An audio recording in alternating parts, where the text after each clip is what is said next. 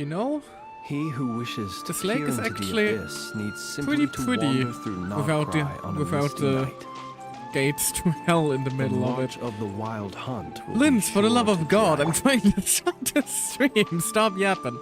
Hello, everyone. How are you all doing? Lovely to see you all again. And look at me. I'm actually managing to play again at a reasonable time and like continue the quest like after 2 days instead of my usual like 2 weeks. Oh well. How are you all holding up? I hope you all have been having a wonderful weekend. As for me, honestly, with the upcoming final exams looming above my head, kind of been difficult to just relax lately. But hey, before I turn this into another rant, let's just continue on where we left off last time with the Archon quest, shall we? I think Rächer is just waiting for us. Yes, we were trying to regroup after Nefer is still digging for secrets. Alecino opened the gates to hell with us. And Sindrone is currently fixing up her mechs with the Fontaine siblings squad, I believe. So let's just check right back in with Rächer and co. And see what they have been getting up to. This is a very awkward spot to set your base, man. It's like, yeah. Just go through this path. Then again, I suppose when you're trying to stay hidden, being in a bit of an awkward location is kind of the idea, isn't it? It doesn't make sense in that regard. We just make it inconvenient enough for where we doesn't want to bother us. That is the real master plan here.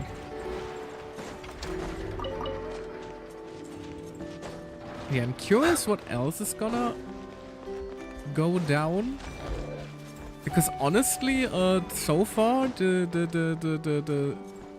all the stuff that I've been spoiled over, let's say, has now basically already been revealed or happened. So I'm now blank. Didn't think that would happen. Usually I get spoiled the ending of an Archon quest. Whoop. Oh, do you think the others are making good progress? Thank God I didn't walk into this area before. We just get immediately cutscened, huh? Huh. Hey, look! They made it back as well! Hello there, you two. Especially, you know, the part where we're, decides to tie up the party. The fandom's been having almost too much fun with that. To each their own, I suppose. All is well, thank you. Nefer and Yehuda had to stay at the curatorium to wrap things up, so they won't be joining us for now. Right, and Yehuda went toe-to-toe with a fucking I ran sinner. into Miss Anefa and Miss Aino on the way back. Their work is still in progress, so I suspect they won't be back for a while either. You seem rather cheerful today, Mr. Flintz. Does he? Have you looked at this man's face? Does this look cheerful to you? I guess comparably speaking, I certainly maybe. am. I achieved what I set out to do and came away with more than I bargained for. More than you bargained for? Fighting alone can get quite tedious. Oh! But I had the good fortune to run into a pair of brave young warriors. Hello there. Hey Pandagiri, how you doing? Lovely to see you. Lovely to see you in chat. We're currently playing the second part of the Archon quest, and it seems like we're about to run into some familiar faces. We meet again. How have you been? Albedo! He's hiding behind him. Oh, it's cute. Hope you're enjoying it. So far, I played the first part 2 days ago in another stream, and I've been loving it. Not necessarily like, you know, story-wise, it's been mostly just build-up so far. But the way where that they've been integrating the gameplay into the storytelling, Storytelling has been super fun. Like the little shoot 'em up sequence we had with Sandroni's robot, or the little loading screen intermissions with like, this is what's happening at Squad A, and this is what's happening at Squad B. Like, when they said they were gonna mix up the storytelling a little bit, they weren't lying, and I'm very happy to see that they are actually, doing a good job with it all. Yeah, it's neat. I know, like, the fact that Nordcry currently, between Doan, Alice, Varka, etc., is paying off stuff we've known about since the 1-point cycle is... like... When people say that Genshin can be a little slow burn at times, they aren't kidding. This has been like a 5-year slow burn. Oh god, Genshin has been out for half a decade. Oh god, I've spent half a decade playing this game. Half a decade playing this game almost every day, huh? Oh god. That sounds... I shouldn't have said that out loud. Dear God. Yeah, that. The second you say it out loud, it just hits you, doesn't it? So much lore dumps. Oh yeah.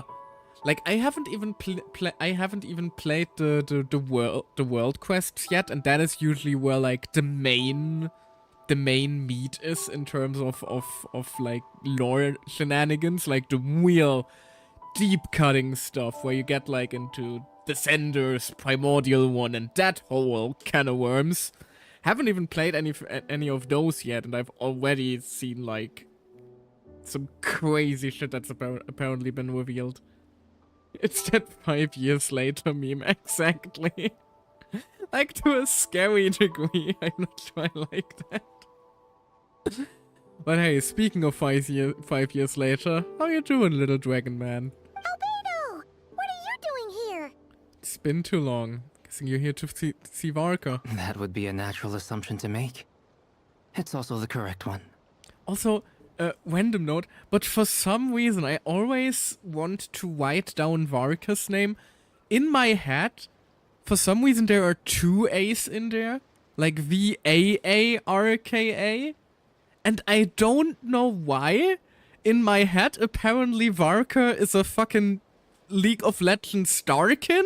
And I'm not sure why my head is going in that direction.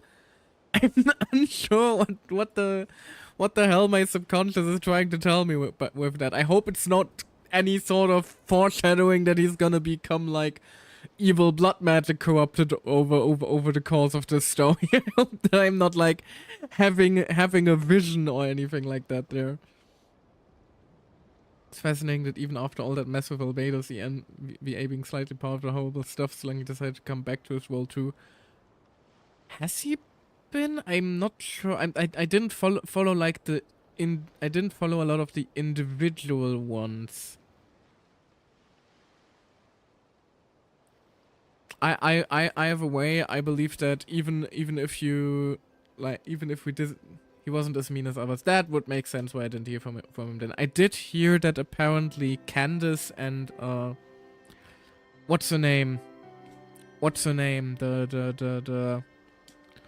The photographer, that their voice actresses have essentially quit now, which is a shame. I like Candace's voice, but it is what it is. Catching Paimon and Candace were canned, yeah. Honestly, Paimon, for the betterment of everything. I really have been enjoying Paimon's new voice a lot more than the old one, if I'm being quite honest. Don't know who else yet. Dainslev is back. That's... Yeah, we did see him in Natland, didn't we? He wasn't as mean as the others, but he spoke up against Toyo, so that's what shocked me. I mean, speaking up against the company isn't a bad thing. It's all about how you do it. So if he was civil about it, hop off. That's a difference in opinion at worst. We can deal with that. But like from the like personal stuff that I've seen from him, he seems like a chill guy. So I'm happy it all worked out for them.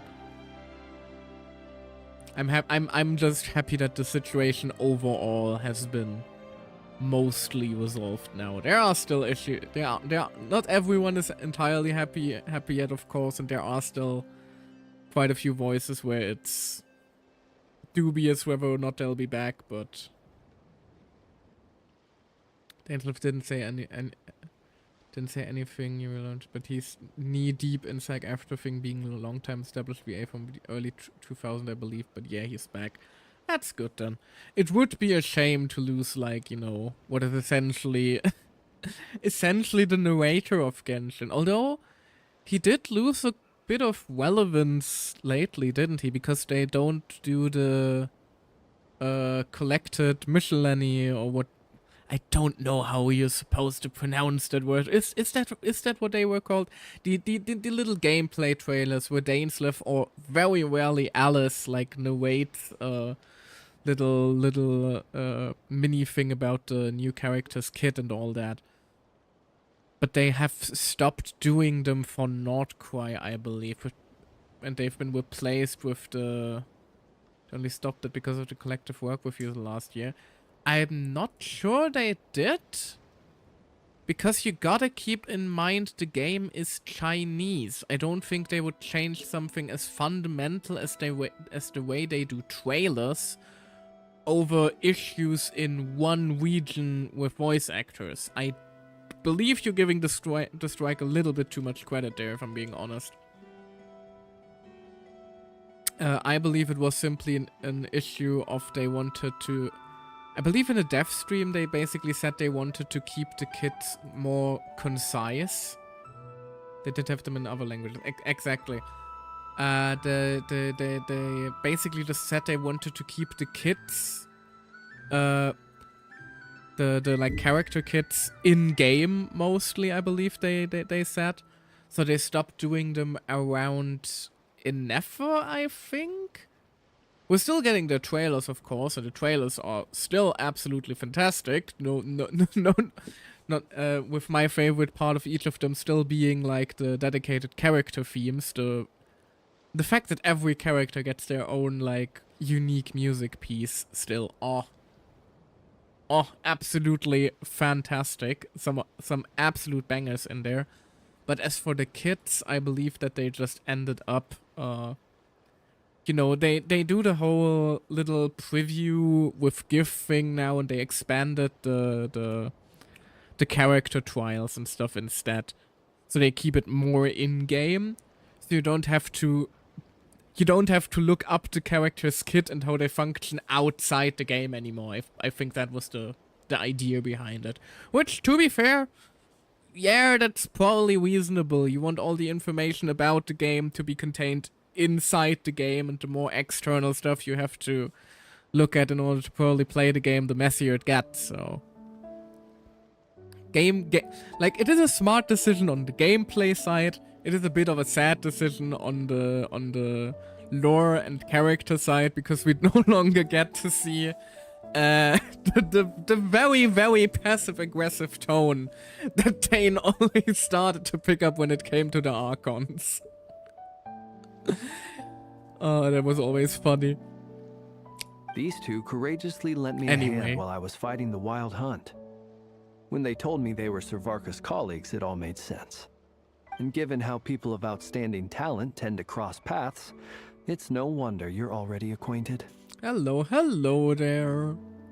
And yeah, Albedo surprisingly... Oh, hi. Oh, hi. Lovely to have you. People are actually using the check-in I made. Hallelujah.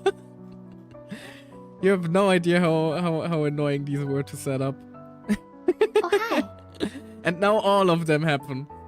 As always. Oh, sorry, I forgot to check this. Don't worry about it. I'm still very proud of a few of them, honestly. They worked out pretty well. And there are more coming once the re-debut has finally happened. I'm still looking forward to that. But yeah, Albedo? Like, people are kind of sleeping on Albedo in terms of the power scaling, I think. Like, in every single event, story mission, etc., Albedo tends to kick fucking ass. I think we need to give him a bit more credit. He might not be as powerful in-game, or, you know, his main shtick is still alchemy, but he can throw hands if needed. I tend to forget these exist when I visit every channel despite making my own. I feel ya. He is getting buffed next patch though, is he? I haven't like looked at any of the leaks for the next patch yet. So I couldn't tell you if that's the case. If it is, amazing. I always love it when older characters get pushed into relevancy a bit again. I don't even have Albedo, unfortunately. But it's not even really a leak anymore.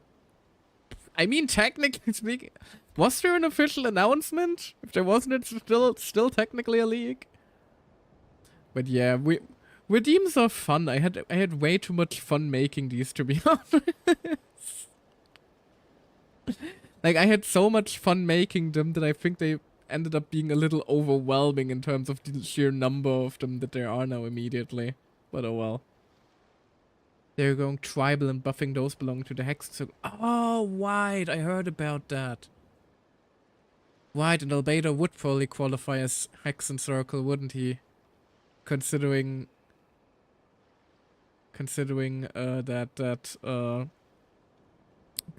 that, you know, he is essentially the son of Wine Daughter. Why do I have 1.2k? Because you hang out in my streams a lot, I guess. Like, what do you mean to... Whoops, didn't mean to pin that. Sorry. Misclick. And yes, was trying to read it for some reason. The hover, it's just blocking half your messages. It was marketed with the Hexen Circle art, but not explicitly said. Ah, right. Right, I recall that. Also, it's very funny how like, on stream, even I call it, like, Hexen Circle. Even though the proper German pronunciation would be Hexen Circle. I am German. Why am I calling it circle?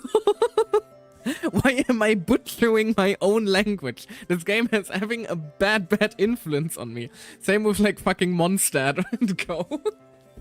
It's technically Mondstadt, not Mondstadt. The game is infecting my brain, man. I don't know what to tell you. Me looking at Sumero. Yeah, you told me about that.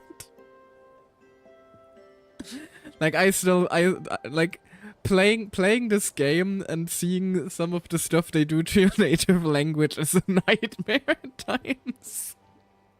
But it's still both. It's all in good fun after all. Still, whenever I have to listen to Fischl listen to her calling herself the Prinzessin der Verurteilung, a little part of my soul just dies. It would be Prinzessin der Verurteilung.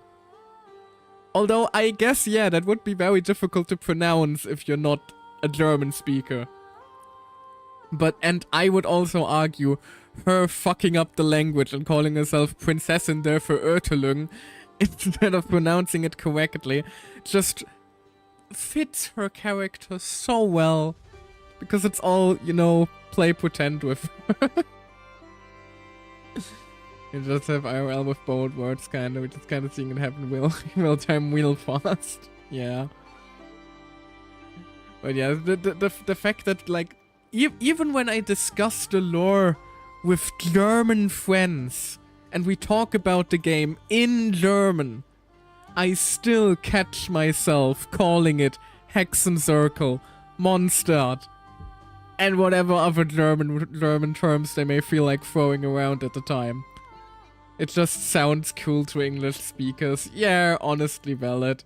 It's the same reason people call out their attack names in Japanese instead of English, because it just sounds cooler if you don't actually know what they're saying.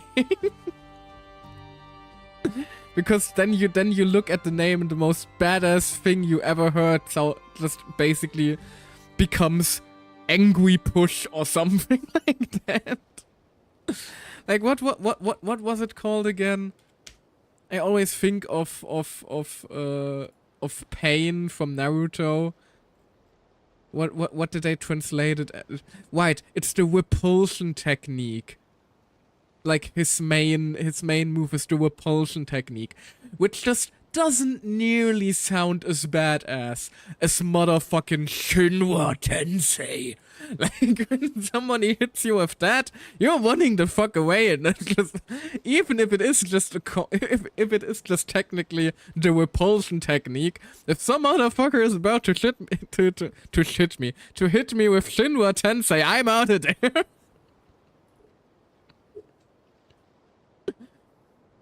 I mean, being ethnically Chinese but not being able to speak, I butcher all the words there too. Nobody really can say VRoid still to this day. Yeah, fair. Although the funniest thing I think is, like, I believe it was still in the 1 cycle, when even the, like, English voicing direction for Genshin wasn't quite sure about what to do with Liyue yet. So we basically had, like, 5 different pronunciations between the, like, 7 different Liyue characters at the time, which was also quite funny in my book. And now we're yapping about languages instead of me playing the story. God. Oh, I can't help myself ever, can I? Gosh dang it. This is why I always get stuck. Like, oh no, I have to still wrap up story X and Y in Genshin or Starwell, because I just do not finish them because I yap too much. Yeah, and direction for the witch anyway, they stink so much. I'm still annoyed they say Tainawi rather than Tainawi. Also, don't apologize.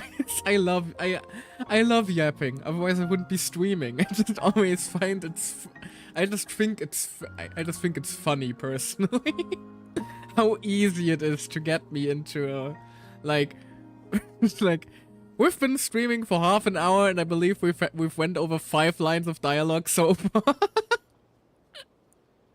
I just think it's very funny how easy it is to distract me. And yeah, fair. Some voice direction is always meh, but I still think that in terms of the voice acting quality, Genshin is up there with some of the real best players in there. Like, especially when I compare it to some cases where the one... It startled me, I'm sorry.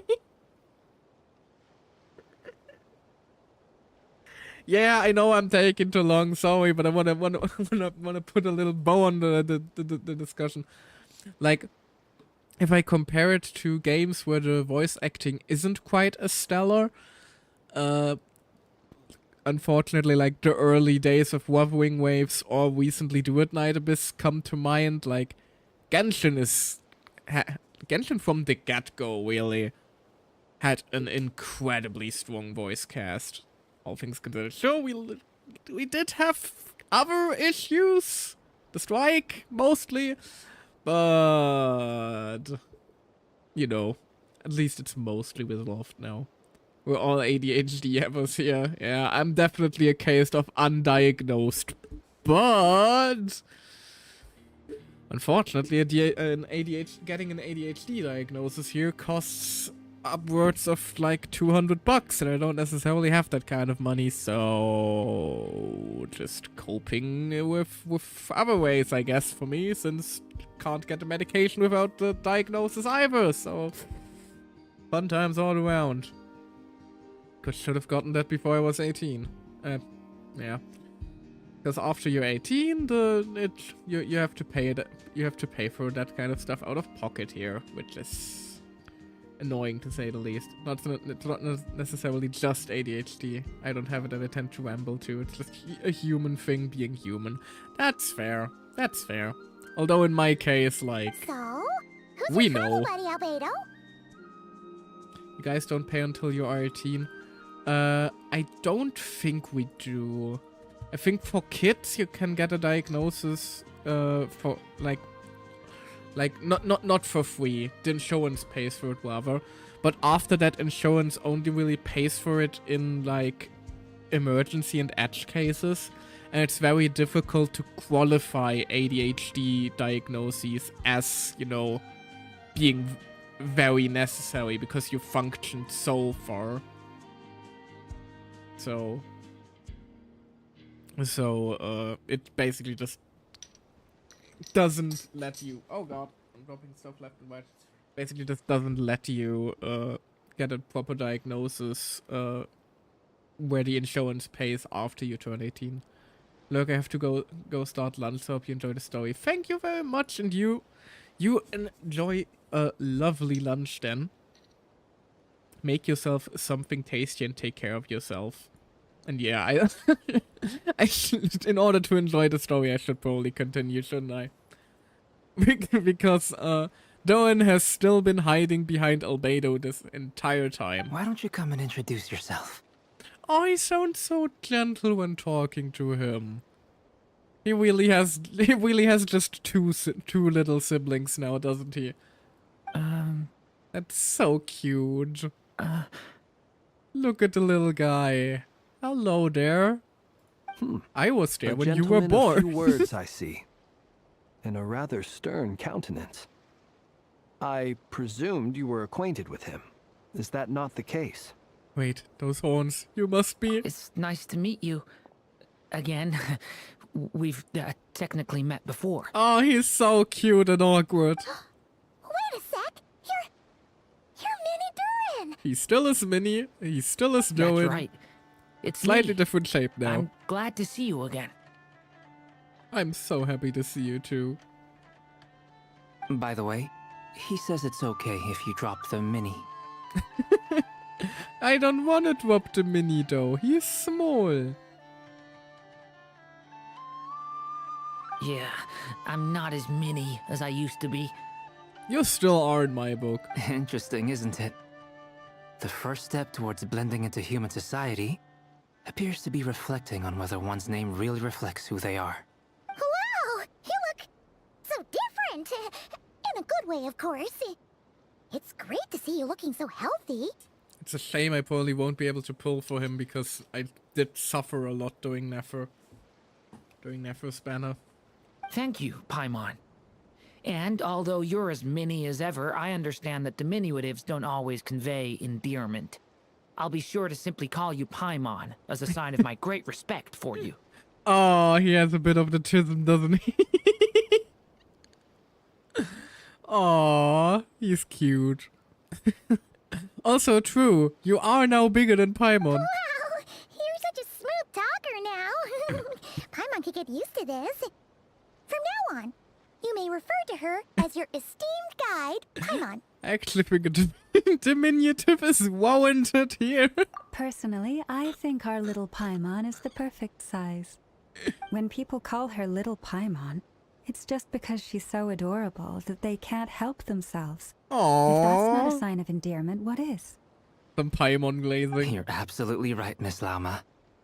My brother still has a long road ahead of him when it comes to understanding human relationships. He even calls him his brother. I'm gonna cry. That is so wholesome. Like, we're moving up from like normal family dynamic, found family dynamic. Now we have made family dynamic.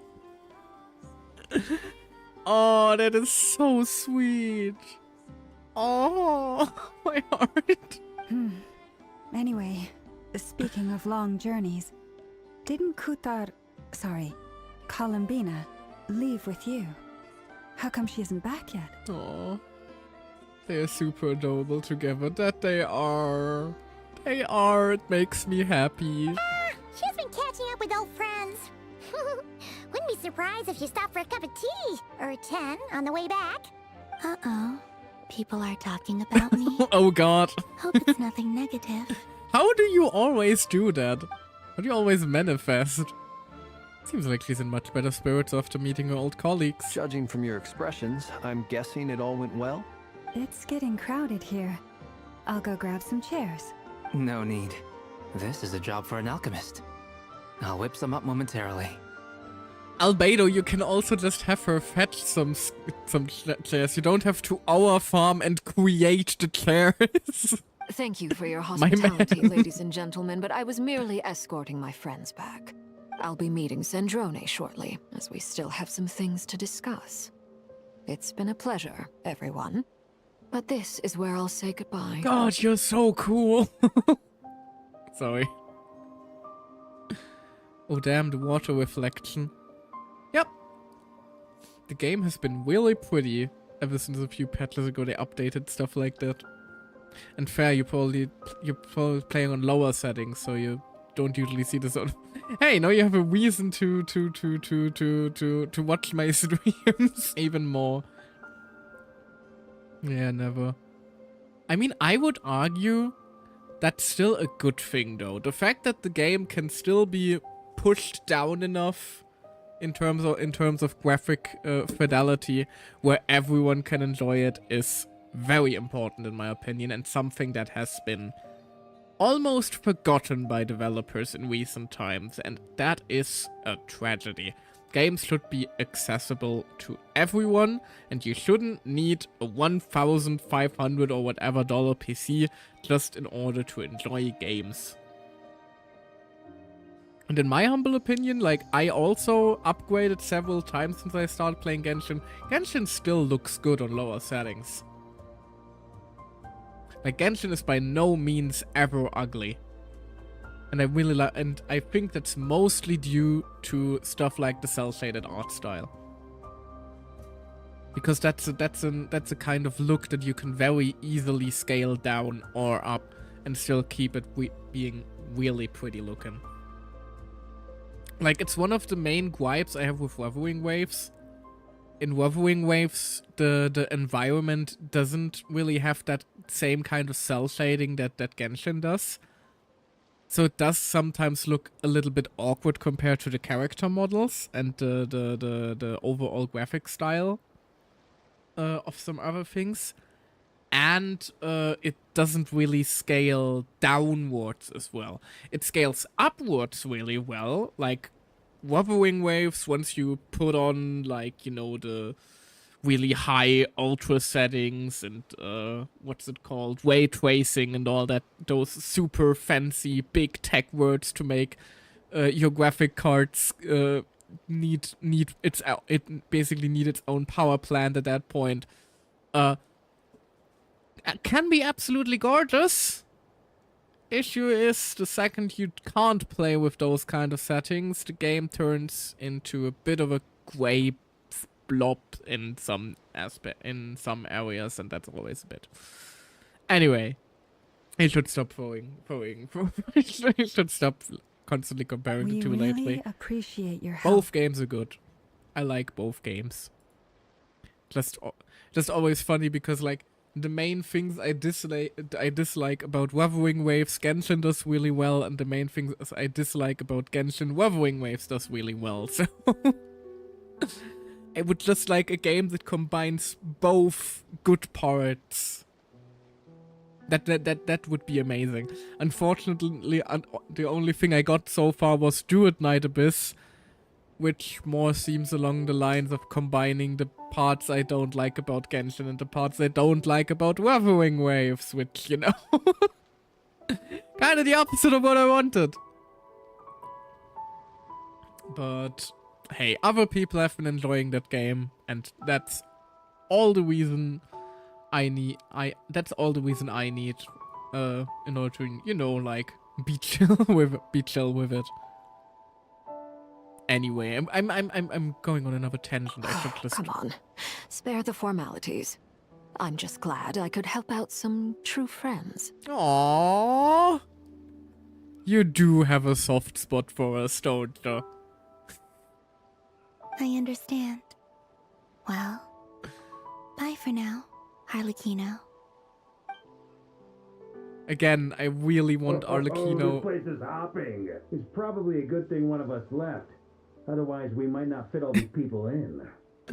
I still really want Arlecchino and Farina to meet again. It would be a very, very funny interaction, because I can just see Arlecchino very awkwardly trying to mend things, and failing miserable because Farina is like panicking. It would be very, very funny.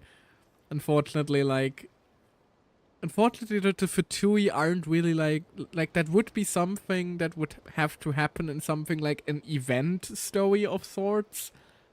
And the Fatui characters don't really lend themselves nicely to happy-go-lucky event stories, because the second you get Fatui involved, shit's usually hitting the fan, so usually doesn't really make for a happy-go-lucky story from an event after. Unless it's Child, I guess. Child usually gets involved in events like that, or used to get involved in events like that quite a bit. But that's Child. He's like, you know, he's a different... He doesn't even have his own Fatui regimen, really. Like, he's the toy maker, in quotation marks. Are you saying we're about to run out of chairs? He's just doing his own thing. As a matter of fact, I am. Come on in and see for yourself. There we go. 40 minutes into the stream and we finally managed to start the quest. Oh, god dang it.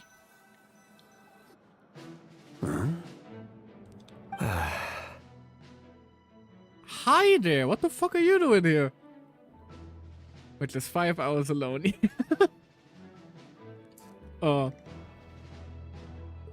Hi Dane? Isn't this what? No, he interacted with Jansson last time. It always feels a bit weird to see Danes interact with, like, not us.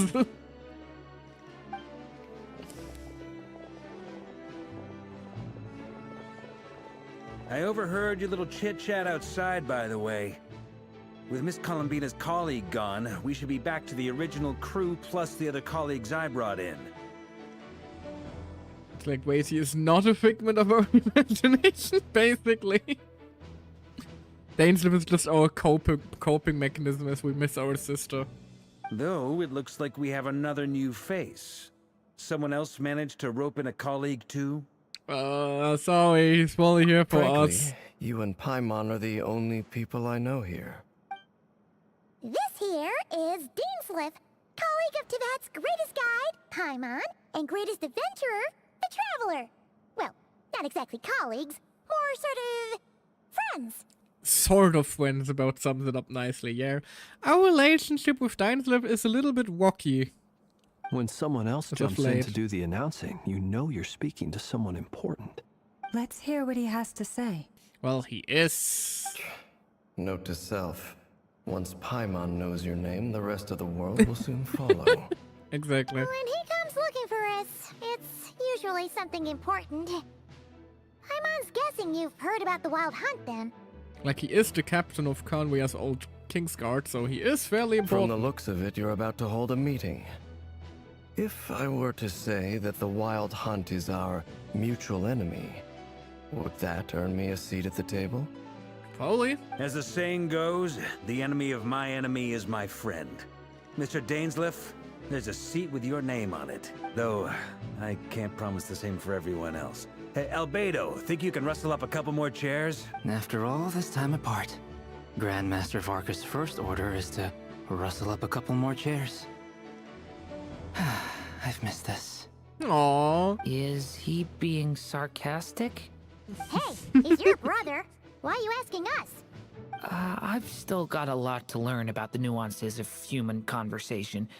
Trying to decipher Albedo's way of speaking has been like jumping in at the deep end. True. Poor man has been suffering. And now we're throwing him at Dainsliff. Oh god, he's not in for a good time. Oh, good point. Paimon gets you now. Don't sweat it. There are people who go their whole lives without getting the hang of it. You're ahead of the game already. Look at you, Paimon, expert in the art of encouragement. I wonder what's taking Nefer so long.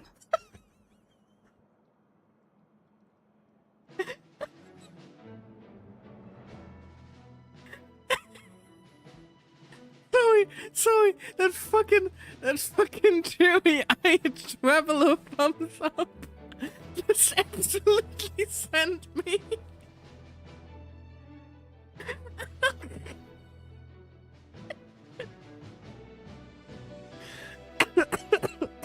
Oh god.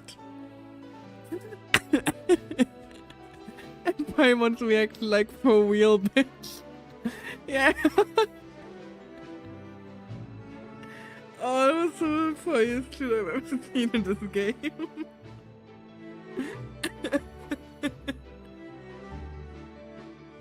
I don't know. I don't know why that cracked me up so much. I'm sorry. Oh god.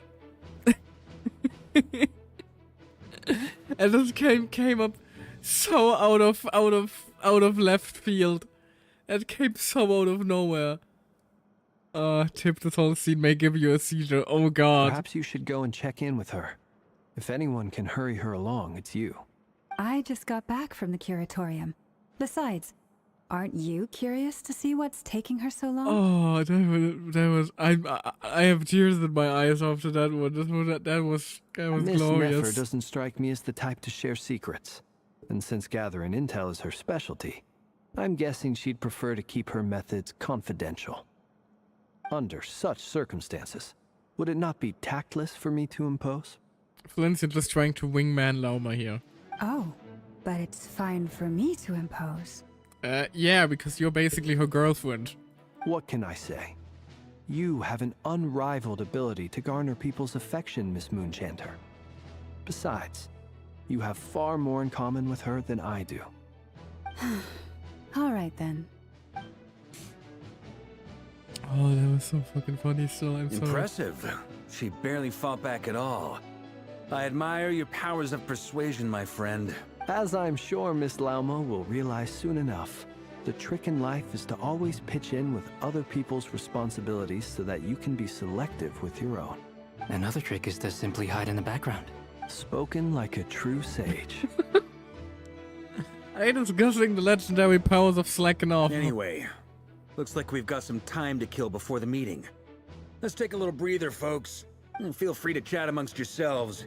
We'll get down to business once the other two arrive. To defeat the Huns. I'm sorry. That is like one of those sleeper agent phrases, you know? You know, when you have like certain phrases where you immediately start thinking of a song that starts like that. And let's get down to business for me just always leads directly into to defeat the Huns. And the whole fucking make a man out of it starts blasting in my head at full volume. And that's even though I've never seen Mulan. I've never even seen the movie. It still happens. How are you two holding up? I can't remember the last time I was in a meeting with so many people. Yeah, because you've been gone for 5 years, my man. You're not alone there, my friend. The Lightkeepers also struggle to bring everyone together for a serious discussion. I don't doubt that. I've only ever met two Ratniki, one being you, and the other being that young guy, Itlua. Itlua is a good apple. I'll give him that. He's kind, honest, and regularly delivers supplies to my lighthouse. A true Ratnik to the core. In that sense, he puts me to shame. Do we meet that guy? I haven't played the Lightkeeper World quests yet, so... So you're what? If we're supposed to know that name, I don't yet, unfortunately. That's what it sounds like you're saying. But I get the feeling that's not quite what you meant. Come on, why the awkward silence? Sorry. I'm not even gonna bother trying to hide it. You've known all along, haven't you, my friend? Now that was an awkward silence. He probably didn't know. Let's just keep this between ourselves. Probably best if Itlua doesn't know, huh? That goes without saying. Gotta be careful what you share with youngsters, after all. Interesting. So Varka did immediately clock him as a Fae, huh? Anyone else in the know? Let me guess. The Traveler and Paimon? It's dangerous being too sharp for one's own good, you know. Then, in the name of the Animo Archon Barbados himself, I swear, your secret's safe with me. When we went for drinks, you said that you and Barbados were practically best buds. In the light of that claim, do you really expect me to take your oath seriously? I wonder how long actually Varka has known that Venti is God. Like, it sounds like he knew it way before even the story happened, and I wonder how that went about. Like, did Venti just one day walk up to the Grandmaster like, "Sup, my man, I'm your god"? Like, did they just get drunk and Venti let it spill on accident? Like, how did that happen? I want to know. I want to know how that ended up happening. Of course. Just as long as you don't go spreading around the fact that I'm close with Barbados, all right? Fair enough, then. Nothing like a bit of mutual leverage to seal the bonds of friendship. Ominous. How about you, Dane? Why are you standing alone awkwardly and menacingly? Come on, man. Is there something you'd like to say to me? You could try to mingle with others once in a while. For starters, why'd you just show up here without even giving us a heads up? If you think back to our previous interactions, you may recall that that's hardly out of character for me. That's fair. You do have a point there. Sorted out your accommodation yet? Oh yeah, you'll need to find somewhere to stay the night too, right? Want to tag along with us? You never know. We might get a group discount. We do have our own house and a teapot anywhere you can sleep in if you want. Sure, let's do that. Great! Paimon will handle it. And in return, we can get Dainslift to be our very own personal bodyguard. Paimon, thinking out loud. If that's what you had in mind, you should have said so sooner. I'd be happy to help. Oh, okay then. Paimon was only kidding, but good to know. Anyway, since we're all here together, we might as well watch each other's backs. That's just what friends do, right? Indeed. Thank you. Aww. He is warming up to us more and more. Like, if you had told me that this would be a lore squad, that this would be like a bunch of characters we see interacting, like 2 years ago, I would have flipped my shit. Like, what do you mean the damselette is talking to Joan? Man, lore enthusiasts have been feasting ever since Not Quite Warped. You're both awfully quiet. Why don't I start us off with an icebreaker? Don't pull out one of don't pull out one of Sino's jokes, please. Much obliged. Have either of you ever had your portrait painted? If Oh, not, thank God. I'd be glad to help. That sounds like a lovely idea. You know how to paint, then? I dabble occasionally. My brother in Christ, you're an illustrator for one of the most famous authors in Teyvat. There's a point where you can stop being so humble. He's an excellent painter. Tables, chairs, people, dragons, you name it. He'll paint it for you. I'm flattered. I like the fact that he has his tail out. His wings supposedly only come up when he's like attacking because they burn and hurt him, which I guess is a good lore reason why they don't have to always If I ever get have the to chance, deal with the wing I'd like models. to give it a try myself. I'll bear that in mind. Because those would Anyway, cause how about you, so Durin? much trouble. What sort of portrait would you prefer? Because it would make him so much wider, so he would probably end up not even properly fitting through several door frames and stuff. And that would beg the question, like, how do you handle that? Do you just not let him through the doors? Do you deal with the clipping? Do you do, like, a separate folding wings together wig? Oh, I'd be fine with anything. So yeah, that's the easy way out. Whatever style feels best to you. Very well. Then I'll play it by ear. You can replicate any style I want? I can try. If you show me a sample, I'll do my best to match it. Thank you. In that case, I'll dig up some reference material for you. Not long after. Ah, she brought her girlfriend. Where's Jehoda, though?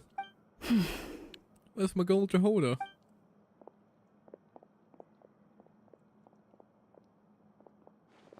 Ah, Miss Nefer. You made it after all. But what about Yehoda? That's what I'm asking. I'm here to give you an update on how things are going on our end. Once this is over, I'll be heading straight back to continue my work. I left Yehoda back at the curatorium to watch over things while I'm gone. Huh. So much for just this once. Shh! Not so loud! We're on a roll here. What if she remembers and suddenly decides to back out? Not so loud, Paimon. Did you say something, Mr. Varka? Huh? I didn't say anything. Right, Flint's? Must have been a frog. They get so noisy around here at nighttime. It's like they're putting on a concert in the background. Anyway, before we begin, there's a few introductions to make. Let me start by saying that it's an honor to be speaking before so many distinguished colleagues and collaborators. True, honest to God, this squad is loaded.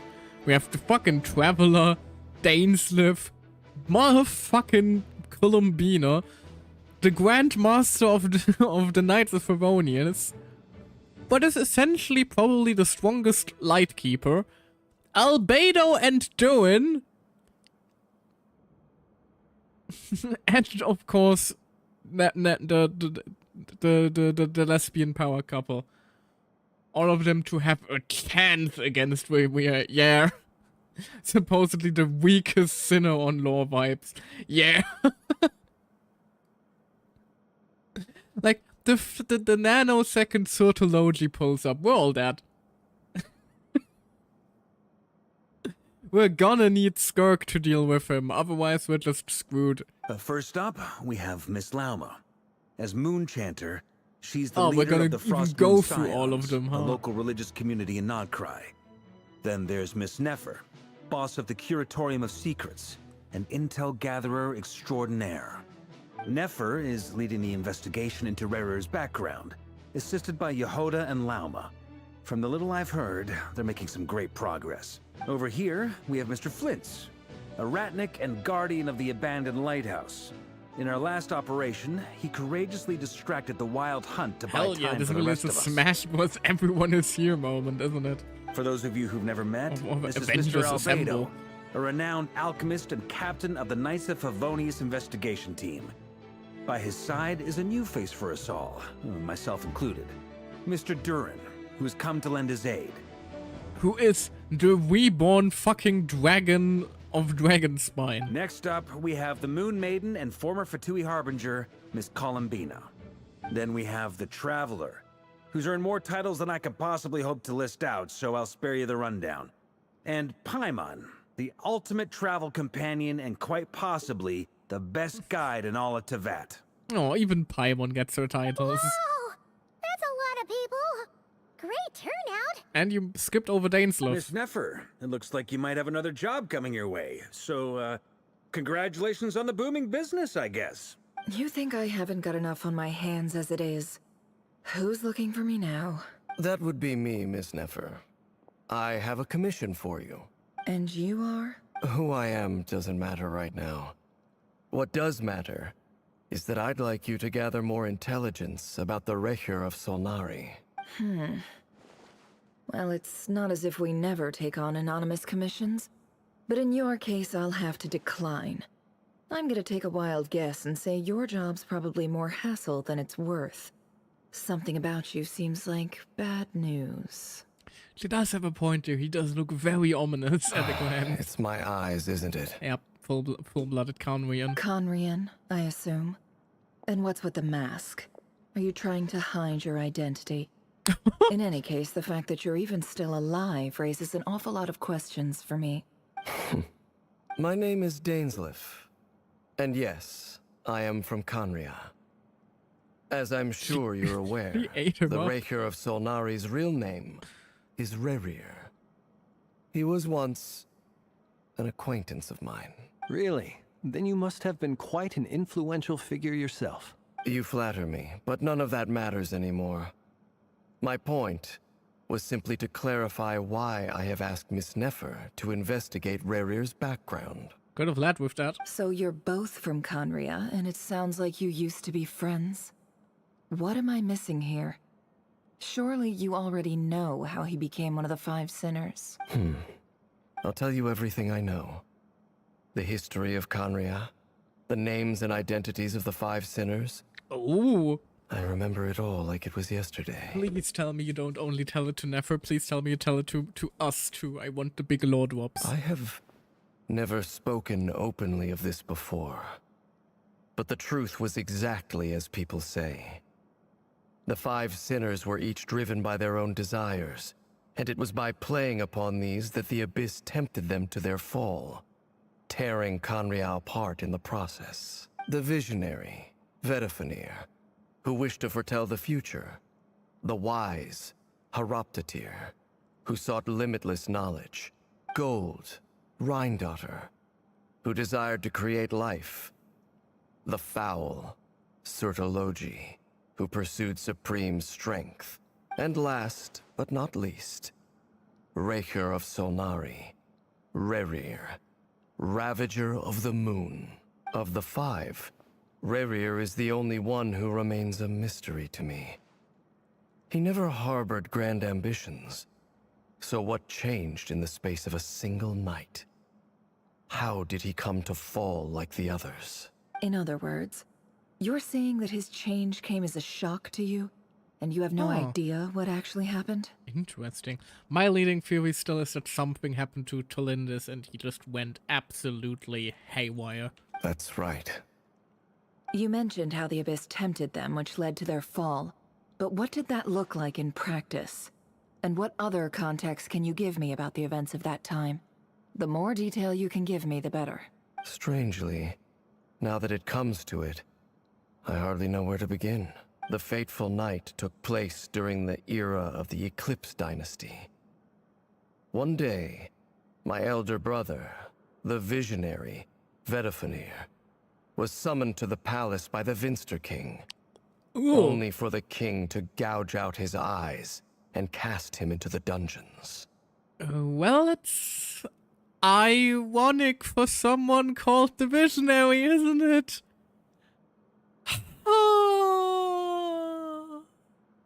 When I came to hear of this, my fury knew no bounds. I gathered together every ally I thought I had, and together we set a night to storm the palace and free Ved. Centuries on, the memories of that night still haunt me like a never-ending nightmare. We broke through the palace gates, just like we had planned, each striking towards our separate targets. Bit sad that this whole section is tell, don't show. But then, I was betrayed. Even Vedifenir, the very person I had come to rescue, abandoned me and partook of the Abyss's power. So, it's personal after all. Then tell me, Mr. Dainsleif, what price are you willing to pay? You, of all people, must know that nothing comes for free. I cannot say what price would be worthy of such a commission. But know this. Rächer was not always a madman. Believe it or not, there was a time when he was just an ordinary man, working for the Conrian Intelligence Service. Ordinary men don't really kill other people and partake in a genocide, though, you know? Uncovering the truth of Rächer's past is the only way to unravel this mystery. But before you decide if you will accept my commission, I will tell you more about him. Enough, I hope, to help you plan your next move. Sounds pretty good to me. Feels like we just flagged down a random passerby, only to discover he's actually a master strategist who has a score to settle with our enemy. Must be all the good karma I've been building. Who knew having a Conrian friend would come in this handy? While looking directly at Varka. Like, do you also maybe happen to know any Conrians, Mr. Varka? Maybe some Conrian whose horses you stole? Can I borrow your halo? It could be useful in the lighthouse. Hey, enough with the wisecracks! Besides, isn't that lamp of yours bright enough already? Relax. It was meant to be a compliment. If that was a little over the top for your liking, I'll make sure to tone it down next time. I'll give your proposal some serious thought, Mr. Dainsleif. Let's speak in private once the meeting is over. Before that, there's a few things I'd like to share. He speaks! You recount meeting the knave and how the iridescent moon's marrow was retrieved from the Crimson Moon space. You make it clear that the knave chose to help you of her own accord, then conclude by reporting how the hearts of the 3 moons are finally in your hands. Now that we've united the hearts of the 3 moons, your power should be greatly enhanced. But it seems like that hasn't happened yet. I believe it will take a little longer. You've done so much for me, so I want to be completely honest with you all. Even though I'm doing a lot better now, the truth is, my recovery will likely be an ongoing process. From the moment I was born, my power has been slowly ebbing away. And that is because Teyvat has never accepted me. Even with the moons united as one, it seems my rejection cannot be undone. Yeah, because the moons were I don't know how familiar you all are with Genshin lore, but basically the moons were created by the ancient dragons, I believe. So when then the primordial one and the heavenly principles took over, the moons, you know, weren't exactly on their side. However, they were for a while, but I think like around the time of the fall of the angels, the moons just, you know, all of them got destroyed, and now we're here. So far, I have yet to find a solution. It may turn out to be a problem that will plague me until the day I finally leave this place behind. Even so, I will do everything in my power to help you drive out the Rächer of Solnari. As Arlecchino put it, this is not about chasing the spoils of victory. It's just a gesture of heartfelt gratitude. Kutar. Aww. She seems a lot more energetic and positive than she did when we first met. Defeating the Rächer of Solnari will be no easy task. While my strength slowly recovers, we'll also need to gather more intel.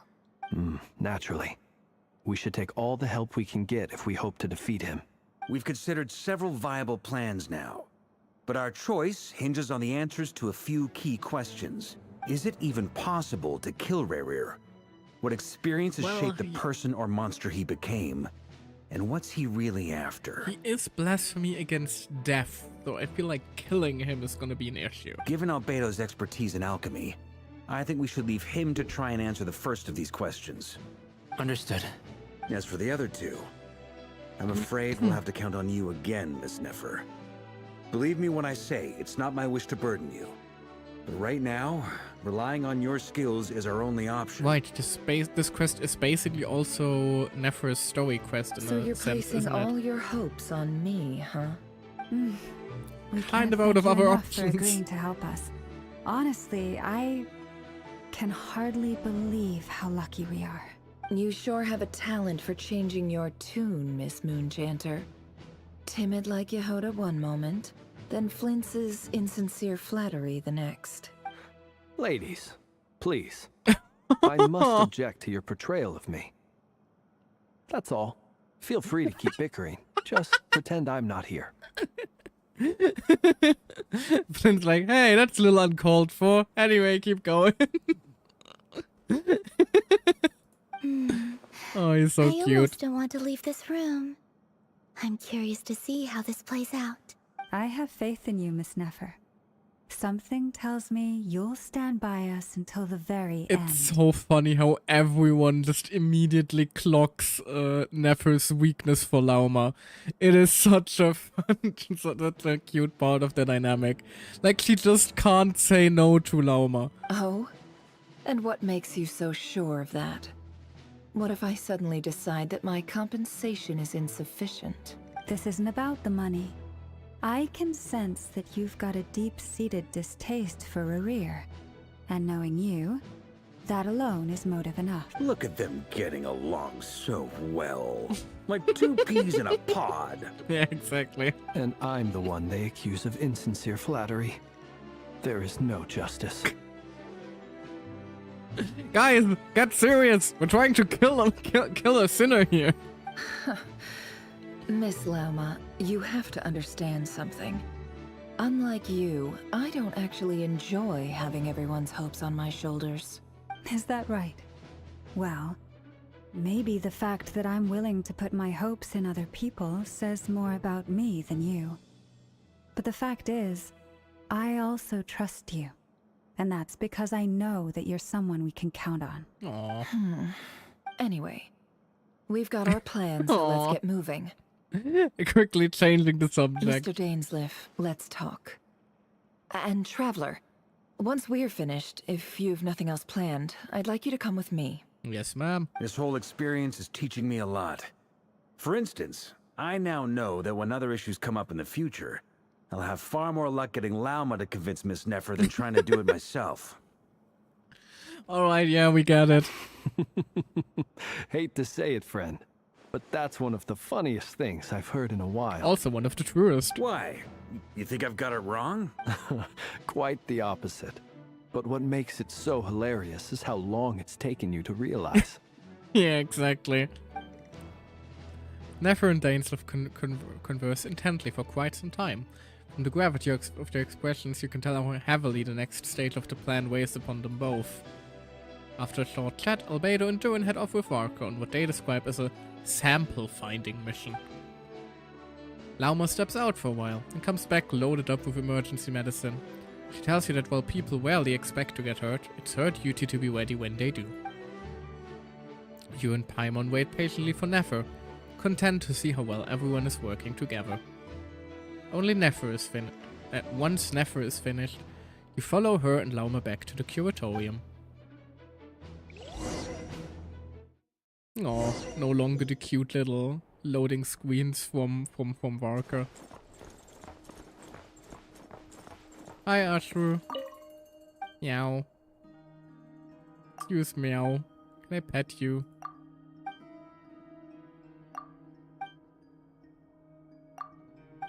No, I can't.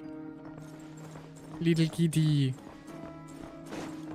Right, we have the secret room now.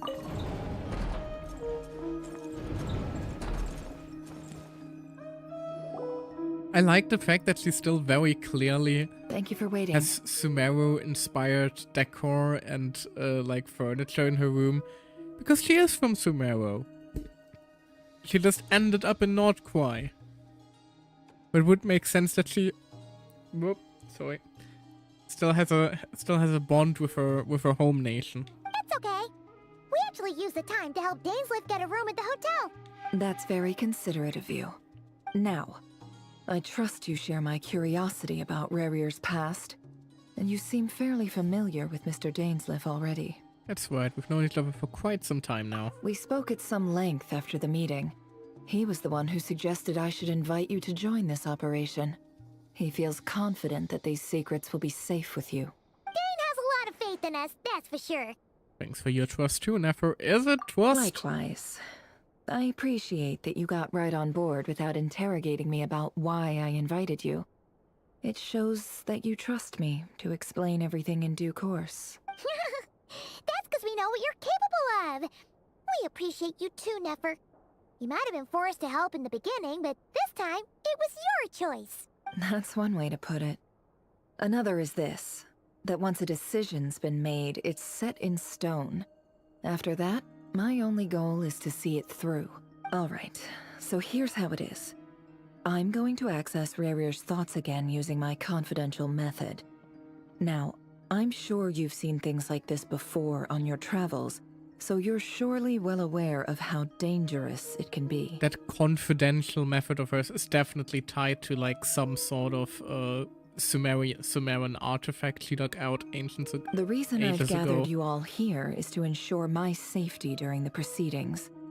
I plan for us to enter the fragment of his consciousness together, and once inside, I will focus on searching for information. Think of this as a diving expedition into someone's brain. If I'm the diver, you are my safety equipment, tasked with keeping me alive while I'm under the surface. Once the ceremony begins, we will all be spying on privileged information. But in the interests of safety, you must remain absolutely silent at all times. That's going to be difficult for We will Paimon. discuss our observations after the ceremony has concluded. Lastly, any individuals of a weaker constitution are advised not to partake in the ceremony. In any case, Paimon has her that's own a way job to to do, fix it. which requires staying in the room, but not joining the ceremony. You're gonna, are we going to be using Paimon as a guard dog? We conspicuously left out the details of a confidential method. Because the brain diving techniques are a trade secret. Well, good luck, everyone. Sounds like all Paimon can do is cross her fingers and root for you guys. Aww, we're gonna be separated from Paimon again, though. Paimon's not gonna like that. And, like, still, the section in Natlan where we were separated from Paimon and dove into the abyss only with Maruika, and then they reunited and, like, literally tackle-hugged each other, tore at my fucking heartstrings. Like, the fact that the fact that the nanosecond we tried to ease up on the hug, Pam was like, no, and just dove in deeper again. That shit fucking, man. Then again, we do know that Winova loves her new master more than herself, don't we? We know you have something to do with her. One day we're gonna find out. Honestly, probably toward the end of Not Quite. That this might be a good reason to get this sort of stuff out in the open. There's a little more to it than that. I was being serious when I said you have a job to do. While the rest of us are inside Rächer's mind, it's imperative that we have a team member on the outside. In the event that something goes wrong, you will be our first responder. I don't anticipate any issues, but the extra level of safety will be greatly appreciated. I second that. This is a dangerous operation here, and you're our whole rescue team. That's pretty much the most important job in the crew. So, Paimon's like the lifeguard? Yeah, that makes sense. Alright, got it. Putting our life into her tiny, tiny, tiny hands. Good. Please, take a seat. We'll get started momentarily.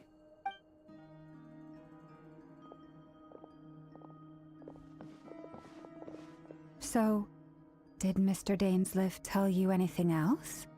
He told me that he believes Rächer kept some big secrets in his life. He's not sure that they were the cause of his eventual downfall, but he's asked me to uncover what those secrets were all the same.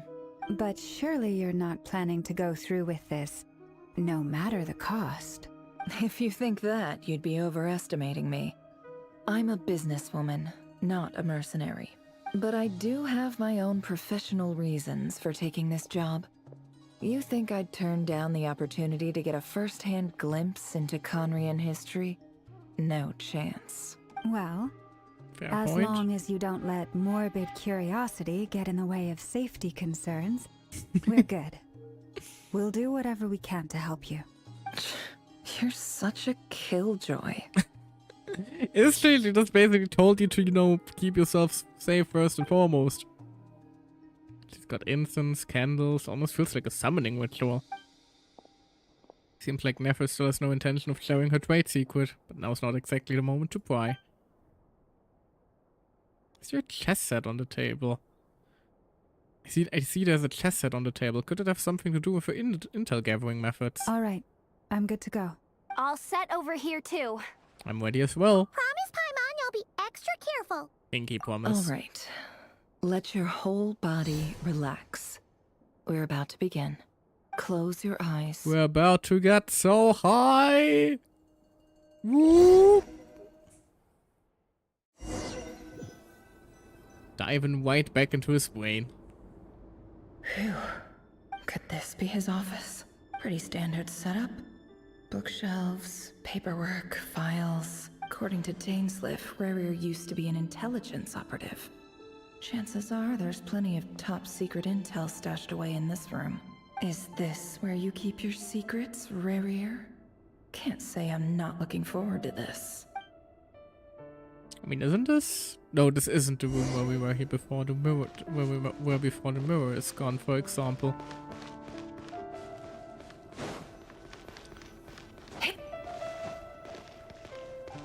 Oh. Not much of a sky, huh? Even the window leads to smoke. Having to live in Conwea must be fucking depressing. Never even see the sun. He looks even gloomier than last time. I wonder what's changed. Well, let's see what's on the files here. Today's files are in. Oh, Time dude to lord. Wade through them just like usual. Neat.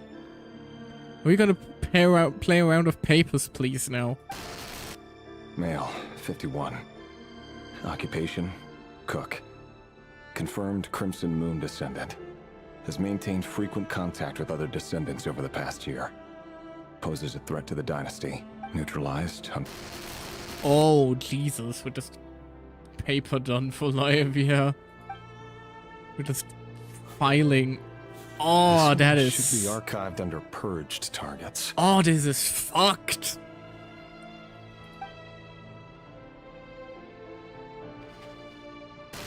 Female, 23. Occupation, office clerk. Confirmed Crimson Moon descendant. Oh, this is so fucked frequent up. Contact with other descendants over the past year. Poses a threat to the dynasty. Like, we're literally just sitting here calmly documenting a genocide. Neutralized. This is... Jesus. Like, again, I am German. We have certain history that we learn about fairly early on. History that continued even post-Nazi Germany in East Germany. And like, oh, Another one for purged targets. It's how casual it is. Like, this is institutional evil on such a casual office job level. Like, on the surface, it doesn't look all that ominous or dark, but the second you think about it for more than a second, you realize that this here might just be one of the most fucked up sections we've had in Genshin. Sounds like she was that other man's daughter. Again. Never mind. What's it got to do with me? Everything, you disgusting bastard. Oh.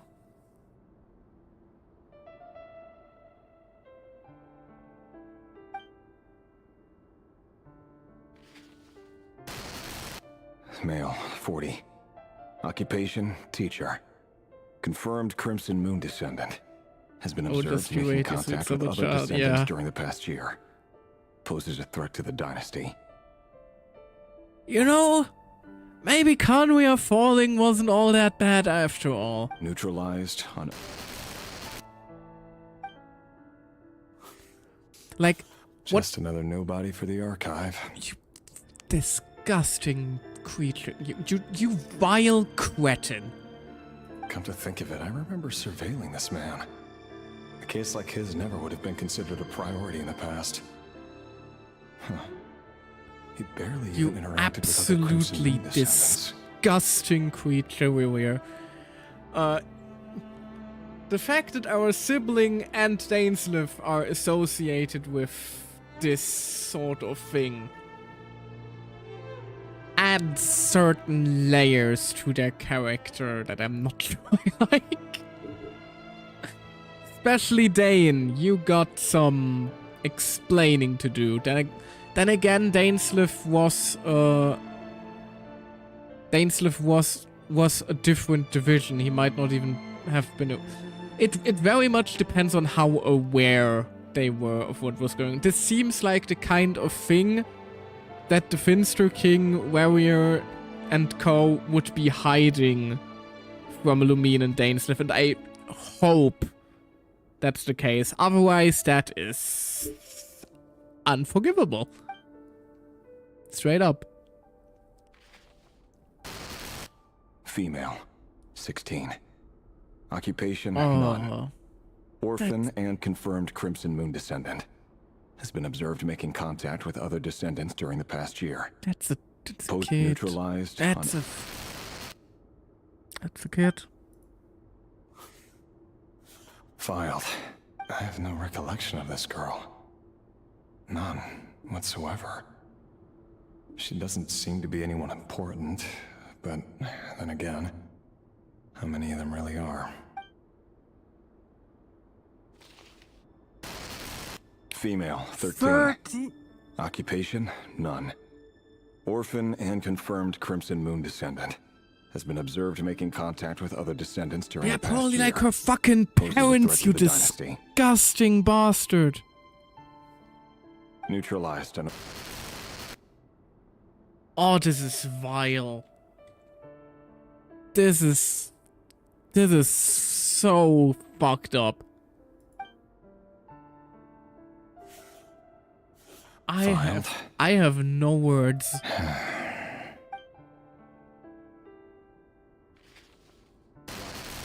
Male, 11. They just keep getting younger, huh? Orphan and confirmed Crimson Moon descendant. Has not been observed making any contact with other descendants during the past year. Poses a threat to the dynasty. Neutralized and...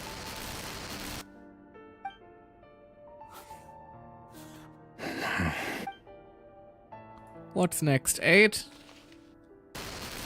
Oh no, 6. Oh sure, fuck it. Occupation, none. Orphan and confirmed Crimson Moon descendant. The fact that all the kids are orphans too, gee, I wonder why. Jesus Christ, man. It's funny, isn't it? Your job is becoming both harder and easier at the same time, depending on how you look at it. Sooner or later, the Crimson Moon descendants will be completely wiped out. But as their numbers dwindle, they become harder and harder to track down. That's not how it is. Fortunately, however, most of the able-bodied adults have already been taken care of. The remaining weaklings will be increasingly easy to deal with. No! No. My job is to ensure the survival of the Eclipse Dynasty. And the only way to do that is by eliminating any and all potential threats. It's a perfectly legitimate line of work. Every single one of my colleagues can attest to my fairness. And if my friends were aware of the facts, I know they'd back me up too. Assuming, of course, disgusting creature. That they were aware of all the facts. You absolutely vile being. And you have the audacity to consider starting a family. Well, they most certainly made we're very hateable. Dear God.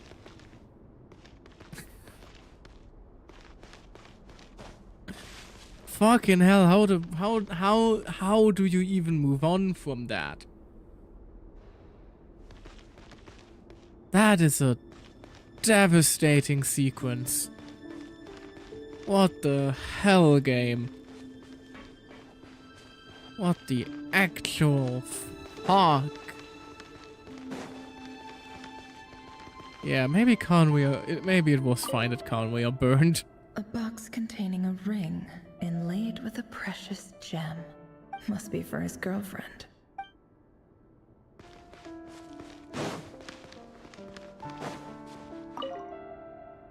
A file tucked inside a folder. The title reads, Dear Breakfast Shop Owner. It's a list of names.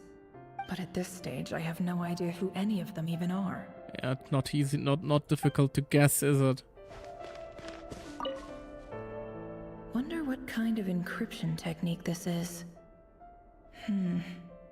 Seems like it has to be inserted into that camouflage device nearby. Aha! It's an audio recording. Please, hear me out. I can't shake this feeling that someone's been spying on our house. No, I'm not being paranoid. It's true. I saw someone dressed in all black. It was a couple of days back, but That was on another street, not near my house. I swear, I know what I saw! There's a note in the margin. Surveillance of the Runfarther residence has concluded. We apprehended the target and filed the mission report last night. Could the voice in the recording belong to one of Rächer's targets?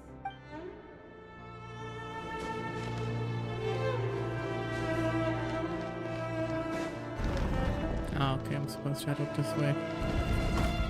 Although, alright, ads are coming up. So I am going to use this chance for a very quick advertisement break, even if the music is currently blaring, dear god. I will be right back. I think we all can need a moment after what that was. I can't believe they actually put that in the game. That is... damn, bold. Alrighty then though. I will see you all hopefully in about 3 minutes after the ads hit. And we will continue on with this very, very dark sequence afterwards. See you then. Hello, kitty cat. Yeah. Yeah, patting a purring kitty seems like something good right now to calm the nerves. Anyway, be right back. Weehee.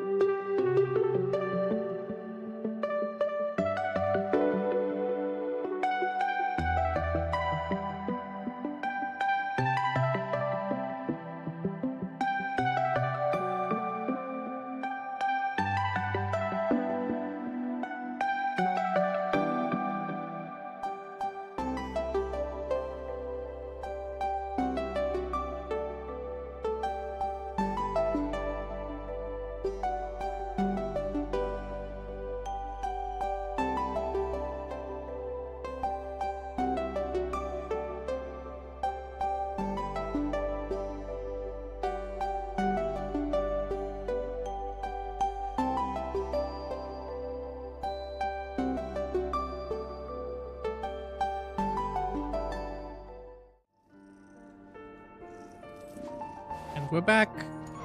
With a kitty. I fetched myself some snacks because I need something nice after dealing with that. My god. Alright, let's keep pushing on and hope it doesn't get even worse, shall we? Although somehow I doubt that. Because if this, like, whatever, if Hoyoverse is very good at one thing, it's twisting the knife. So come on, what you gonna hit me with now? It's been quite some time since we last met. Rächer, I trust you're here because you have something important to discuss. Once again saving the model costs by the power of a conveniently placed pillar. Then again, they probably just don't even have the design finalized yet, if I had to roll a guess. Forgive me. I wasn't tuning out, it's just, I noticed you didn't even phrase that as a question. As if you knew I was coming. Tell me, does someone in your position ever feel the need to ask questions at all? It is indeed within my power to foresee certain things. Things like your arrival. I was just thinking. It won't be long before I'll be inviting both you and Dane to my wedding. I also wonder, like, how did Vedalfolnir end up as, you know, the Octagon? That isn't a lie. Wonder when we're gonna find that out. Nor is it a fact as such. It's a wish, isn't it? No fooling a prophet, is there? Ever since that day we met for drinks, I knew it was only a matter of time before you came looking for me. Does it feel good? Knowing how the future will unfold. I'm afraid the notions of good and bad fail to capture the complexity of what such a power entails. Once you've seen what will come to pass, it can be all too easy to succumb to fear and melancholy. Unless, of course, you learn to abandon these feelings. You fear my silence, and long to hear the words I left unspoken that day. That's right. You must have noticed my reluctance to broach the subject. And the reason is simple. Because the truth could never have lived up to your hopes.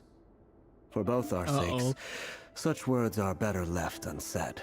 The burden of prophecy was never meant for your shoulders. So who exactly do you deem worthy to hear your prophecies? None but our exalted king? Or rather, our king as he once was. You're closer to his majesty than I am. You must know better than anyone how much he's changed. You say that as though it is to my benefit. Yet precisely because of that, I dare not speak rashly. Constantly to conveniently placed objects. A king objects. can turn out to be the most virtuous of rulers, or a tyrant, more terrible than the most vicious of dragons. You are so wise and far-sighted, yet still you would have me live in fear of the unknown? You make a fair point. Especially given my silence alone was all it took to send you spiraling downwards. Very well then, let me offer you some advice. And I say this not as a prophet or a visionary, but simply as the brother of your friend.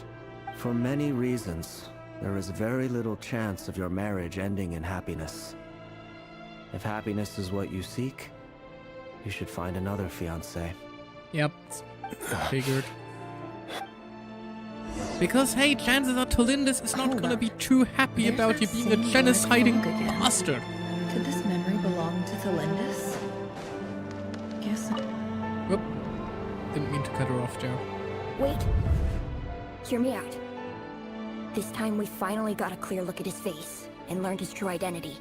His name is Rächer, and he claims to be one of the king's guards. What did you say? Right, she already knows. A cruel irony, isn't it? The man you're set to marry leads a double life as a brutal executioner. Why are you telling me all of this now? So you know what you're getting into, girl. We don't want you marrying that kind of sick bastard. Simple. It's because I want you to kill him.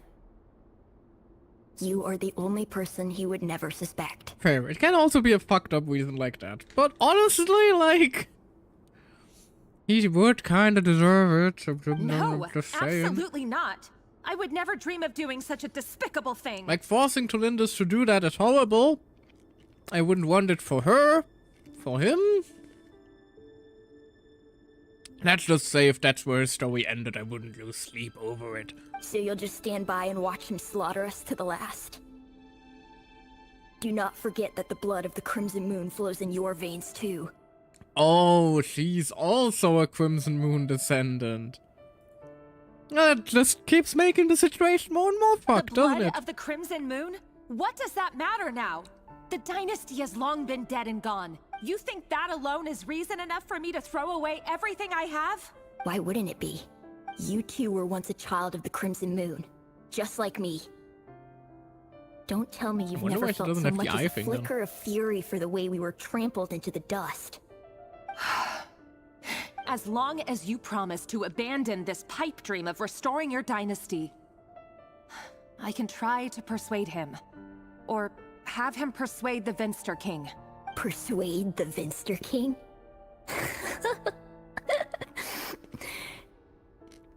Do you even know why he's so obsessed with hunting us down? Why he keeps trying to force us to hand over our secrets? Over and over again? Or why we refuse to give up on restoring the dynasty? The Vinster King. A blind fool. His eyes clouded by powers from beyond this world. A petty little man with a miser's heart. And he dares to sit upon the throne? Mark my words. Sooner or later, Conria will fall. And it will be his doing. Pure-blooded. Ah, fair. Oh, Alucino is pure-blooded then. Somehow. Also, you're very dramatic for a small child. Like, I get it? Like, you also get what I mean, right? If you can't bring yourself to do it, so be it. Just you watch. It won't be long before calamity descends upon us all. The Rächer of Solnari. That really is quite a secret you've been keeping from me, Rächer. But who am I to talk? Am I really any better? I've kept my own past a secret this whole time, too. I mean, your secret is apparently just, you know, being born in a wanted bloodline. So love should be built not on that honesty. Bad compared to what he is doing. Born from lies. And yet, is it really so wrong to hide things that would only make life harder? If we don't cover up the parts that no one else should see, how can we go on pretending to be normal? Vedifulnir must have known all this. And that's why he made his prophecy. In the end, nothing stays hidden forever. But I won't just sit by and watch this disaster unfold. I'll do everything in my power to protect what I cannot afford to lose, no matter who I have to face.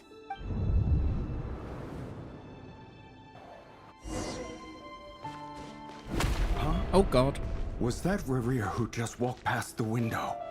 Doesn't it give you the chills that he still takes the same road to work every day? As if nothing ever happened. Those what people is at the happening? deli. Enough already. They're clearly pretty taken by their own disguises, so just smile and play along. Pull the rug from under beasts like that, and you'll risk having your throat torn out. Deli? They're talking about those people from the opposition. Right. I'd almost forgotten they used to run a deli. People of no consequence always vanish so easily. And no one even remembers them. God, the way the windows slam shut. But surely you can see he's not the man he pretends to be. So many have died already, and they say that the king's madness grows with each passing day. We're not going to survive this, are we? But why does it have to be this way? Do we really deserve to die? Oh, your silhouette was on the list, wasn't it? Runs through our veins. Felindis, Are you even listening? Sorry, Freether. My mind was off wandering. I heard you, though. You're talking about what Rächer said. He's just following the king's orders. He's a secret agent, and it's his job to hunt down rebels and dissidents. No, his job is to keep genocide going, Tolindis. No amount of sugarcoating it is going to change the fact that he is actively genociding your people. By the time you first met him, he'd already taken lives. Maybe he was using you from the very beginning. No. Rächer has no idea I have anything to do with the Crimson Moon. My family are only distant relatives of the main lineage, and besides, my eyes are perfectly ordinary. Truth be told, apart from my teacher, pretty much no one knows I have any connection to any of it. It's been a long time since my family severed ties. But as Orlog said, who could possibly talk sense into that raving lunatic of a king? No one. I'll work something out. Trust me, I'm with you all. Well, but for now, you need to keep yourself hidden. Don't let anyone find you, anyone at all. Don't forget that Rächer is an Eclipse operative. You need to be extra careful when he's around. And when I am too. For now, don't come looking for me.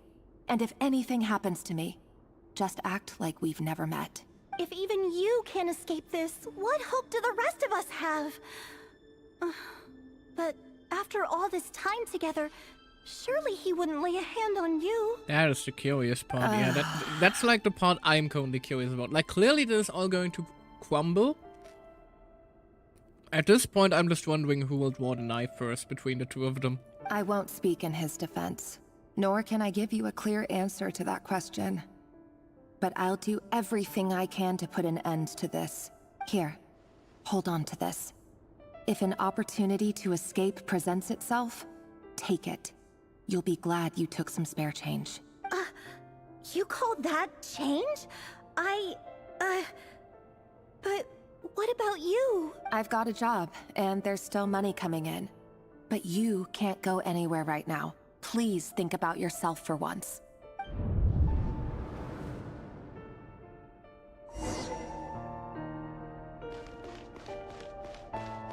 Oh, the window's going to slam shut dramatically again.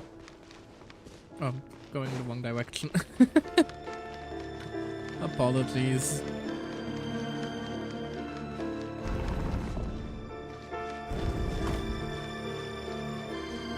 Also, this is a very awkward way to have an office just in the middle of the road, essentially. Like, people have to pass through. Assassination training. Training ground is just beyond this hidden passageway. When you kill a person, doesn't it bother you when you end up covered in their blood? That shouldn't be the thing to bother you. Aren't we all just walking blood bags? But not everyone was accustomed to hunting down others like prey. You've been a hunter for so long now, maybe you've forgotten that most people don't just go around killing one another. Leave me alone.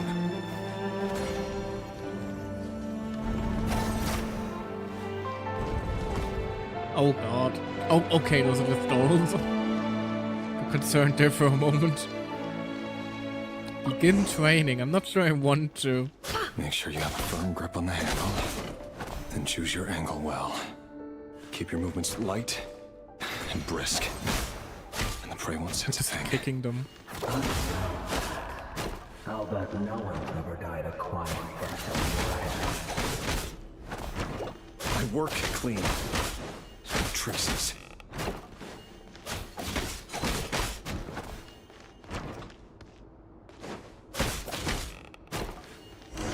That doesn't make it open and above board, though. The king just happens to need you right now. What if someday he doesn't? It won't happen. He's changed. Ever since he stolen the spell of that power. He only had to take out a handful of it. But now... The ones I've dealt with have always been guilty. And I've carried out my work flawlessly. Guilty of what, you disgusting bastard? Being born? What is a 6-year-old possibly guilty of? grabs popcorn. Oh god. I hate it when you say that because it's always so foreboding.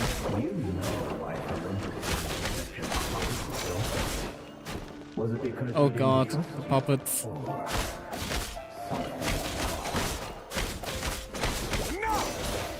Oh!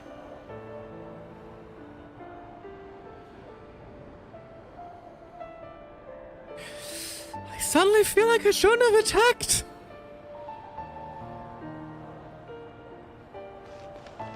Oh dear god. Oh sweet Jesus. That is fucked up. Assassin training, huh? Oh, but we are you vile creature. Still remember Orlog? Orlog. He's dead. The boy who was pretending to sell flowers. You spoke for quite a while, didn't you? Do you still remember? He is so dead. Yes, we did. And let me guess, we killed him. What about him? He was arrested 2 days ago. Chances are he's already dead.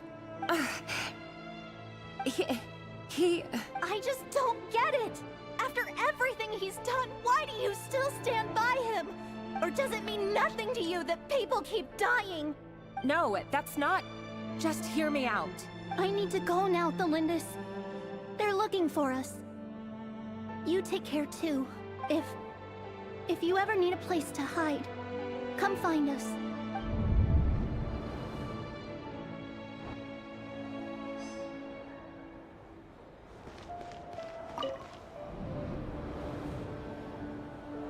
Author Thelindis. Over the course of this week, the research object was subjected to interference for a total of 47 hours for experimental purposes.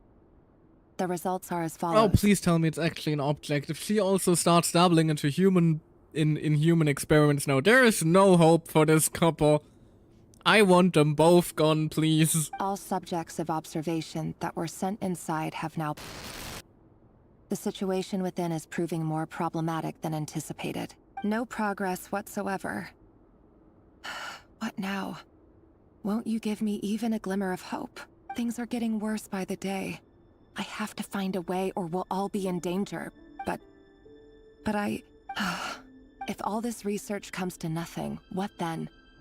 Sooner or later it'll be my neck on the line. But could he really bring himself to kill me? No. Surely he wouldn't have the heart.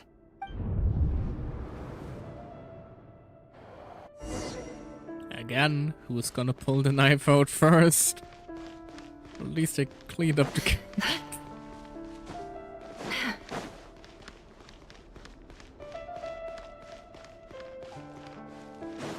Aww. Getting unstable now, isn't it?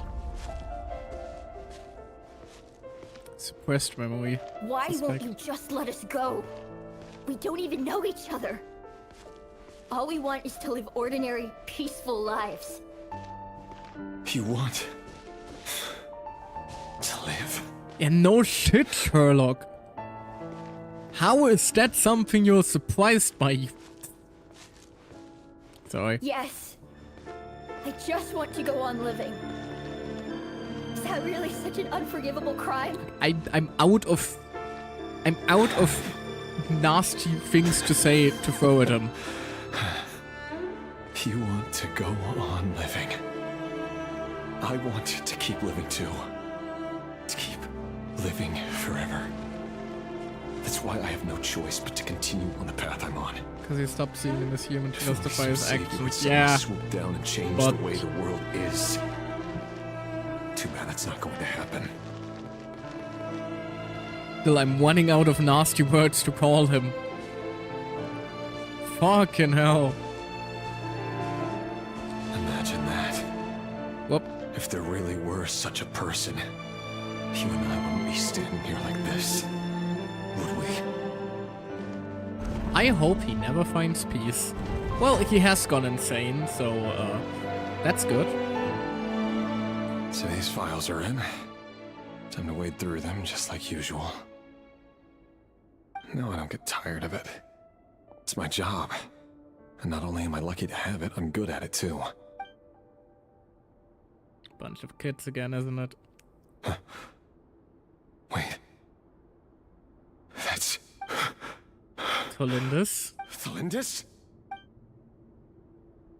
No. No. Why? But you bear no mark of the Crimson Moon. How could you possibly have anything to do with them? It cannot be! A diluted bloodline. Carefully concealed. I see it now. Ooh. You've been living in the shadows just like me. Does it say eliminated already? What a fool Or is it just a task? Numbing myself with talk of justice. Even imagining my friends would back me up. But in the end, Irminsul. Finster King! How far are you going to take this? From the direct bloodline to secondary offshoots? And then what? Today it's the descendants of the Crimson Moon. Who will it be tomorrow? Will you not rest until everyone down here is dead? No. This cannot go on. This is where it ends. Fascism always needs a victim after all. Oh yeah, chest for my efforts.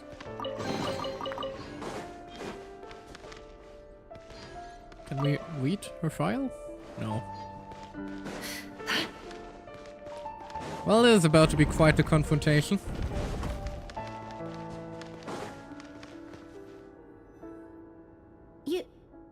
You're really letting me go? I am. As long as you can guarantee that no one will find you. Don't worry, I'll be extra careful. No one will know I was here. But what about you? Me? If you let me go, you won't be able to complete your mission, will you? Don't question a child before he changes his mind. Fucking In that run! case, maybe you should stay. No, please! I just want to see the outside world again. To... Go on living? Yes. I know you're a man of your word. So please, just let me go. If I let you leave, what will become of me? Just kidding. Go, now. But remember, don't let anyone know you were caught. We'll be seeing each other again very soon if you do. Even shadows in the dark must live by a code. But you can't save everyone. You only saved one so You've far. been whispering in my ear for days now, Vedifalnir. What are you trying to do? Break me down? I only say this because you long for an answer to your problems.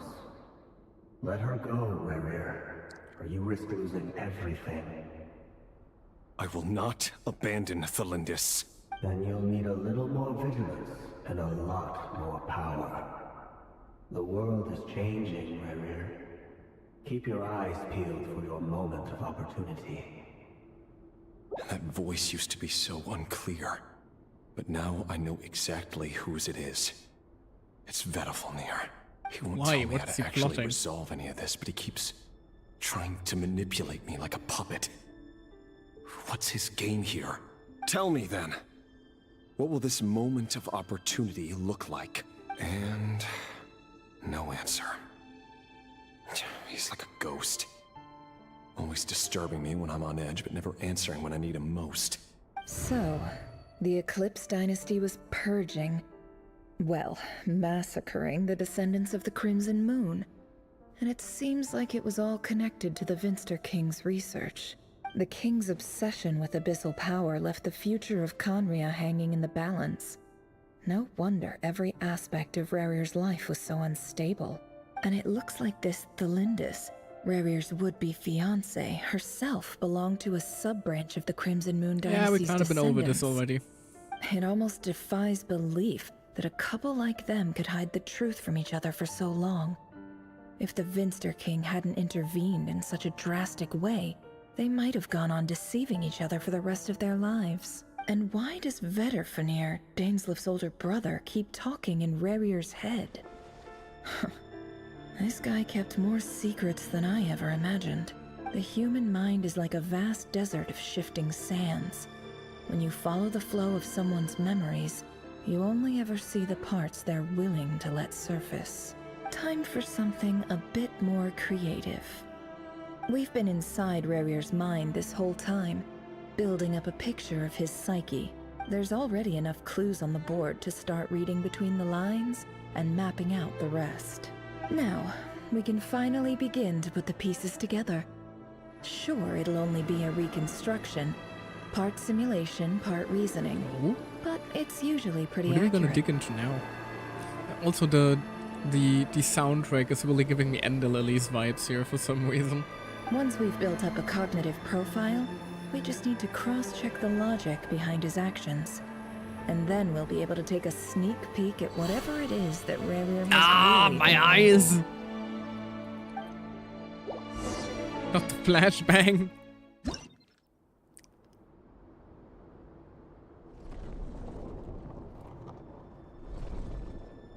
What the hell?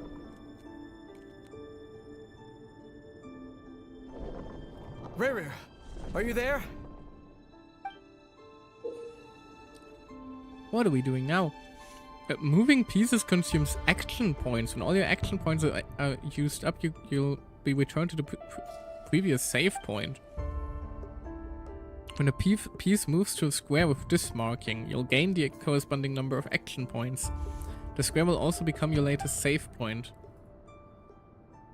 So I am like playing chess now or what?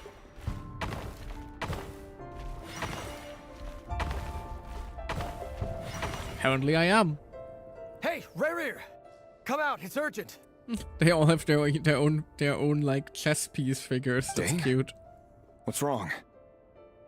Interesting that Warrior is like, I want to say wolf and Quick, moon come with creature? me. I'll explain everything once we've met up with the others.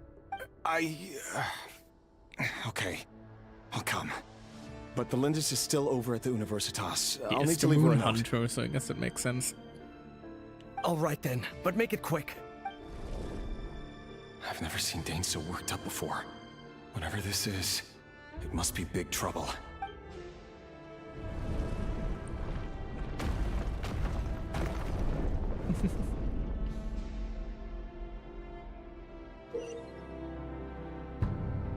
Basically, yeah, wolf cause assassin and moon cause crimson moon. Yeah, makes sense.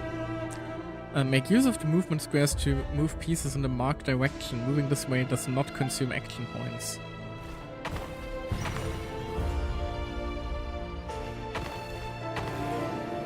We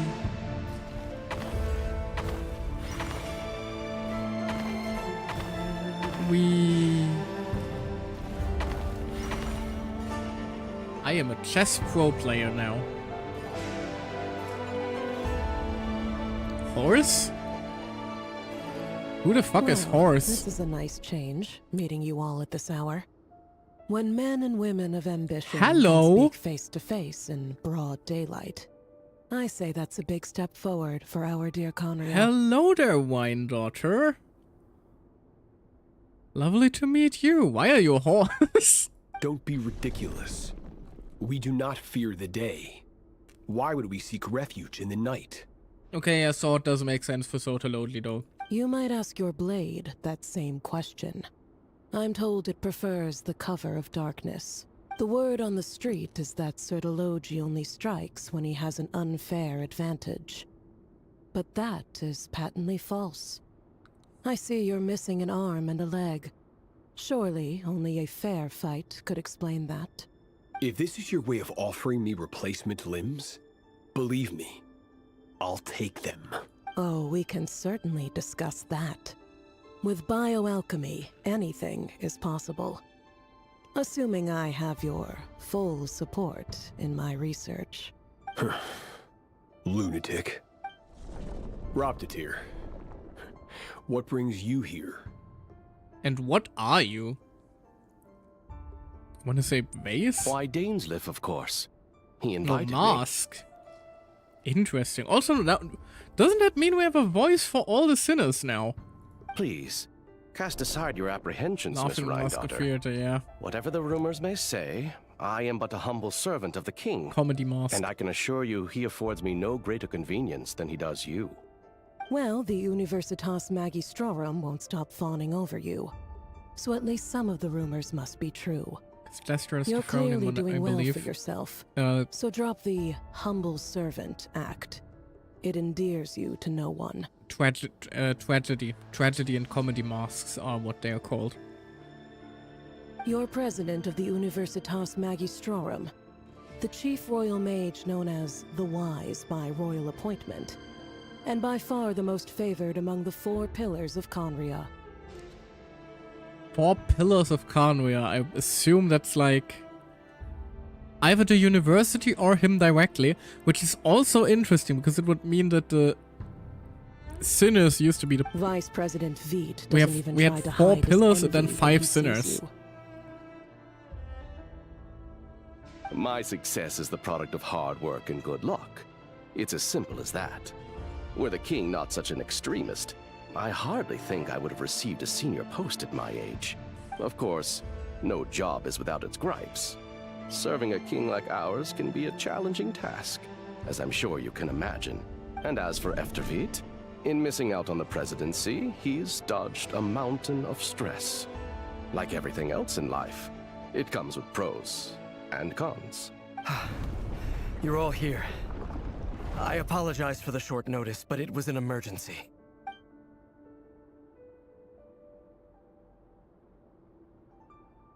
You must be Rächer. Mr. Sertologi. Yes, I handled your case file during your sentencing. Nothing personal, of course. I'm pleasantly surprised that you remember me. You're clearly a person of substance if you've been invited here. But Dainsleif, you'd better have a very good reason for convening this little gathering. It's my brother, Vedalfenir. After he spoke at the court this morning, the king was so infuriated by his words that he had him blinded in both eyes and thrown in prison. I wonder if we're ever going to also see this, like, actually play out in a cutscene or anything like that. Like this would be peak material to actually turn into a cinematic or something, like down the line during the Conria chapter. Vedalfenir in prison? Strange. I thought the king trusted him and Heroptatir more than anyone else in the world. Maybe in 2 years, 100%, yeah. Does this mean the king's circle of trust just got even smaller? Although the symbolism at play here is also quite interesting. Like, why is Rhindaughter a horse? Why are you the fool's laughing mask? Why are you the comedy mask? And if you are the comedy mask, where is the associated tragedy mask? Because they always appear in pairs. You very rarely have one without the other. It has nothing to do with trust. It's about what if you're the going king for symbolism wants, at least, and that's something Genshin does a lot of. Paying attention. The gesture, okay, this vice president here. Ah, yeah, that would make sense. I simply appease him, because it's in the best interests of the Universitas Magistrorum. And also because you're slimy. Vedalfenir, perhaps less so. But still, a visionless visionary? It rather inclines me to think that qualifications are not what get you ahead in Conria. Do you honestly think this is an important discussion to be having right now? Dane, what are you planning to do? Rescue Vedalfenir, I assume. Correct. It will mean storming the palace by force. Tonight. I need all of you on my side. That's when they turn. That's far too dangerous. And don't forget, Dainsleif, you're captain of the Royal Guard. You swore an oath to the throne. Yeah, an oath to the throne. Not a throne to the king. That is an important distinction. Hmm? You've been planning this for a while, haven't you? I have no desire to commit treason. But whatever critique the king may have of Vedalfenir, disfiguring your most loyal subject for putting the best interests of his court and nation first, this is not the conduct of a wise ruler. My blade will force the king to see the error of his ways. So, Vedifulnir's prophecy enraged the king. I'm sure it wasn't what he wanted to hear, but if he won't take counsel even from the visionary, that is deeply troubling news. The extent of His Majesty's madness is now all too clear. The question is, how does a man like me get out of this situation unscathed? Oh, you coward. You have noble ambitions, Dane. But I'm afraid they don't do much for a guy like me. I'm not interested in saving the world. All I want is a letter of pardon. I wonder what Talinda's figure is gonna be if she shows up. Don't tell me if you already know. I'm curious to learn about that myself. A letter of pardon? For whom? Thalindus? The chances of the Vinster King issuing a pardon for anyone connected to the Crimson Moon seem vanishingly slim. He should ask for one for himself from Talindus or anything.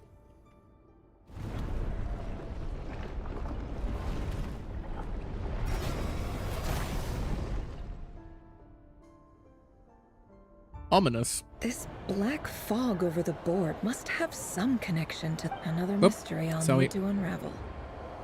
Didn't mean to skip through that. Anyway, time for me to eat. Enjoy. It has like 3 more hours. Fair enough. Hope you have a good rest then. I'll try to not yap as much to actually try and wrap it up today. Consume the marked number of action points to defeat your opponent's pieces. Your pieces will only attack if they have more action points than needed to defeat your opponent's piece. That is not quite how chess works, but I shall ignore that. Bonk. Ah, okay, so we move there immediately then. That is good to know.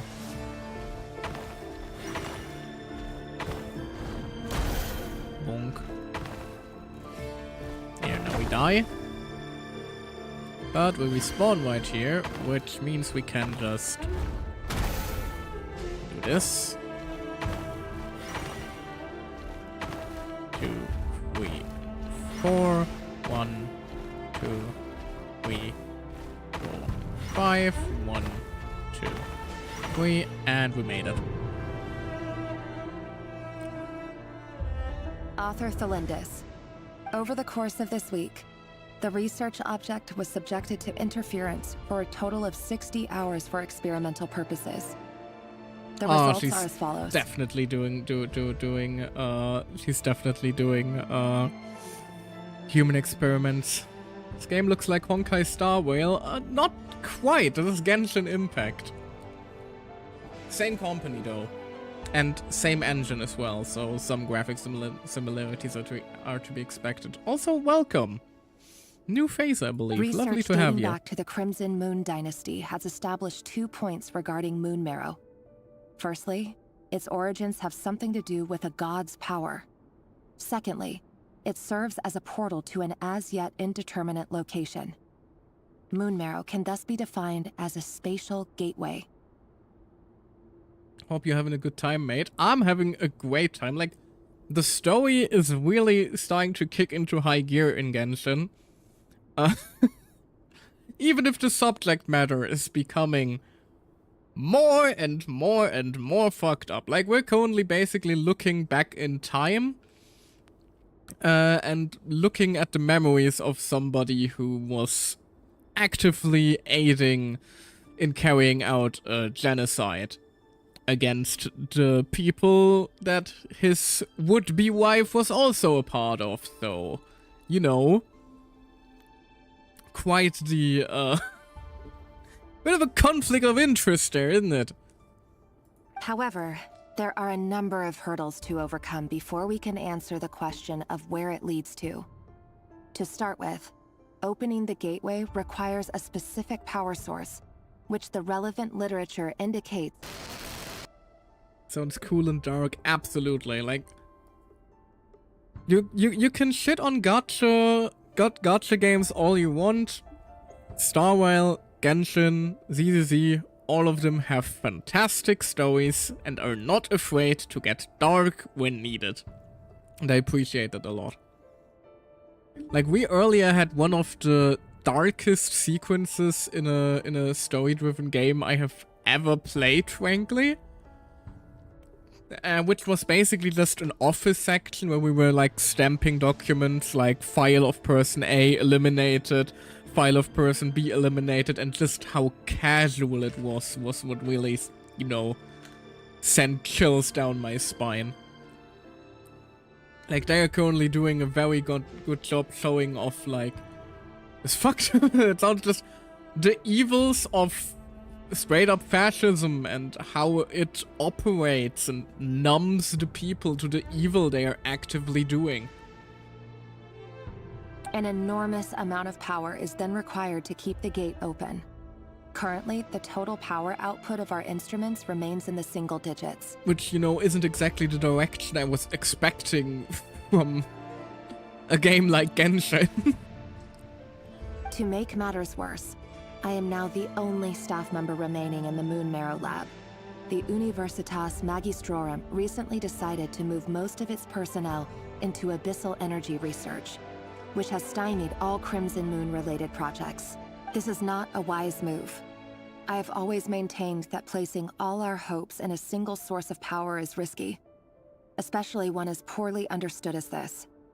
As well as making ourselves overly reliant on a single resource, we are neglecting other promising technologies. I apologize if this comes across as disrespectful. But as a Moon Marrow researcher, I desperately want to see the world beyond the gateway. If we really made it there one day, what would we find? And how would we go about taming the unknown? My imagination is endlessly fueled by questions such as these. Disagreeing with stupid decisions from the government? That is a surefire way to get you in trouble.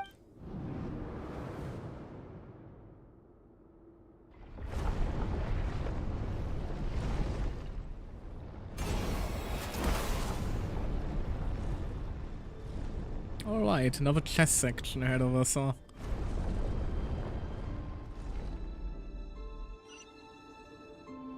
Now, how do we go about this? 2, 3, 4. Do we need to kill all of you? Probably not. We just need to get over there. Whoop! That's what I wanted.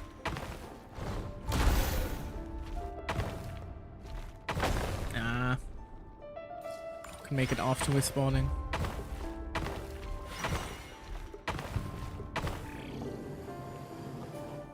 There we go. There are probably like many solutions to that puzzle. This is for you. I heard you're gonna leave the city with your parents. Delindis, did you hear about what happened? Right, we'll let her go. I've heard nothing. Rächer got back very late last Friday, and he was acting a little unusual, but he slept pretty well, so I'm guessing whatever he did was a good deed. He did let her run. You never saw him, and I don't know what he did. And this conversation never happened. Oh. You understand? What if he finds out that you pried into his secrets? Don't be silly. I don't know what secrets he does or doesn't have. All I know is he's just a normal guy who happens to run some errands for the king. Are you scared of him? I don't know. Horrified. The Rächer I know doesn't match the person you all describe. Logically, I should be scared of him. And yet, I don't want to lose him. But enough about that. You should get going, and be careful with the package I gave you. Keep it secret. Keep it safe. You know, what I find most horrific about the story right now is that, all things considered, Rächer and Delindis could be everyone. We can grandstand all we want about how we never would have done that. We, like, how terrible a person must they be in order to let this sort of thing happen?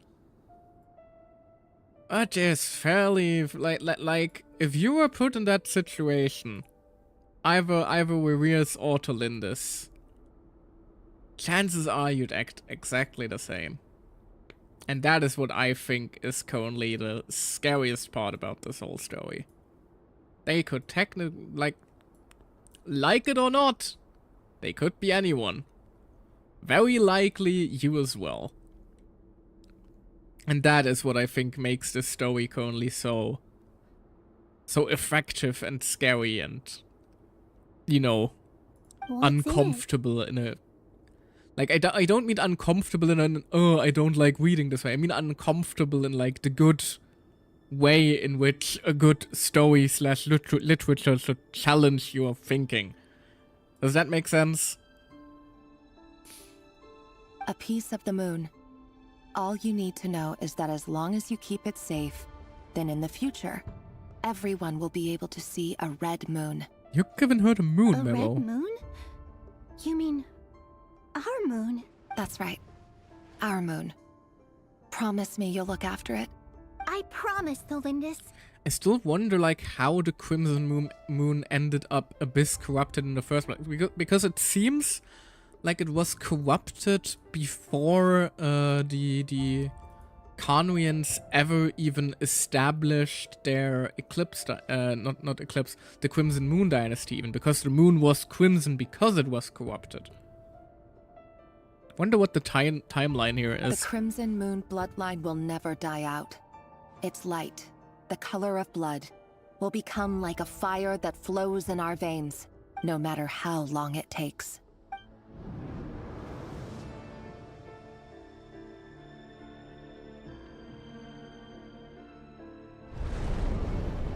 More chests. Where are we heading now? Just white? Just to the white, got it. Alright, let's think. That works. That doesn't. That won't. I won't have to. Oh, okay, never mind. I need to think about this. I can't get past him, so I'm gonna have to go the long way around, I think.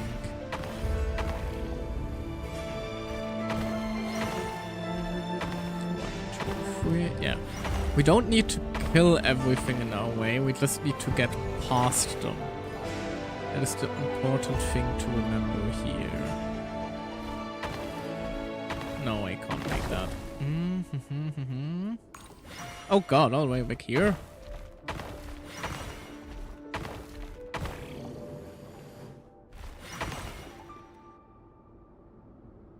Huh.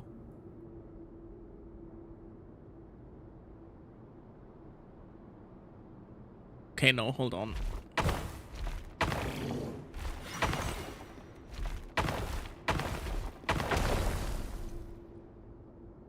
Yeah. I need to wake through here, actually. Otherwise, I don't have enough action points to make it to this section. Now I do. Dang it. No, not quite it. Not quite it either. That is a trap right there. But now I can do this. Cromlin to dusk. Dusk, dust. Those Hurry, are everyone, all and above stick my to the number. plan. Okay, cutscene. Got it. Sir Dainsleif, what are you? Is this treason? You know what happens to those who betray the throne. Please, don't do this! It is the king himself who has betrayed the throne. He has betrayed all of Khaenri'ah. If you have any love left for justice in your heart, you should join me. It's showtime. Dane and his group will handle the troops in the palace. Then Hraptatir and Rheindater will disarm the security measures. My job is to enter the prison and rescue Vedifalnir. Stay safe. Wish me luck. Look after my brother. Draw your blade. It is time for justice to prevail. Haha. Knowing how fucked up this is gonna end. It's really making this so much worse. Alright, let's see.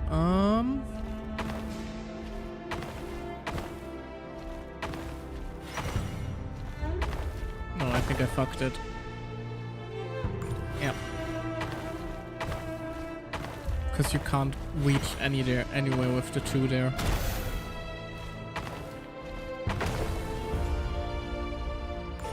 Wonder if there's like any hidden meaning behind him constantly crumbling there? Like he has to die in order to make it in a few sections? I wonder if there's like any hidden symbolism to that. No, I fucked it again.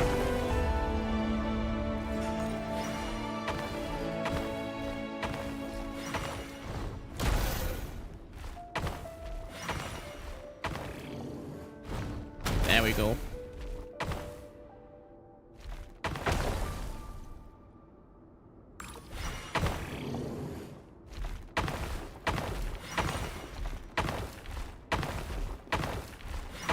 Oh, hey! New chess piece. This place is filthy. And the smell is abominable. Clearly, the king doesn't allow his prisoners a single shred of dignity. This is dire. You are an executioner of the king. How is this surprising to you? Found you. Hello, Mr. Vettelfnir. Ah, it's you. Surprised? Oh, wait. I guess surprise isn't an emotion that prophets feel very often. I certainly felt some surprise in the moment when I was blinded. Surprise at the king's sheer ignorance. Surprise at just how unfairly this world responds to words of earnest remonstration. I'm curious. What did you prophesize this time? It wasn't a prophecy. Oh. It was a word of warning. Someone had to say it. Interesting that he is a snake. Wrapped around what looks like what looks to be a symbol of the sun or something like that. Longview is going to be feasting with like the symbolism at play here. The king has forsaken all reason in pursuit of his obsessions. I simply told him that if he continues on this path, Khaenri'ah will surely fall. But he didn't listen. Worse still, he stabbed you in both eyes and locked you away. Dane asked for my help. The court is in complete chaos now, but I'm sure you predicted that. Everything is transpiring as I foresaw, yet I am powerless to change it. Fate is an immutable force. I can but lament as the inevitable unfolds. It's hydrating a little bit. I do wonder whether giving a man the power to see the future is nothing more for him than slowly crush his spirit. Forgive my curtness, Vettelfnir, but the king did not suddenly turn on you today. His suspicions have been brewing for a long time. You can't have wisdom beyond the reach of your fellow man without attracting his fear and suspicion. There are things the king does not want to see. So, he doesn't want you having visions of them either. He blinded you because he thought this would make the visions stop. I don't think he needs eyes to see anymore. He wasn't entirely wrong. I did indeed lose my power to see the future. Right up until... Until what? Just now. I believe I saw something new. Well, tonight could go a lot of different ways. 5 of us banded together to storm the palace, also we could rescue you. This will go down as the most tumultuous day in Khaenri'ah history. I sense hatred in you, but also hope. A desperate hope that with the tyrant deposed, that will be the end of the story. Oh, you've been actively doing a genocide. You don't deserve an ending just after the king is gone. But this is not the end. It is the Nuremberg trials are calling for your ass, man. In a whole new story. There are many men of honor and courage in this world, Rächer. But you are not one of them. You're not here for justice, are you? You're here for yourself. Is that a Can't dagger? even deny it. Interesting. Why not the polearm? It was always your weapon of choice. With your abilities, I don't doubt that you were able to recover some of your sight.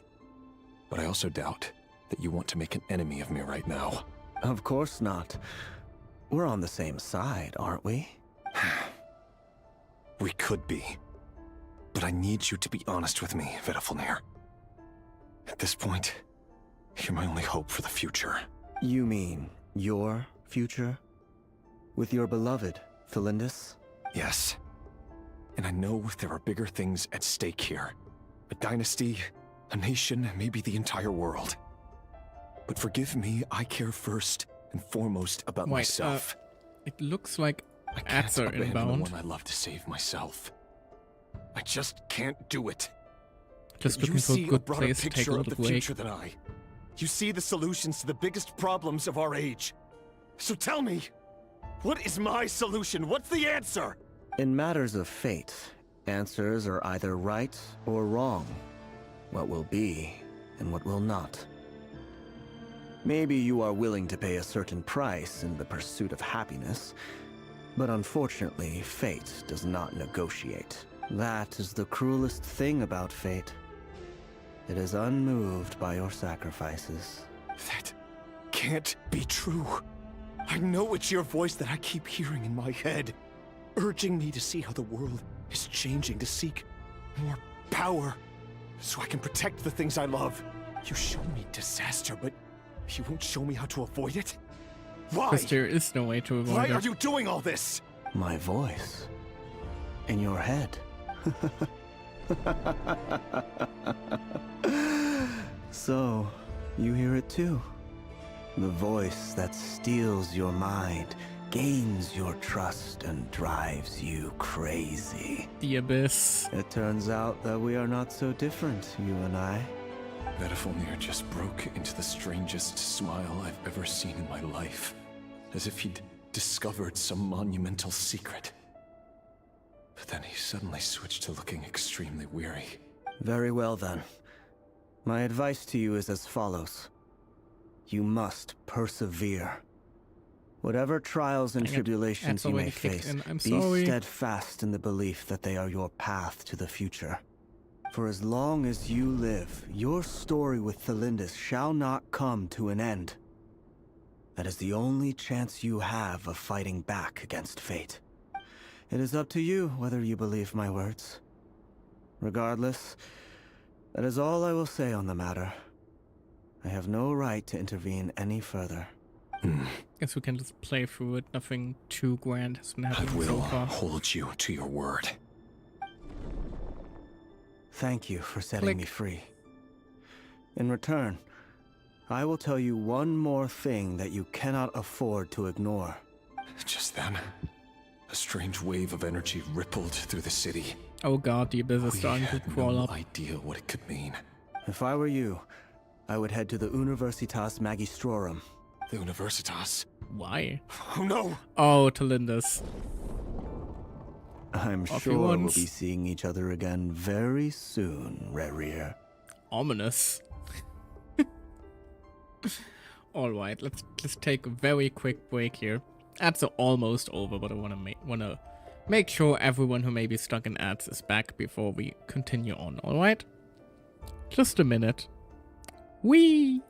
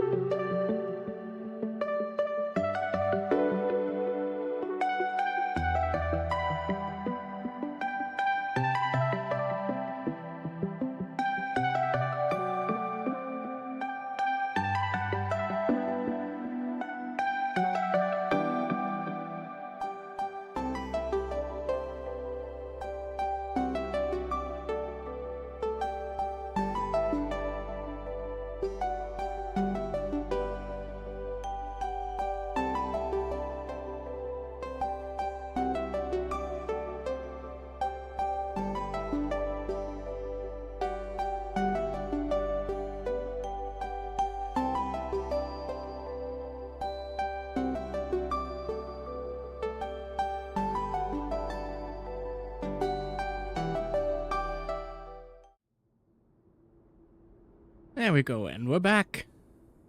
Now, let's see how we're and Talinda's reunion is gonna go, shall we? Whatever Vedifalnir said, I didn't catch it.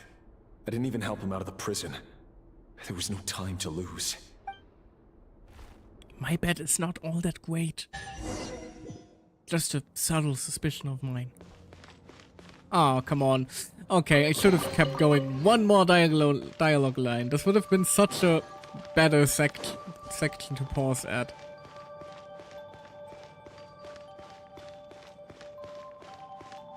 The music is suddenly also very Monsters? feeling. Oh god. Is this Rheindarter's doing? With the Universitas Magistrorum. Out of my way! Well, we don't exactly have a good team combination to use Nether right now, so... Close your eyes. Probably shouldn't even bother. Observe. Do you fear the dark? The Universitas. That reminds me of a rumor I once heard. Allegedly, the king installed secret mechanisms in the palace and around the city. No one knows where they are or what kind of power they hold. But if they were ever going to activate, it would probably be on a night like tonight. Help! Help! Hold on! Don't let them anywhere near you! Save me! I can't! Ah! That sounded like an explosion. So, the rumor is true? What other means does the king have at his disposal? They must run on power from the Abyss. And given it's a major center of Abyss research, anyone over at the Universitas will be in grave danger. I have to hurry!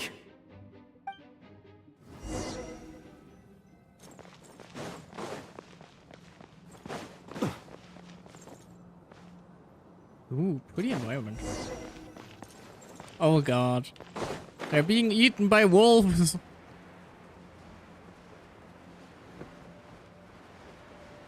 I just...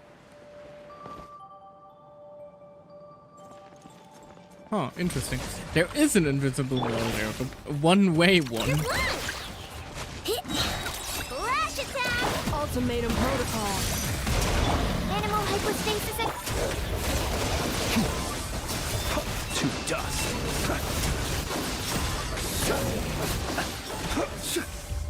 Go. It's wave 1 taken care of.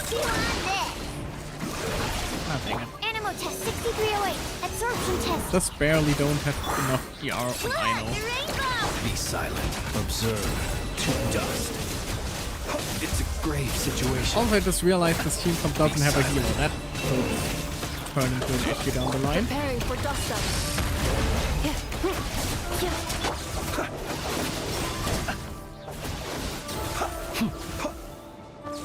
Blood debt collector. Oh god. Regicide's blood money. Enhanced animal model. Talk about an ominous fucking title for an enemy. Observe. Night falls. Come on, keep him stun locked. Night falls. Cleanup sequence initiated.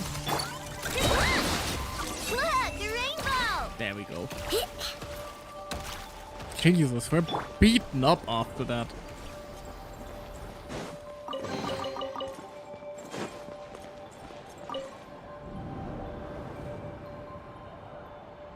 Monsters at the Universitas Magistrorum? Why now?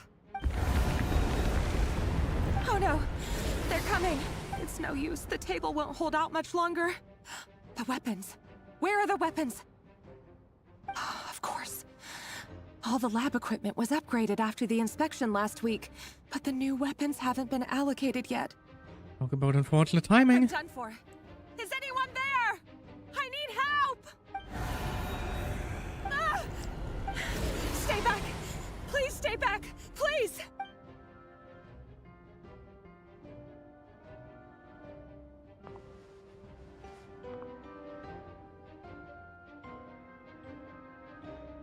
Hubby has arrived.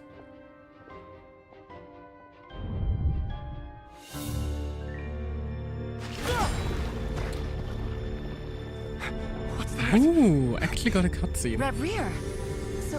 So the rumors about your work are true. What? Oh god, what the fuck is that? Listen, something happened at the palace tonight. We have to leave. You don't need to lie to me anymore. What do you mean? I know why you're worried, and I will respect the decision you've made. But it's okay, because I found a solution. Did you? That doesn't look like a solution to me. I know how to end all this. You can have it back. The normal life you so desire. But until then, I'm afraid our wedding will have to wait. Cylinders? No, don't do it! Cylinders! Cylinders!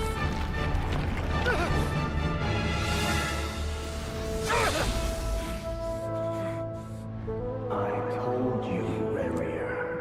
Let her go. You will find someone better. No! No, I won't do it! I have to save her! By what means exactly? A lowly pawn. You lack the power and the strength of will. To desperation. Do you know why? Tell me! Come to the palace. Join us.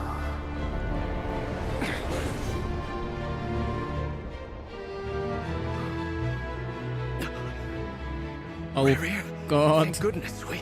Step forth and take your share. Who is it that is talking, I wonder? You made it. Not you too.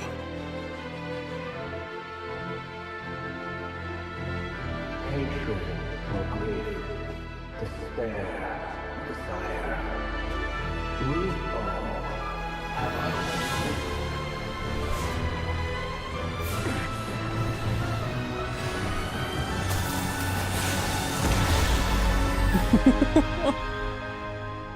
Rächer. And just like that, the sinners were born. Cylinders? Were you daydreaming?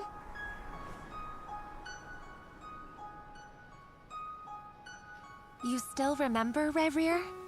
That question you asked me a couple of weeks ago? Oh. You mean the proposal? Yeah. I'm wondering, where do you think would be a good place to discuss it? Maybe in the garden? Or were you thinking a fancy restaurant? It's your choice. Fucking abyss jump scare. Oh god.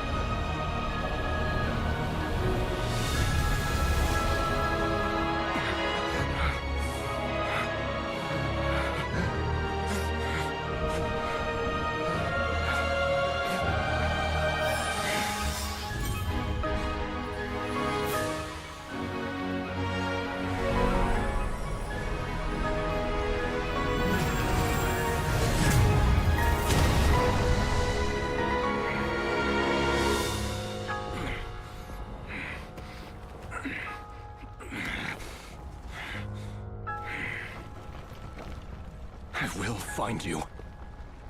And then... you can give me your answer. Oh.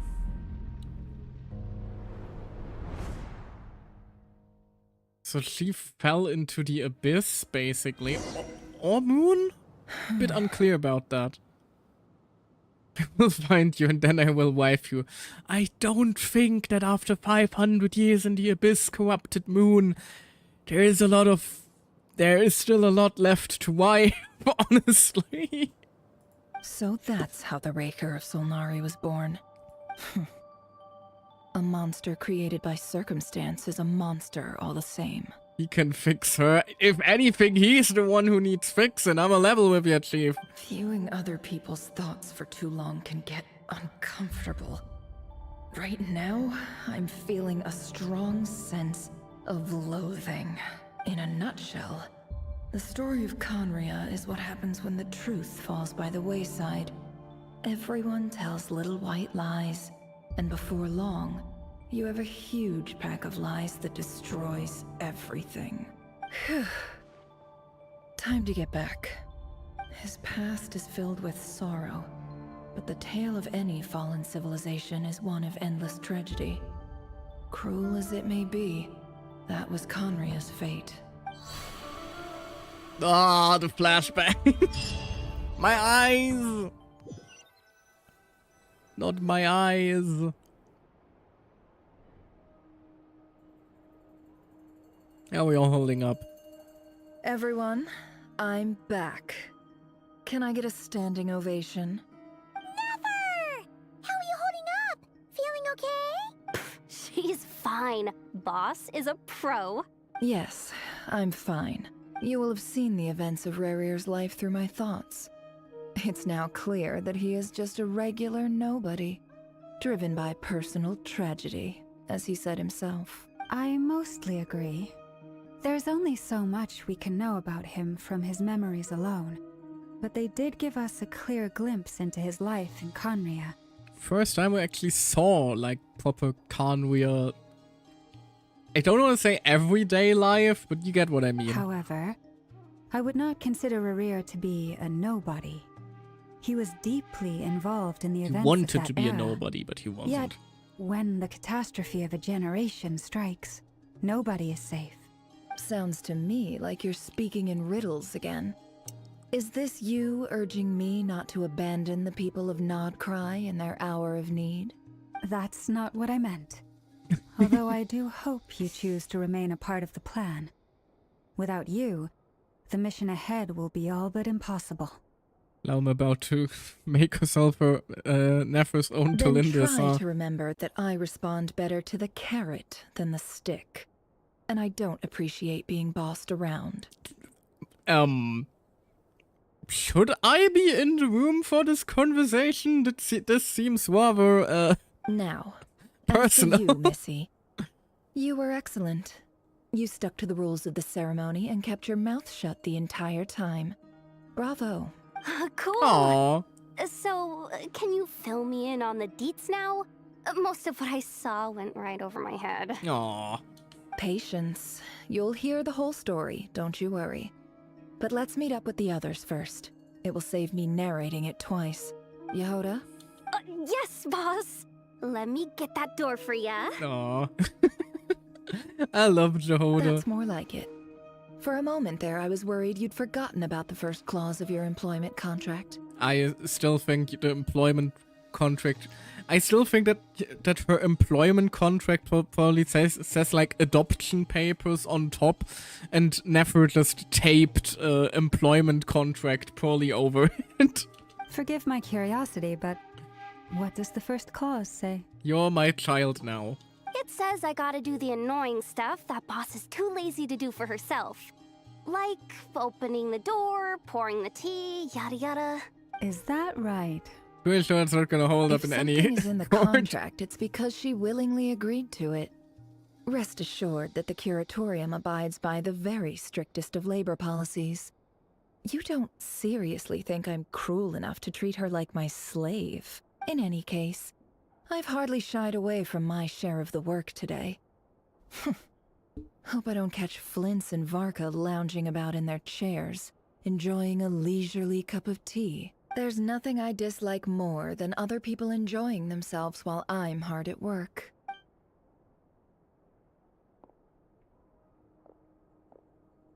Oh no. Huh?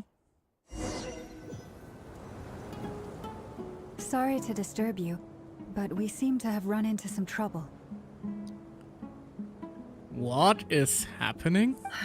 Evidently so. Don't worry, I'm not about to leave you to fend for yourselves. I'm not that kind of boss. And it would go against the Curatorium's labor policy. Oh. Were we still in a memory? Were we still in a memory? And because we spoke, now it's backfiring, and now we're in Nephros memories. I'm sorry. What did you hear me say? I wasn't talking about labor policy. Yeah, we were deceived. Sorry, I didn't quite catch that.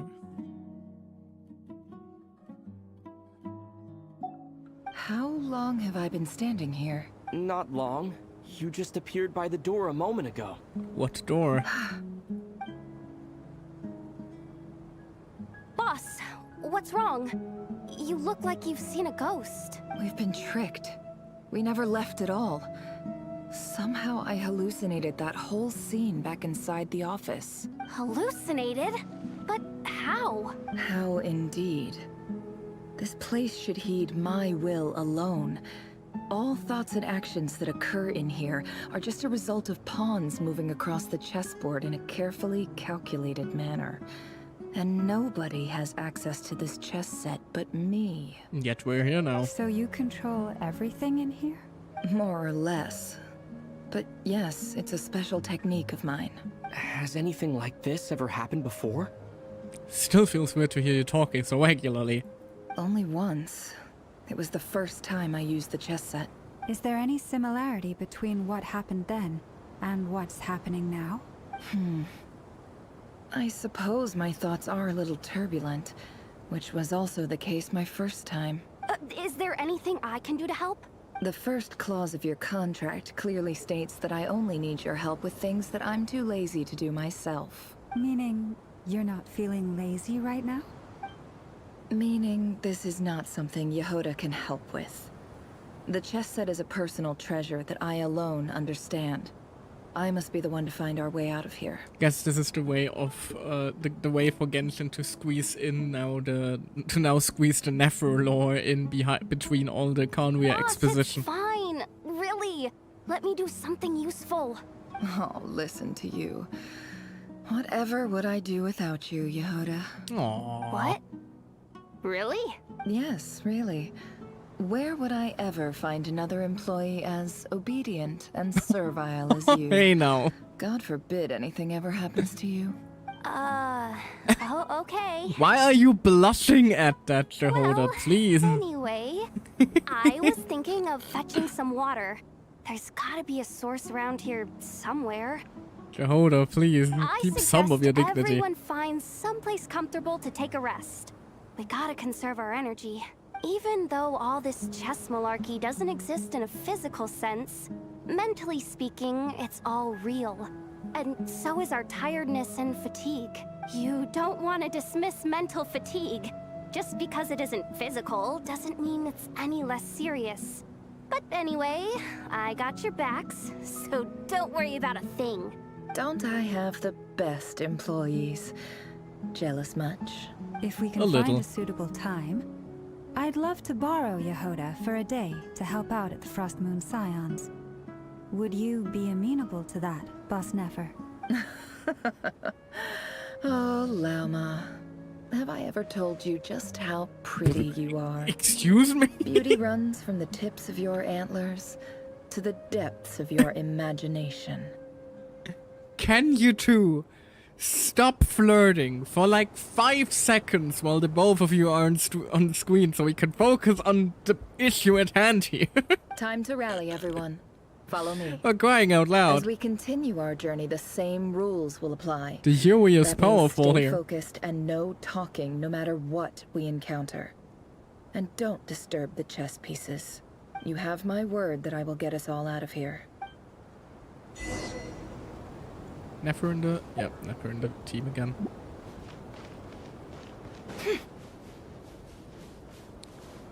Isn't this like the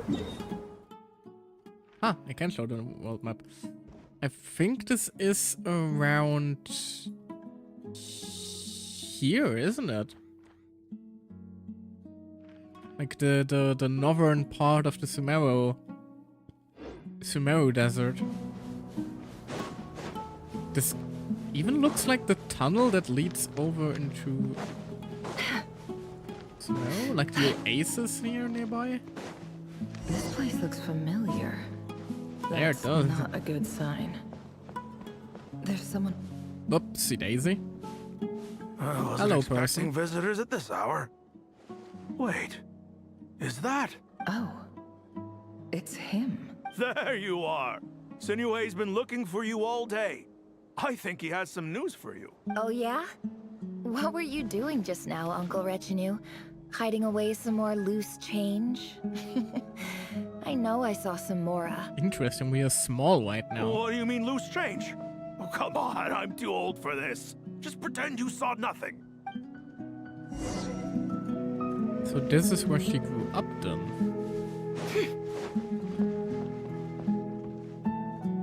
Wait, isn't this... This looks like our village.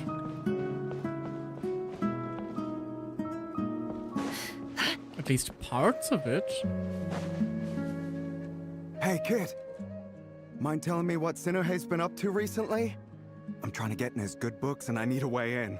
Get in his good books? Why? What do you want with my dad, Uncle Apepi?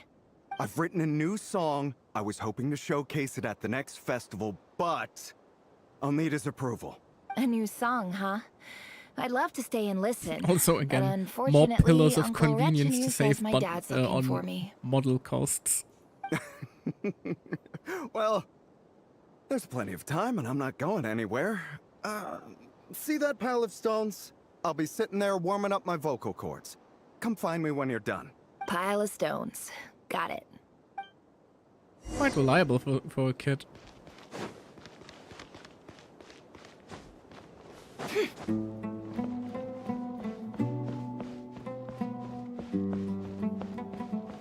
I do wonder if we're gonna learn then why she left Sumeru for Nordquai.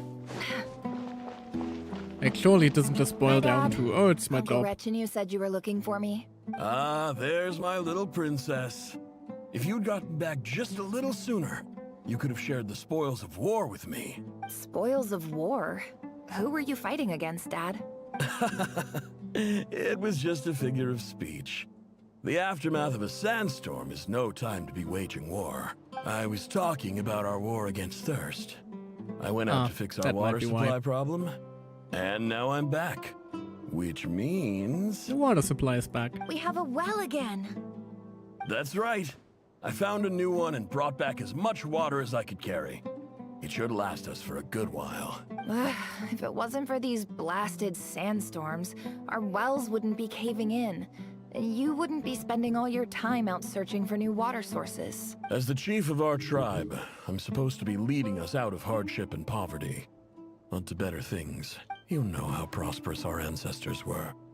I've told you all the stories. And look at us now. Squeezed into these hovels. No one would choose this, if it wasn't for the endless wars over the years. But things are looking up. I started working with some folks from the academia a few months back. They gave me some contacts in return for my assistance in the desert. I wonder, like, how many other Sumeru characters that Nefer actually knows. And I believe it was teased that she knows Candace. But, for example, Dea also grew up in the desert. I wonder if they ever ran into each other. So you're the academia's helper now? Special ambassador, they call it. Think of it as a partnership. It's nothing bad, okay? We've been isolated here in the desert for too long. Seeking opportunities elsewhere is the best thing for us, and the fastest way to progress. So, do you get anything good out of being a special ambassador? Of course. My luck's improving all the time.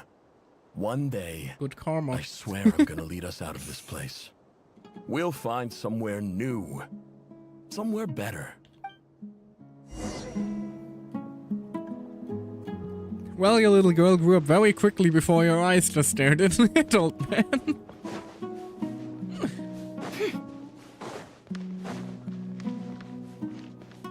Man. Sumeru, like, purely exploration-wise, was probably my favorite area, to be honest. Just the vast expanses of the desert.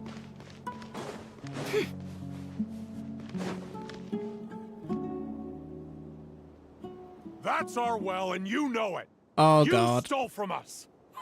Well, you've gone from chief to thief, and now you have to face the consequences. Oh, God. Did you really think you could take our water without permission and get away with it? You're either brave, stupid, or both. Never mind. And that special ambassador act? Yeah, nice try. We spoke to the academia. They said it was all news to them! You're a liar and a cheat!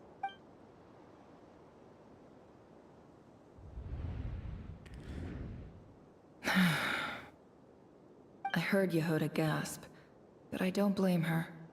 Most people are terrified by the sight of blood. I don't think that's the only thing she's Corpses strewn across the ground. Terrified of. The wounds are clearly from scimitars and daggers. The desert dwellers' weapons of choice.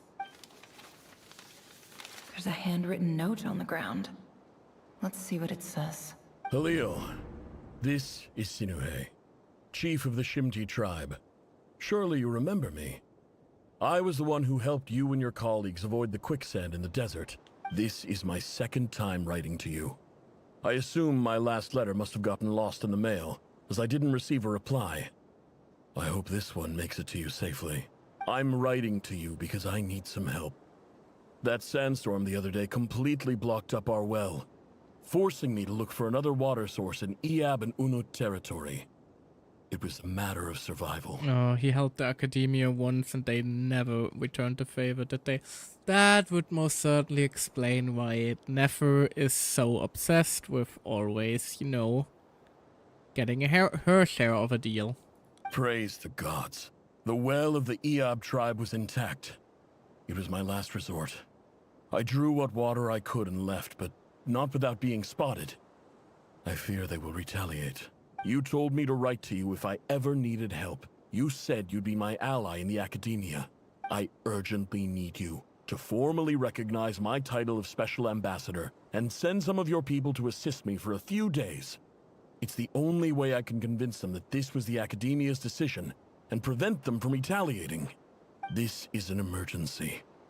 Please send help as soon as possible. It never reached him.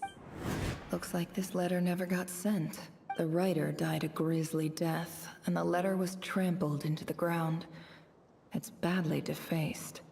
Some parts are barely legible.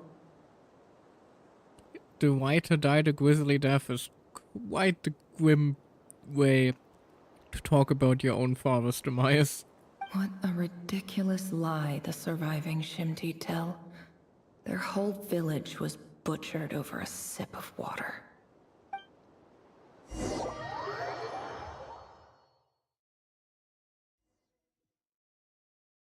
Ah, officer. Welcome. Welcome to our humble village. I thought you would at least have the courtesy to provide some respectable libations. Mahamata. Isn't that... Name seems familiar. I know that the Mahamatra are like Sino's group. This is the finest wine Aru village has to offer. I promise. Like we know Uncle Anpu, I think. Yeah. He's still the Arrow village chief.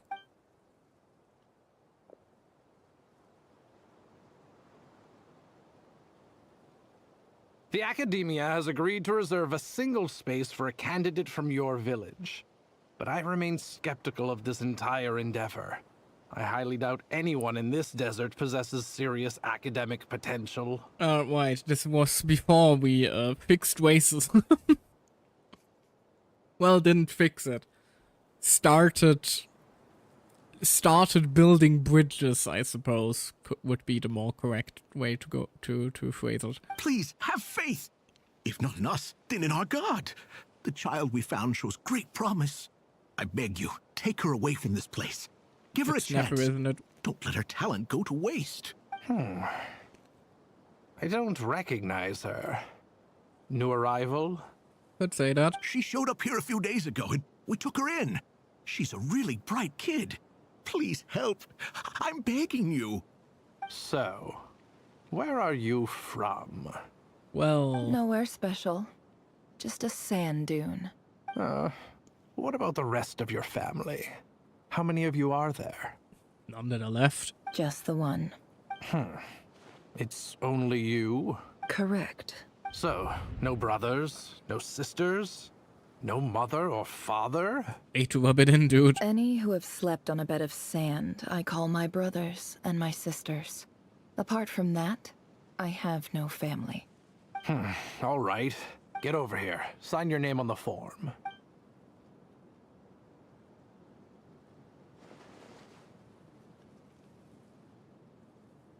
Never? You're rather fair-skinned for a desert dweller. Yeah, because you guys, because all of us are cowards. That's a different story.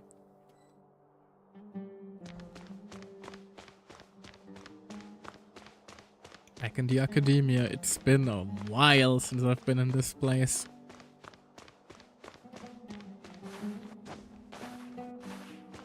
Which could also mean that she could also probably have run into Lisa, right?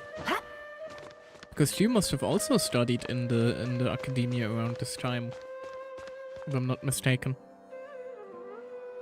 Nefer, this term's assignments have been issued already. Please read through the materials thoroughly, conduct your own additional research, and then write an essay on the topic. Wahamuna, hold on.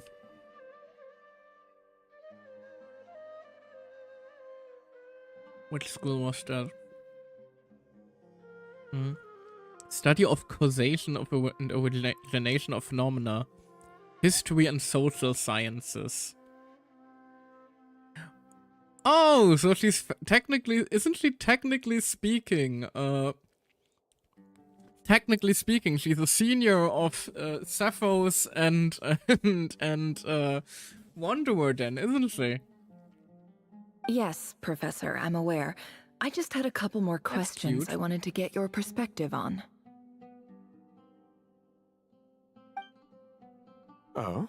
Please ask away. Well, I saw the other students' problem sheets, and I couldn't help but notice that my assignment is much easier than theirs. Do you really think I'm a weak student? Also, everyone's still carrying the Akasha because, of course, this was when the Akasha was still in widespread use. A weak like that they're paying student? attention Goodness, to that. no. Quite the opposite. You have a sharp mind. Almost too sharp. I think what you're saying is, a weak student wouldn't have noticed the discrepancy. And if they did, they certainly wouldn't complain about the lighter workload. You see, sharp as they come. You see things the way they are. And I'm sure you know why they're like that. Because of where I come from. Because I'm different. I'm sorry, Nefer. I don't like it any more than you do. It's just... Anyway, you said you had a couple of questions. What's the other one? Yeah, now we know where she left Sumero already. I wanted to check. If someone sent me a letter to the academia, where do I go to collect it? Ah, your family wrote to you. Well, as long as they put your name on the envelope, someone should hand it right to you. Not exactly. It's not even a recent letter. I was just curious where the mail would end up if no one collects it. She wants to check if the letter her father sent ever arrived, and it definitely did, but they never sent help. And I'm also, I'm willing to like, I don't know how do I start a bet with that? I am certain, I am absolutely certain, that the guy who received the letter also was the guy who, you know, the House of Dana, I expect. We showed at the start. I know there's a box for unclaimed mail somewhere in there, probably sitting on a shelf. Whatever you're looking for, that'd be the place to start. Okay, got it. Thank you, Professor. Oh, don't mention it. Honestly, I feel like I failed you. I'm supposed to be your teacher, but I haven't taught you anything. He seems like a good guy, though. Hey, don't say that. You're a great teacher, and you do your best for all your students. But the rules are the rules. You're not allowed to teach students like me. It's not just the academia either. The whole world bends over backwards for the successful, and leaves the losers to suffer and die. Oh, my dear child. Don't tell me you've given up on life already. I haven't. I just think that if you want to make it in this world, You have to find a way to become successful. We're really just getting all the formative experiences of her in one swift go, huh? I wonder, can we? Okay, no. I was wondering if we'd be able to, like, explore the rest of the academia with her, but no. Doesn't seem to be the case. Fair enough. I wanted to go punch the sage in the face real quick. We have never really seen him again, have we? Azar, I believe, was his name, the Grand Sage during the Sumero plotline. This must be it. A big cardboard box full of unclaimed mail. And probably some letters that ended up here by mistake, too. Let's take a look. Take a look at the letters inside the box. See what we have here. Oh god, well, at least it's not about murdering children again. A dilapidation survey from Port Ormos. Looks like it's from a Core of 30 representative. What a strange thought. A bunch of mercs losing sleep over rundown buildings. This one was never even opened. I guess the recipient didn't care what the Core of 30 had to say about anything. Who was it addressed to? I don't recognize the name, but it must have been a Kasharawar professor. Wonder if we're gonna run into any familiar names here. This one is addressed to the Immorta Sage. The title is Changes Observed in Satyavada Life Symptoms. Why do all these letters read like full-blown dissertations? That's university for you. Guided by the incense, we became lost. Okay, now you're just reading other forest. people's mail. All Sure the if this is barriers kosher. between levels of consciousness disappeared as our minds soared around in circles, looking for a branch to seek refuge on. In clinical terms, these symptoms fit the description of incense poisoning. The Immorta Darshan strictly prohibits the use of hallucinogenic substances, but I believe there are still people getting away with it. For example, my neighbor who always breaks out into song and dance after using incense.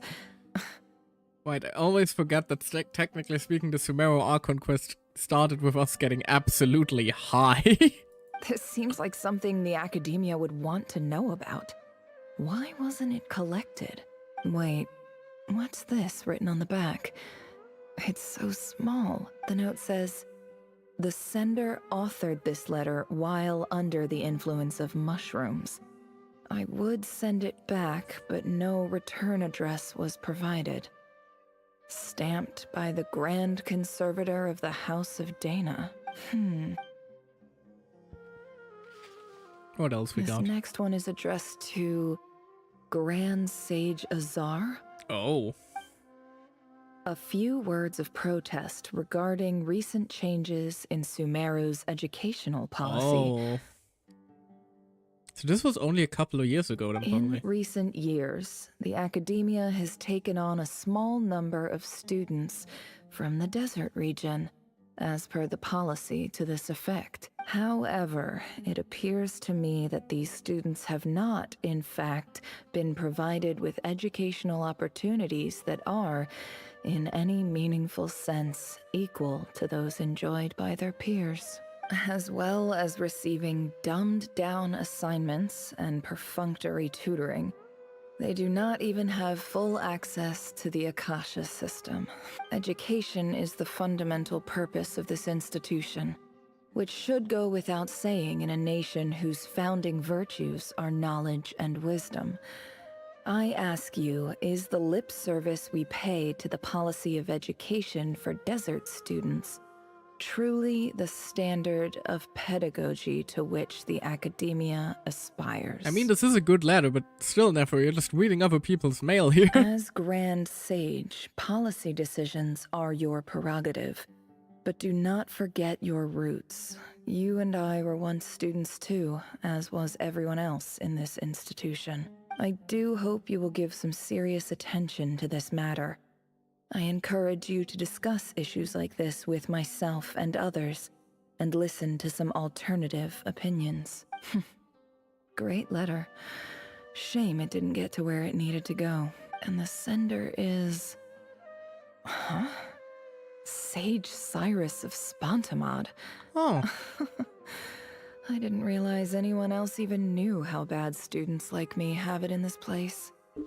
Oh, Cyrus, I believe, is the teacher of Lisa. And I think also Sino? I'm not sure. So this is where letters from the Sage of Spontamod end up? Nice one, Grand Sage. Really enlightened leadership. Whatever. This isn't what I came here for. Moving on. The next one seems a lot more beat up. That might be I'm it. not exactly holding out hope that a letter sent from the desert would even make it here. But if it did, where else would it end up if not in this box? I can't believe how much discarded mail there is. Must have been years since someone last went through it all. And this is just one box. The whole house of Dana is boxes on shelves. I don't believe for 1 second that any human being has sat down and read through all the documents in this place. Who has that much free time on their hands? You, apparently. That one looks promising. Wait, could this be it? Least fancy envelope in the box written on crude quality paper. And of course it would be right at the bottom of the pile. Clearly no one gave this letter so much as a first glance, let alone a second. The handwriting in the envelope looks very familiar. Greetings, Halil. My name is Sinuhe, chief of the Shimti tribe. I was the one who came to you and your colleague's aid when you ran into trouble in the Great Red Sand. I don't know how well you remember it now, but I brought you to safety and gave you some water and other supplies. You seemed very pleased and told me your name. In my tribe, learning a person's true name is serious business.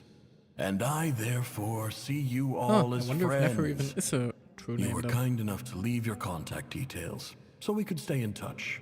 The Shimti tribe lives a harsh, nomadic existence in the desert. You were sympathetic towards my plight, promising to make me a special ambassador of the academia and help us find a way to make a better living. This brings me to my reason for writing. Our tribe has fallen on particularly hard times, and I would like to ask for your assistance. There was a terrible sandstorm a few days ago, which blocked up the well in our land. To ensure my people's survival, I had no choice but to venture into Eob and Unut territory in search of an alternate water source.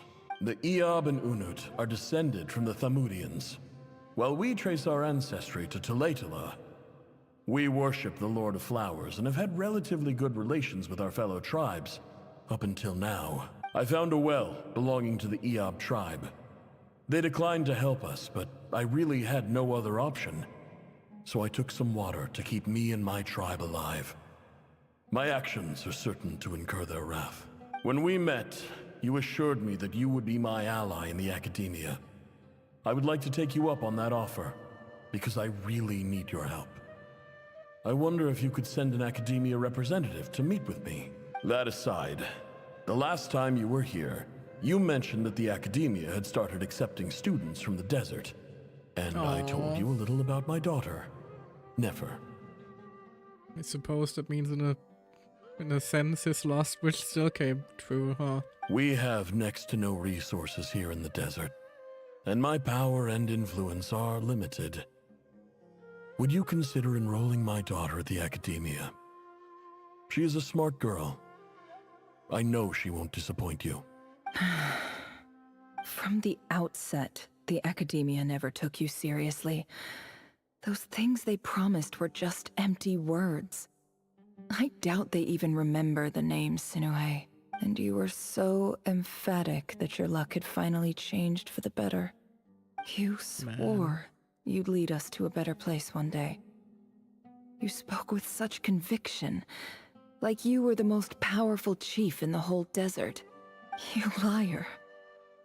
You lied about everything. You promised the world and delivered on none of it. And who fell for it? Just me, by the looks of it. Despite your best efforts. Which makes you a pathetic liar. You weren't even any good at it. Oh no. You had good intentions. I think I'll take over from here. Let me show you how it's done. Man. Bid farewell to the Katayon. Patayon. Sorry.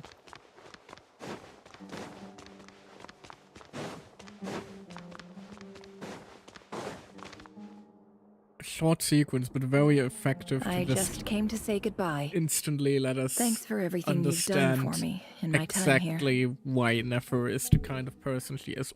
Also, sorry, I hit my mic there, so I hope that wasn't too bad. Nefer? You packed your bags. Where are you going? I'm quitting. Something's come up in my hometown. Gonna head back and deal with it. Huh? But this was a hard-won opportunity for you. You know that better than I do. It was. But it doesn't matter. I have more important things to deal with, and they can't wait. Oh, and I didn't want to overfill my bags, so I left some incense on your desk. What's wrong? I thought you liked incense. Although, I did read somewhere in the House of Dana that it has hallucinogenic effects. Don't use it all at once, alright? Isn't this the stuff you brought from your hometown? You're just letting me have it? But you said it's a rare and valuable commodity. Yeah, about that. I lied. It's not rare at all. There's this bunch of ruins near my hometown that are practically overgrown with this plant. It's not worth much. Keep it, it's fine. But Nefer... Alright, that's all from me. You take care. It being a lie is definitely a lie.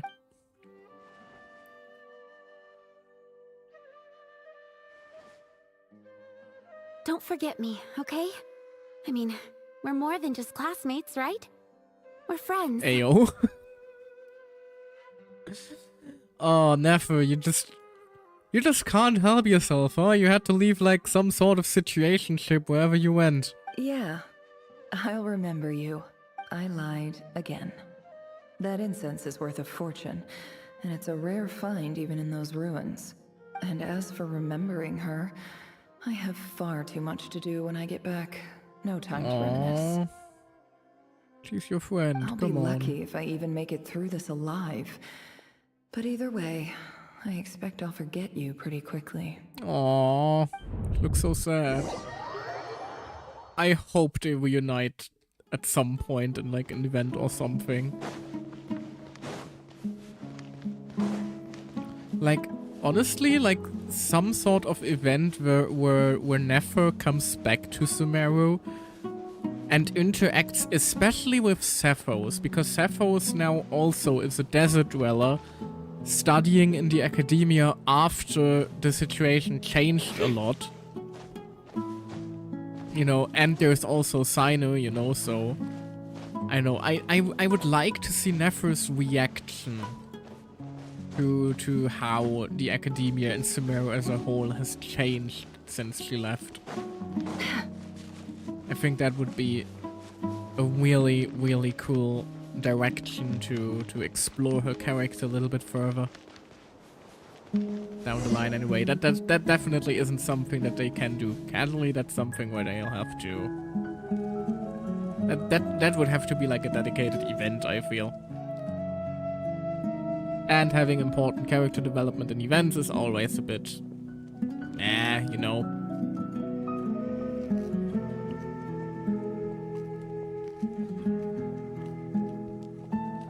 It's a pleasure to meet you, Mr. Arif.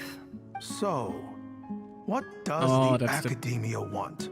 Of the Since they've sent their tribe that killed special her. ambassador, I assume there's a big business deal to be made. If not, I'd be very disappointed. Are you here for vengeance? Please, sir, lower your blade. You're lucky I'm the one they sent. Not all special ambassadors share my admiration for the Eab people. Disdain is the more The good word. ever-shifting balance of power in the desert reduced the once great civilizations of this region to rubble and sand. But the story of the Eab has a very different trajectory. Others grew weak, but you grew strong, beginning in obscurity and moving to prosperity. You're the only ones who defied the trend. Huh. So, you do know who you're dealing with? This well is the perfect symbol of your strength, is it not? It used to belong to the Unut, but it looks like you have control over it now. You're not wrong. But I'm sure you didn't come all this way just to flatter us. Of course not. I came to bring you some very good news. Some information that recently came to light, which might just be your ticket to freedom. Records uncovered by the Vahumana Darshan show that a certain well currently under Eab control is built on top of some ancient ruins. These ruins are of great archaeological interest to the Academia. Make them destroy the well that doomed her people, isn't she? A roundabout way to get revenge, I like it. I checked the map carefully on my way over here, and I'm confident that this is the well in question. The Academia is offering 50 million mora in return for excavation rights. Just feeding wrong information to bad people to make them doom themselves. 50 million? No, wait. If these ruins are as important as you say, 50 million's a little low, don't you think? Don't get greedy, Eab. We know far more than you think. We know that you seized this well by force. Wasn't that the first step in your rise to power? To drive away the Unut and steal their water supply? So what if it was? You know, surrounding an ambassador isn't usually a Don't good worry. idea. As unscrupulous as it was, it's something we're willing to overlook. The Academia is only interested in dealing with the de facto power holders in the region. I hope I am making myself clear. And I hope your words are the truth. If I find out the Academia is trying to play me, I'll hunt down every one of your people and make you watch as I cut their heads off one by one. We're kinda ahead of that front. I assure you, Chief, that would not be in your long-term interests. You don't want to make an enemy of the Academia. You see how I'm dressed, don't you? I appreciate that you've never been to the rainforest, but surely even you recognize an ambassador's attire when you see it. And what does a barbarian like you have to lose anyway? You really think the Sumeru Academia would bother to come all this way just to lie to you? We have more important things to worry about. All right, I take your point. The Academia is the highest authority in the land. I'm sure you're trustworthy people. In that case, we have a deal. We will sell you the excavation rights. I'd like to thank you, Ambassador. This is good news indeed. Excellent news. In fact, it calls for a celebration. Would you do us the honor of staying a while and enjoying some Eab hospitality? Eab hospitality, like surrounding an ambassador and threatening them with a Gladly. scimitar. I am partial to wine myself, and I trust you are as well. So let's indulge in a few drinks together, in celebration of this momentous occasion. Elated, the Eab drink the night away. The prospect of the new elf is almost as intoxicating as the wine, but when the new day dawns, it brings some shocking news. Chief, it's an emergency! It's the Unut. They've taken the well. What? Well, don't just stand there. Take it back. Yes, Chief. I have every confidence in the Eab's military superiority, and yet... What is it? The Unut's response was alarmingly fast. The day after we reach a deal, they seize the well. This can't be a coincidence. Perhaps there is a traitor in your midst. She's definitely playing them both against each other. I don't think so. I am obliged to remind you, Chief, that the Academia will only deal with the de facto power holders. If you cannot regain control over the well, she's so smart. I'm afraid you won't see a single mora of that 50 million. No! Please, Ambassador, just give me some time. I swear the Unut will not get away with this. That well is ours. And so is the Mora. And so is your mutual demise. Glad to hear it. I will wait here for an update. If there is a traitor, I will find them. In the meantime, make yourself at home. I'll report back as soon as I have an update. Much obliged. Wow. All it took was a few words and I've got him wrapped around my finger. What an amazing feeling. You're good at what you do. So, in summary, Ambassador, the Academia would rather negotiate with our tribe instead of the EAB. Called it. Yes? The EAB are ruthless murderers who don't listen to reason. And now they have the gall to interfere in our research projects in the desert region. So let me ask you, Chief. If you were the Academia, what would you do? Kill them all. Of course. Precisely. The Academia does not tolerate those who stand in our way. The EAB have held back our academic pursuits for too long, and our patience is wearing thin. At the same time, there is simply no way that the Academia can be seen to be intervening in desert affairs. I'm sure you understand where I'm coming from. We have our own rules out here. If the rainforest dwellers raised arms against a desert tribe, it'd start a bloody war. Right. We can't confront them ourselves, but we can support their enemies. The Unut have always had strained relations with the EAB, which makes you our natural allies. Natural allies. Weren't the EAB your allies once? You were quick to send them after us to protect your interests back when we stole that water. And now look at you. You're at each other's throats. Let me be clear. The Academia wishes to collaborate with the legally recognized rulers of the desert in this matter. We are asking for excavation rights to that well, and our offer is 50 million mora. Say no more. I believe we have an understanding. Good. Then I suggest you get to work. Get us access to that well, and the mora's yours. The timing on that worked out fabulously. You see, Dad? Lying is easy when you know how. People will believe anything.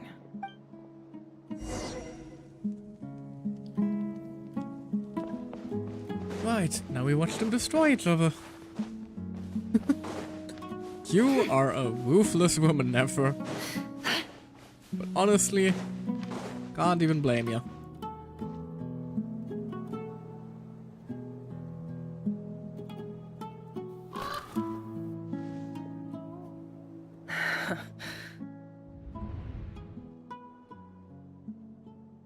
Just the two of them left.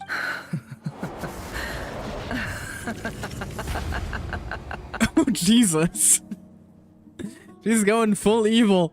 Look at yourselves. You may be vile, savage monsters, but your butchered bodies bleed like any others. You're no different. You're nothing special at all. The monsters who destroyed my home, they're just ordinary, petty human beings. What a joke.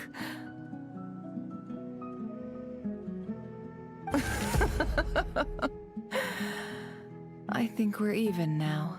Yeah, that probably settled the score. Maybe I've even done the desert a favor. It's a better place without all these people around. Oh, Sinuhe, my gullible fool of a father.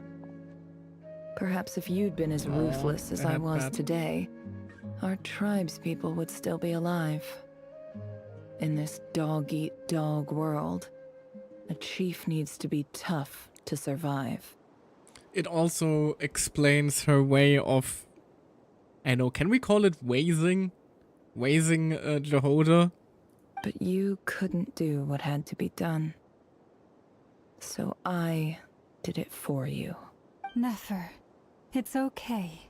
All of this is in the past now. Lauma immediately trying to I believe I console remember her. you promising to remain silent. Yeah, Nefer is definitely not happy that all of us learned this, especially Lauma and Jehoda.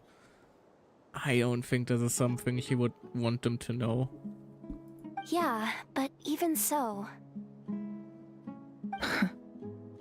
We're just worried about is there you. anything you can do to ease the tension?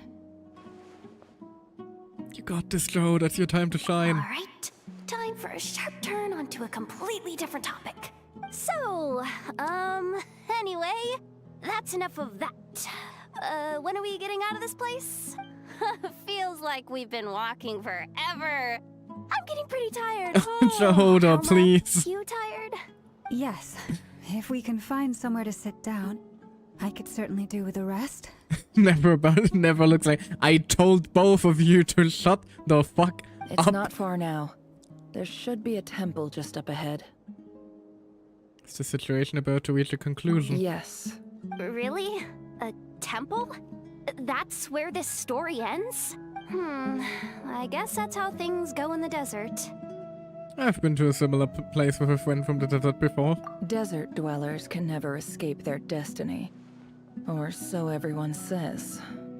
I never wanted to believe it, but looking back now, I'm as desert as they come. You mentioned a temple. What's waiting for us there? Only her ancient artifact, her ancient memory shenanigan artifact. My biggest trade secret of all. Ah. Then I'm guessing it's where you got your power from. The power to peer into other people's minds. Shouldn't we be still shutting the fuck up? I didn't know you were clued up on any other religions. I'm no expert in the history of Sumeru, but since you come from the desert, I would imagine it has something to do with King Deshret. And the 7 pillars who served him. They are major figures in the desert belief system too. Also, Deshret back at it again. We can never escape the bastard. It always circles down to motherfucking King Deshret somehow. Sounds impressive. I have some friends with connection to this stuff, specifically with Herman Nubis. Oh, I know who you mean. General Mahamatra Sino. The spirit of yeah, you Herman know him. Nubis dwells within him. That's Boss Neff for ya. She knows everything. Sino's hardly a figure of obscurity, but I know about Sethos too. What about him? Is he a big deal or something? Well, he's not a small deal, let's put it that way.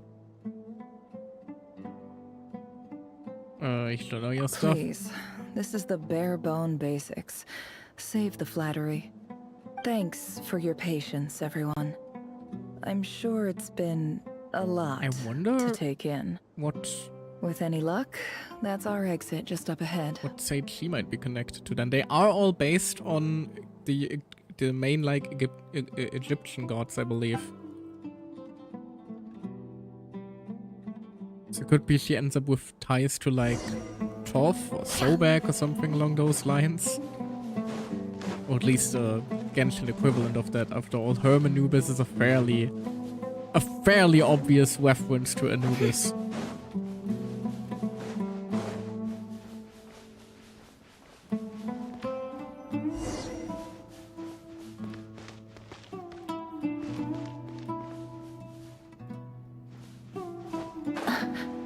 No, the funny part is I really think that all of these are like sections in the desert that we can visit. They all seem fairly... Also, yeah, that's a bird head. That is Toph, I believe. Or Thoth? Not sure how they would be pronounced. Uh-oh. Uh-oh. Uh-oh. I'm totally out of my depth here. I don't have anything to add about any of this stuff. Like, look at that statue, You for shouldn't instance. be adding anything. She still asked us to be quiet, Jehoda. I want to do the whole name-dropping, this girl knows her stuff thing too, but I've never seen anything like it before. A statue with the head of a bird. It's like something out of King Dashwood's mausoleum. That's Thoth, the Ibis King. Called it! One of the 7 pillars of King Deshret. The legends say that he, the Crocodile King, and the Goat King were the 3 retainers of King Deshret. Let's take a look. Oh my, a whole cutscene.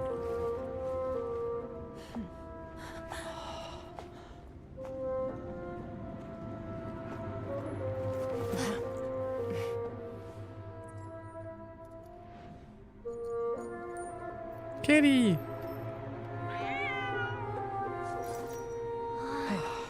It's just Ashru. Why is So, Ashru all is here well? though?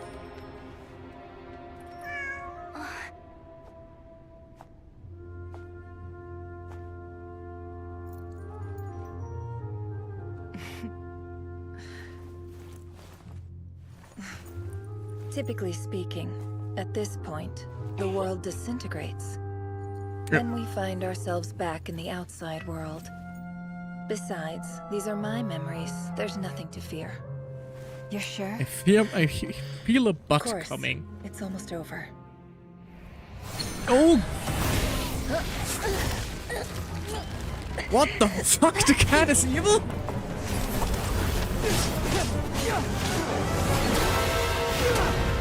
What the hell is William?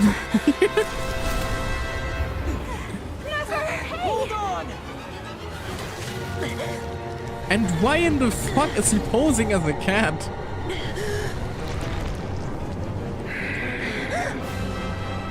Knowing too much is always a death sentence. Speak for yourself. How long have you been a cat too? Did you just let Nefer pet you? Oh.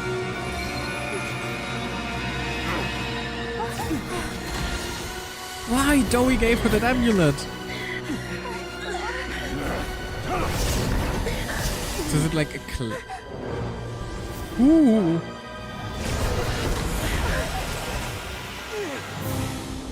Cleansing talisman of sorts, and was about to ask. Hi there, Flints.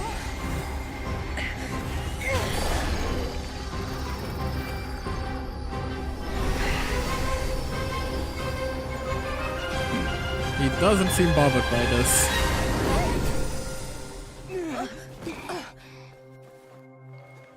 Where do you come from? Oh god.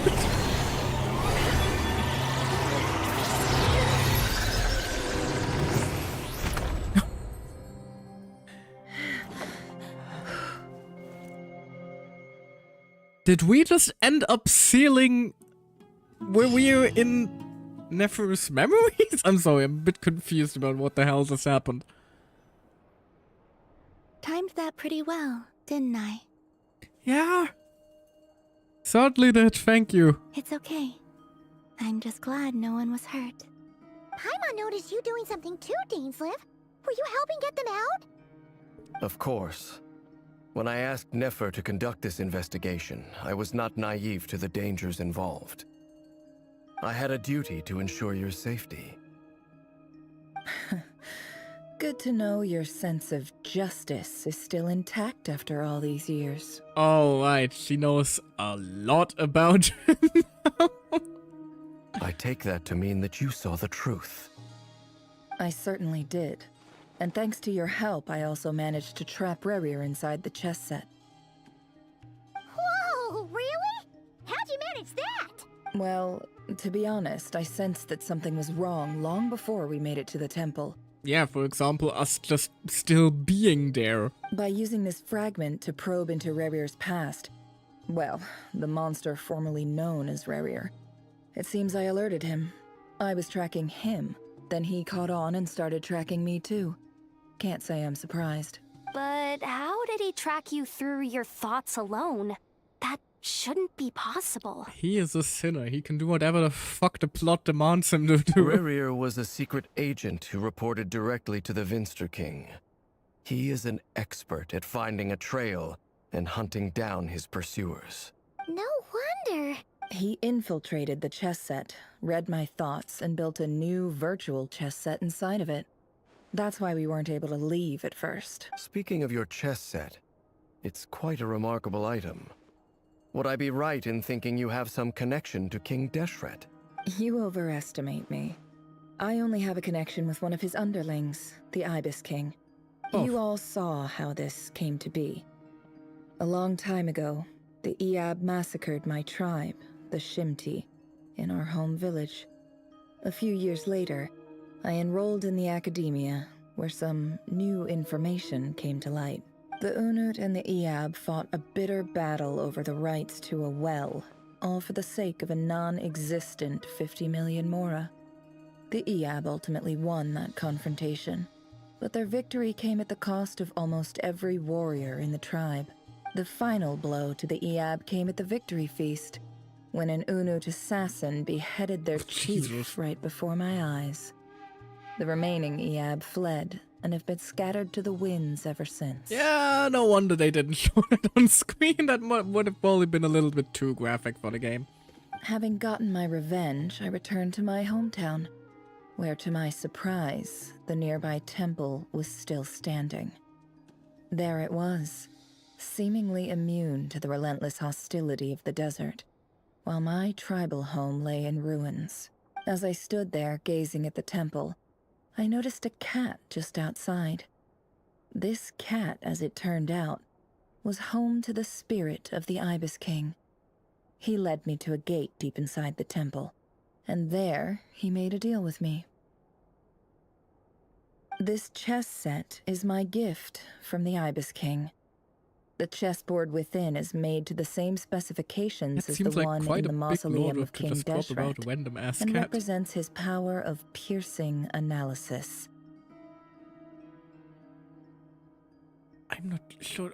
I'm not. Was there a world quest with Sumeru about? Like, I remember talking cats also being like. I think there was something about the talking cat back in no, never mind. With this chessboard in its container, I gained a certain I'm sure ability they'll to explore it perceive eventually. hidden secrets. Now, you could conclude that the Ibis King simply wanted to give the people of this world the power to seek the truth, but I don't believe that's the full story. Okay, I was looking it up because I was wondering how it's tied to the whole sages and Deshret shit and shit, etc. It looks like that's something that gets explored a little bit more in the flagship event. Every god plays favorites.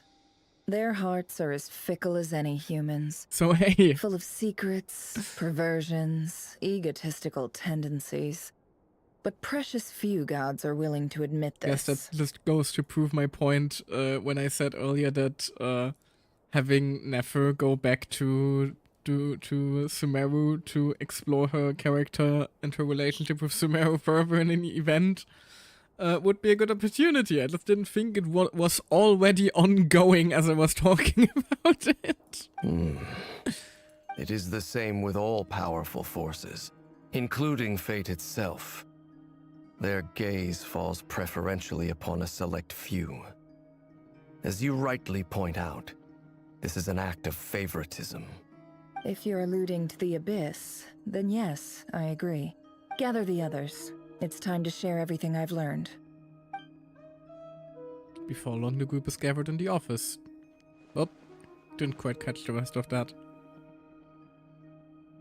Thank you all for being here. As promised, I did some further investigating into the Rächer of Solnari's background. I am pleased to report that the investigation has been most fruitful indeed. And he's just sealed in the chess piece for now. The Rächer of Solnari, real name Rächer, was once a Khanrian subject who served the Vinster King. I will now share the important details of his story. Please save any questions or comments for the end. Nefer narrates Rari's backstory to the group. At the Vinster King's behest, he gathered intelligence and assassinated descendants of the Crimson Moon dynasty. Unwilling to take down his beloved Tolindis, who was secretly of Crimson Moon heritage, he then got dragged into court politics.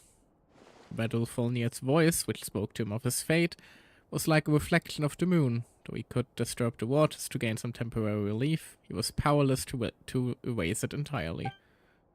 In contrast, Revier's own life was like a reflection of a broken moon. Once the stormy winds of fate blew across the water's surface, it was utterly destroyed. Talindus smuggled away a piece of the moon before disappearing through that mysterious portal. It was passed down through the ageless, finally falling into the hands of the knave. But what lies on the other side of that portal? Is it really a whole other world? Talindus never had the chance to share what she found there.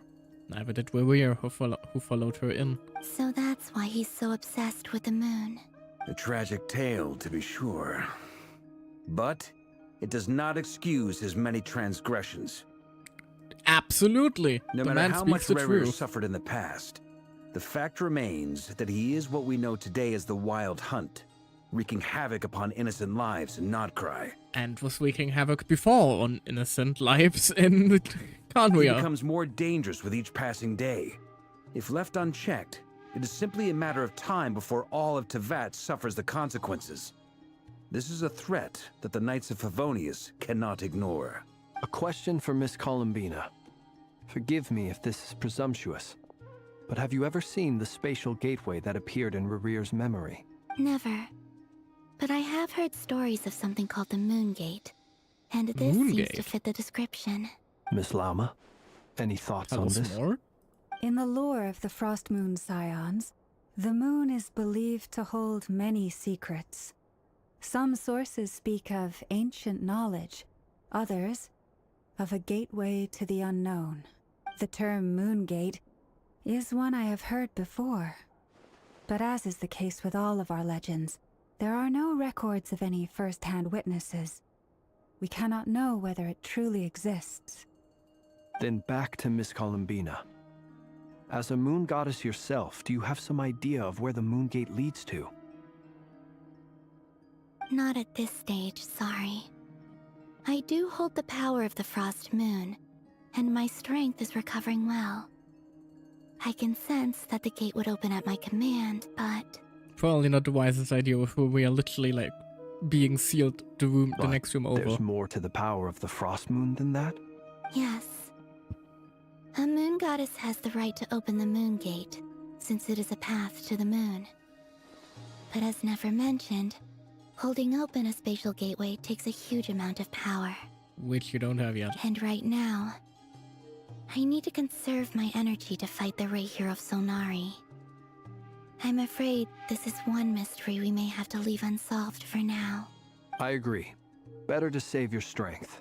But if you'll humor me for a moment, I have a bold conjecture of my own regarding the world beyond the gateway.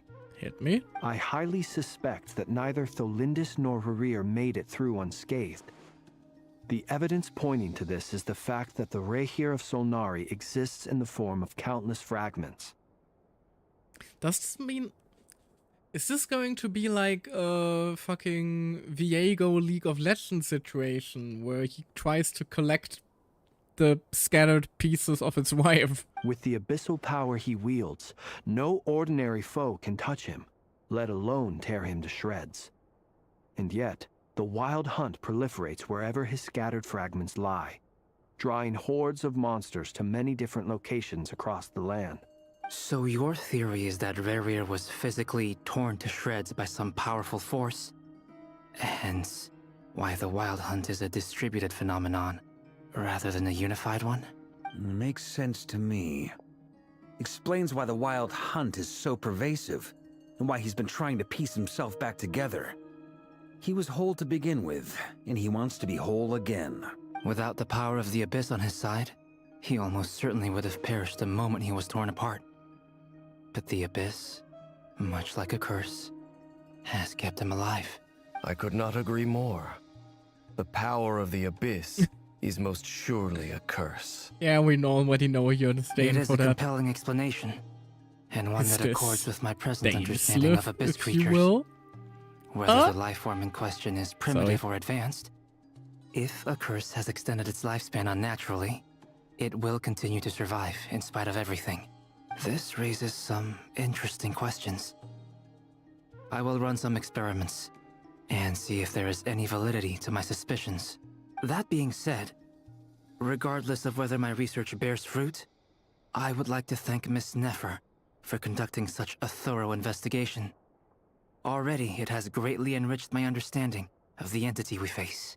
The entity that is still sealed in the chessboard. Don't we, like, make sure that stays on or something like My that? pleasure, Mr. Albedo. Throw in a few more layers of I too tape hope or that the something like information that. I have shared today proves useful as we look to formulate the next stage of our plan. Hey! What is it, Dainsleif? You look really upset! It's just... when I think of the man I once knew as Rächer, I struggle to understand why things had to turn out like this.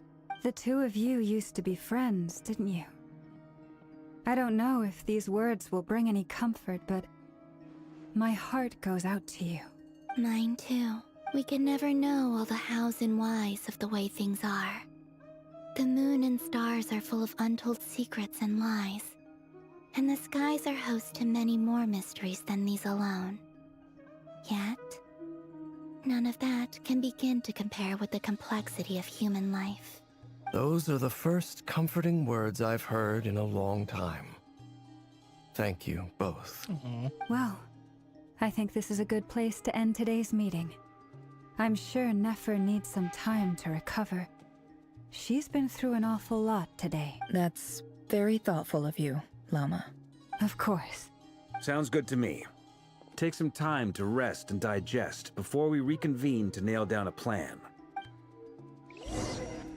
Back at the hotel, you sit down with Paimon for a while and discuss what lies ahead. Hey, is this a bad time? Feels like Hope the I didn't kill the conversation. quest is about to wrap up, but isn't there still a boss fight with Rächer on the horizon? Could've sworn we saw something like that in the special program. It's fine, come on in. No need. Come on, let's talk outside. You're a vampire, can you like not enter the room until I invite you in? Right, I think I saw that scene. That scene apparently changes Never if you're went the back female to the traveler. curatorium to get some rest. But before she left, she shared some things with me that I thought you should be aware of. He basically dropped something along the lines of it being ungentlemanlike to enter the room of a lady unprompted or something like that. Firstly, although she managed to trap the Rächer of Solnari inside her chess set, there's no guarantee that the power of the Ibis King is any match for one of the 5 sinners. Their powers are beyond our comprehension. It's only a matter of time before he finds a way to break out.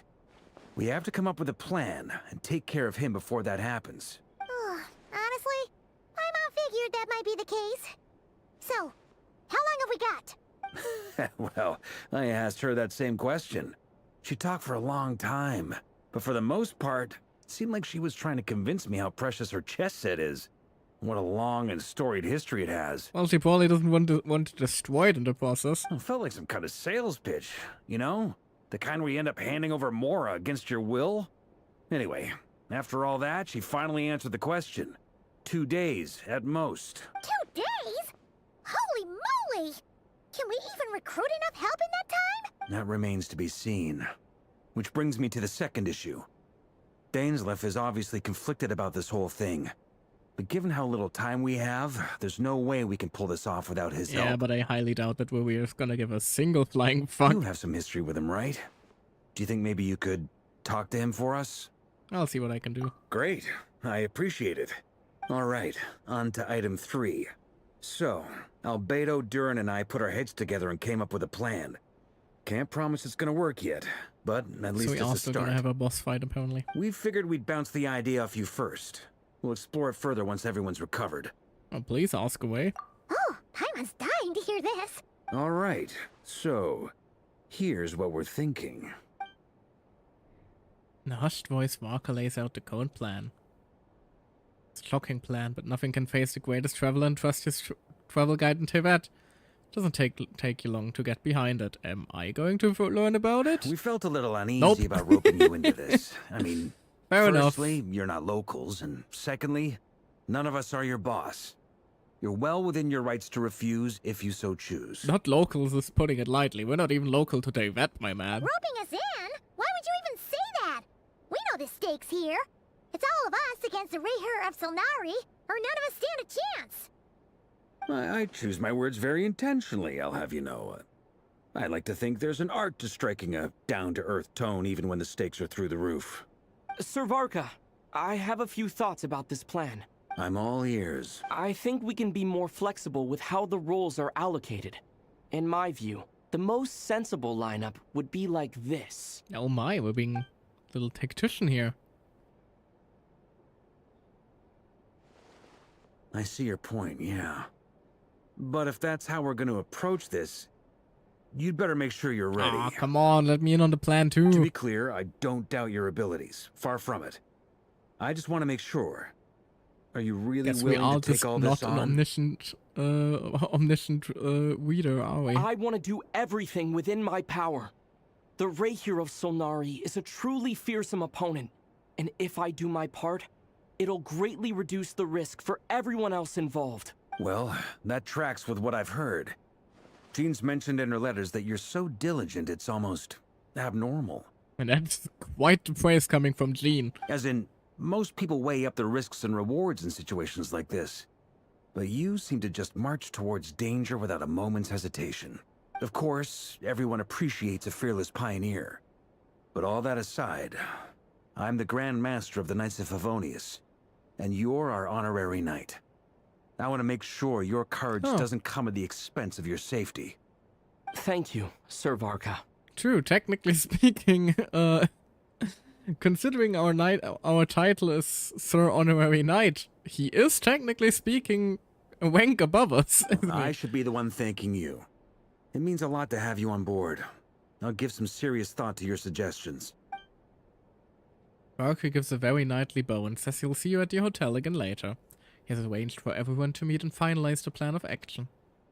In an effort to lighten the mood, he booked out the hotel for this meeting, so you could all chat over a drink. As the moon rises in the sky, you and Paimon leave your room, discussing whether Paimon has any other options than Fruit Loops. Everyone is already there waiting for you. They are chatting and smiling. Clearly the rest has done them good. As well as the existing crew, some unexpected help has arrived. Still, you remain conscious of the fact that the future of Nordquai rests on what is decided tonight. So many lives are at stake. You may never meet most of them. Whether they know it or not, all of them are counting on you. No pressure then, huh?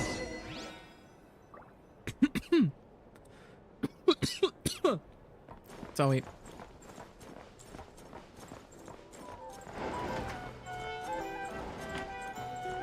Oh. Phew, the whole gang is here again.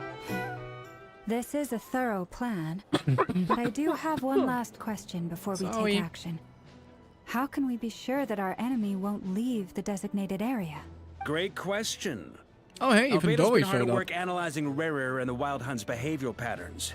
His conclusions are as follows. Firstly, from the earliest known confrontation until now, Rächer has never displayed any ability to manipulate the dimension of space. So it's unlikely he has any power in that domain. Secondly, he seems to have a particularly strong vendetta against our group. If we put him in a fight-or-flight situation, he'll choose to fight every time. Thirdly, finally, and most importantly, he is consumed by hatred, both for the moon and for his enemies. Turns out, we tick both of those boxes. We have a reincarnated moon in our ranks, and a spy who accessed his private memories without permission. He'll be baying for blood, not looking to escape. As someone who's had their fair share of interactions with the Wild Hunt, those all seem like valid observations to me. Understood. Then I will defer to the verdict of the group. Well, everyone, that's the plan in full detail. Albedo and Durin are carrying out their part as we speak. God dang it, once again I'm left not in the know. Plan approved. Scheduling. Okay, any firepower you need, I got you covered. Let's light this baby up. The Frost Moon Scions are behind you as well. And the rest of you? Yes, sir. No objections? Even though we're being involved. All right. Then it's settled. This is the plan we're going Who filled with. her in on all this? Next up, an old tradition of mine. Anyone who wants to back out, now's your chance. Paimon, your move. Wait, We can still back out of this? Everyone says things they regret, right? I don't want anyone feeling trapped because their mouth said yes before their brain had time to think things through. A very people-first approach. I hear that's common practice in the Knights of Favonius. Heh. Who'd you hear it from? D-Luke? Shh. We don't use people's real names at work. This contact will be known only as Owl, please and thank you. Yeah, that definitely confirmed it. Like it was teased that D-Luke once went north to deal with a lot of Fatui shenanigans, and he was part of a greater information network during the time. This basically just confirms that Nefer is the mysterious informant of his up north that we've known about for all the way since his character story dropped in 1.0, I believe. This plan can only work if everyone does their part. Flint's and I will absolutely support it. I love how all these threats are slowly coming together now. We shall indeed. You'll be glad you accepted our help. Also, you are the last person I expected to see here, Miss Dory. Oh, it's actually being addressed. It's not often I get called Dory in a work context. My peers usually call me Lord Sangama Bay. So, the longer your name, the higher your net worth. Is that the idea here? Are you about to call yourself like Jehoda Moda Doda Doda Bar? In that case, Mr. Flint's here must be worth a fortune. That's right, I know your full name. It's... Up. The walls are thin here. I'd appreciate you keeping that a secret. Okay, fine. I'm actually only here as a favor for someone else. Do you have any idea how much it would cost to hire me otherwise? Also, is her Finny-Magic still intact that Nefer took? Oh! Does this mean someone out there actually has the power to boss Dory around? Nefer, probably. It most certainly does not. We have a long-standing and mutually beneficial business partnership. She's actually the mom of a friend of yours. Said mom supplied me with a great little trinket, but now that lady's ruined everything. If I don't start building a little goodwill now, my whole business in Notcry is gonna go down the drain! So Alice sent you to help us out. Okay. So what exactly is so special about this pendant? It's a lucky charm that a great mage made for me. We have a business relationship, and she was worried that something bad might happen to me. So, she wanted me to have something that can store power to protect myself with. I finally got it all fully charged up with Kuvaki, and then Nefer went and used it all up at once! Never lost so big in my life! Aww. You're You'll right. live. It was all my fault. I didn't mean to drain all the Kuvaki in the pendant, but I'll make it up to you. You will? Well, in that case, how about what? you give me your chess set, and we call it even. Doubt that. I knew you'd say that. Well, it's yours if you want it. In fact, take it now, and I'll even throw in a free Rächer of Solnari. True. Deal? I don't think you currently want that, Dory. You're putting me in a difficult position here. It's a very useful thing to have around, but I have a funny feeling it won't be around much longer. I guess we'll see in a couple of days. Looks like bankruptcy for me. Oh, come on. You have like 30 billion more left in your bank account. You're gonna live. Hey, don't be so pessimistic. See this through and you never know. You might find a new business opportunity on the other side. With an action plan in place, everyone chats amongst themselves. You and Paimon decide to check in and see how each stage of preparations is going. That was way too fast, game. Please. Getting late for me. I can't brain that fast. Look for Dory. Do I have to?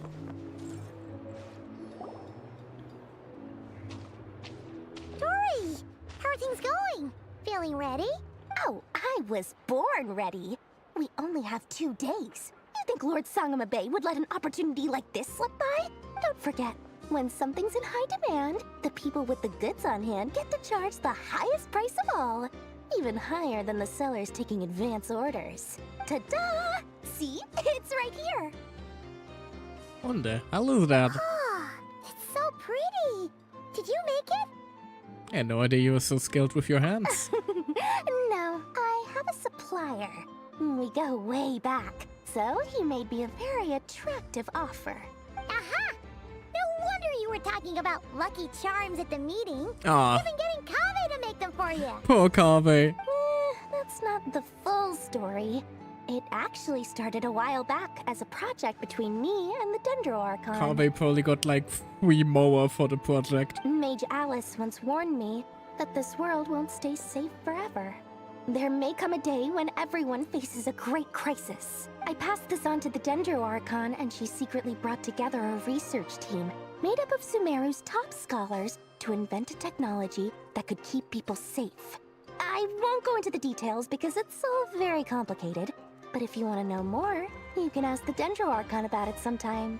Oh god, I feel like we'll we might need to go have a talk with Nahida sometime soon, or she might go full auto-apocalypse on our ass. Anyway, point being, it was the Please, Dendro Archon who no. asked Kave to build this little contraption.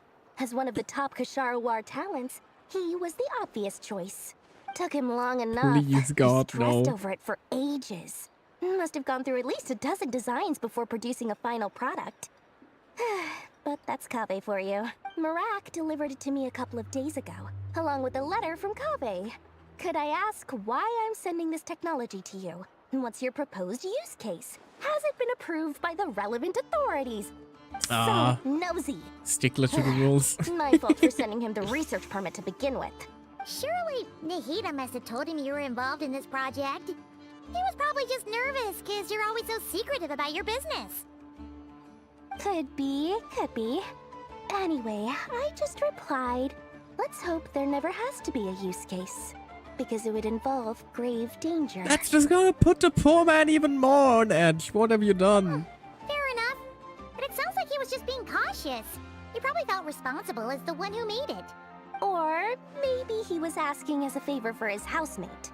He's done that before. Not sure why, though.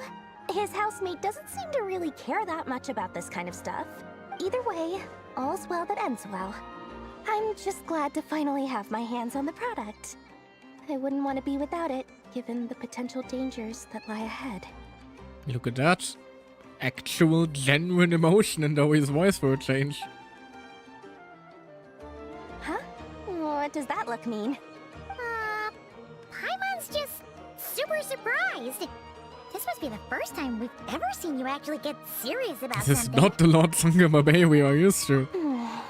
Well, a long time ago, I made a promise to myself. I promised that I was gonna live every day of my life with a big beaming smile. Obviously, Mora plays a big part in that. But there are always gonna be times in life when you have to give something back. That could mean paying back a debt, returning a favor, or showing some kindness. Alice has been a huge help to me over the years. She was the first investor I ever had. And I want my investors to know that Lord Sangamabe is the best in the business. And more than that, no one knows what the future will bring. Whatever happens, I want to make sure the Dendro Archon and all of Sumeru is prepared to face whatever comes. This is how we really know shit is hitting the fan, even though he is serious. Back to the pen, and you never intended to ask for it back, did you? Oh, that? I was just making sure Nefer and I are square. Don't be thinking it was some sort of benevolent act. I'm no saint, so don't treat me like something I'm not. My priority is doing Yeah, the but business that I you're want not to as do. So bad as long you my make yourself out conscience to be lets me, either. but it usually does. That's the Lord Sangamabe business model. Alright, if you say so. I do say so, and that's the whole point. I'm a businesswoman. Don't go trying to figure out what kind of person I am. You'll exhaust yourself. Much easier for everyone involved if you just take my word for it. Oh, and could you two help me get this stuff where it needs to be? Thanks so much. You're my favorite assistants. Sure, we can run a couple of errands for you. Meanwhile, on Hisi Island... Oh god, I'm still almost dying constantly. Kind of hoping I'm allowed to get a heal in somehow soon. Doing? How are you holding up? Traveler, Paimon. We haven't Good to see you. We haven't really had an opportunity yet to talk to you about how you know, how you're adjusting to living. Everything going smoothly over here? Sort of. As you're probably aware, Varka, Durin, and I captured some abyssal creatures from the Wild Hunt. Per the plan, we dissected and analyzed some samples of these creatures. Ugh. The process went very smoothly. The findings, however, come with some troubling implications. What? You can actually dissect the Wild Hunt? You can that dissect depends on your anything. definition of Wild Hunt and dissection. What did you do to them? Harmless, lifeless. These words are accurate descriptions. The Wild Hunt is an interesting phenomenon. In and of itself, it doesn't seem to possess anything akin to a human personality. But taken as a collective, the medium through which the Wild Hunt is summoned does appear to have a soul. Master griped a lot about the wise Horoptotyr, and seemed somewhat fascinated with the Faust Certology. But she barely mentioned Rächer at all. I don't think that was because of his lower social standing, though. Anyway, it's a pity. Sorry. I should like to hear her thoughts on the nature of the life form he has become today. It's a strange mix. The furious energy of an abyssal being channeled through a fractured physical existence. A consequence of being torn apart by an unknown power. Perhaps the only explanation for his survival in this state is that he sacrificed a degree of individuality in exchange for a continued existence. Oh, sorry. Once I get talking about interesting research, I have a tendency to go on indefinitely. I don't mind. I like listening to you I like listening to you wamble about alchemy. Back to our research findings. Fascinating subject, even if it is Essentially, they just confirm my fantasy hypothesis. science. Rächer's corpse is completely contaminated by the abyss, and the effects are irreversible. You could think of this as Rächer in mutated form. But in my view, even that would be inaccurate. In reality, his whole being has been consumed by the abyss. In other words, he is now nothing more than a manifestation of abyssal power. Unfortunately, at present, we have no means of completely eradicating abyssal power. Hence, we cannot fundamentally destroy the Rächer of Solnari either. Does that mean that we could absorb him? Oh, that's terrible news. So, that's it? We can't defeat him?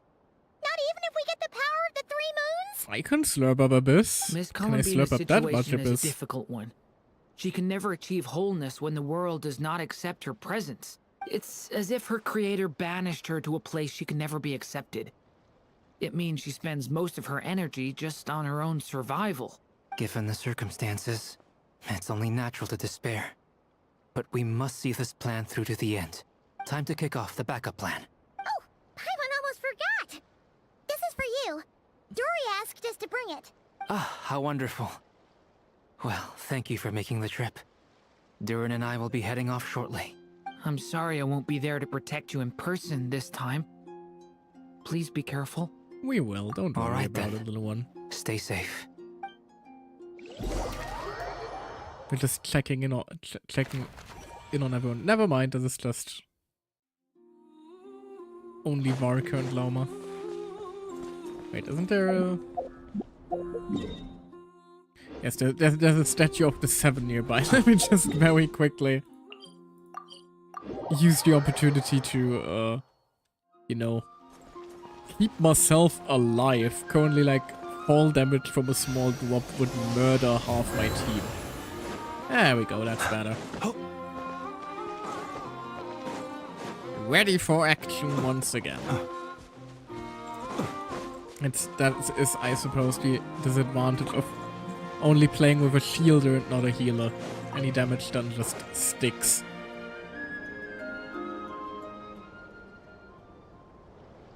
Miss Lauma, is everyone here? Oh, never mind, we're here as well. Yes. The fate of my flock is in your hands, Grandmaster Varka. Please keep them safe. My lady, what are you saying? Within the next 24 hours, we will face the biggest crisis the world has ever seen. Well, way to drop that bombshell on your poor followers. This is not a burden that we deserve to bear. but I believe that we reap what we sow in this life. So I intend to act. I must do what I think is right.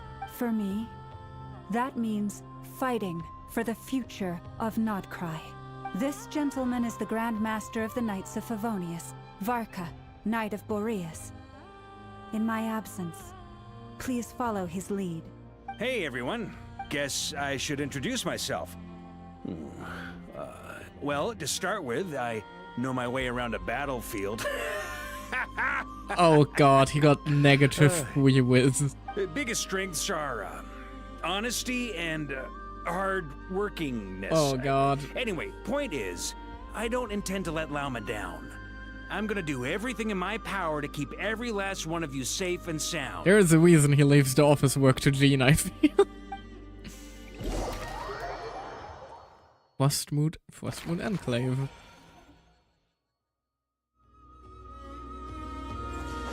What? Why is there a random ass common chest here? Not to be sniffed at. Sure.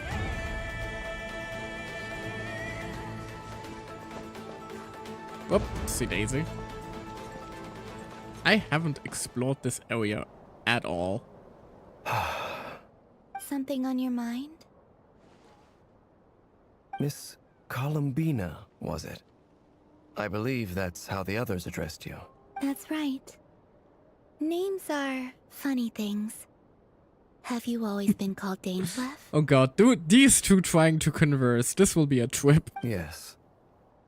I take it your own name has a more complicated history.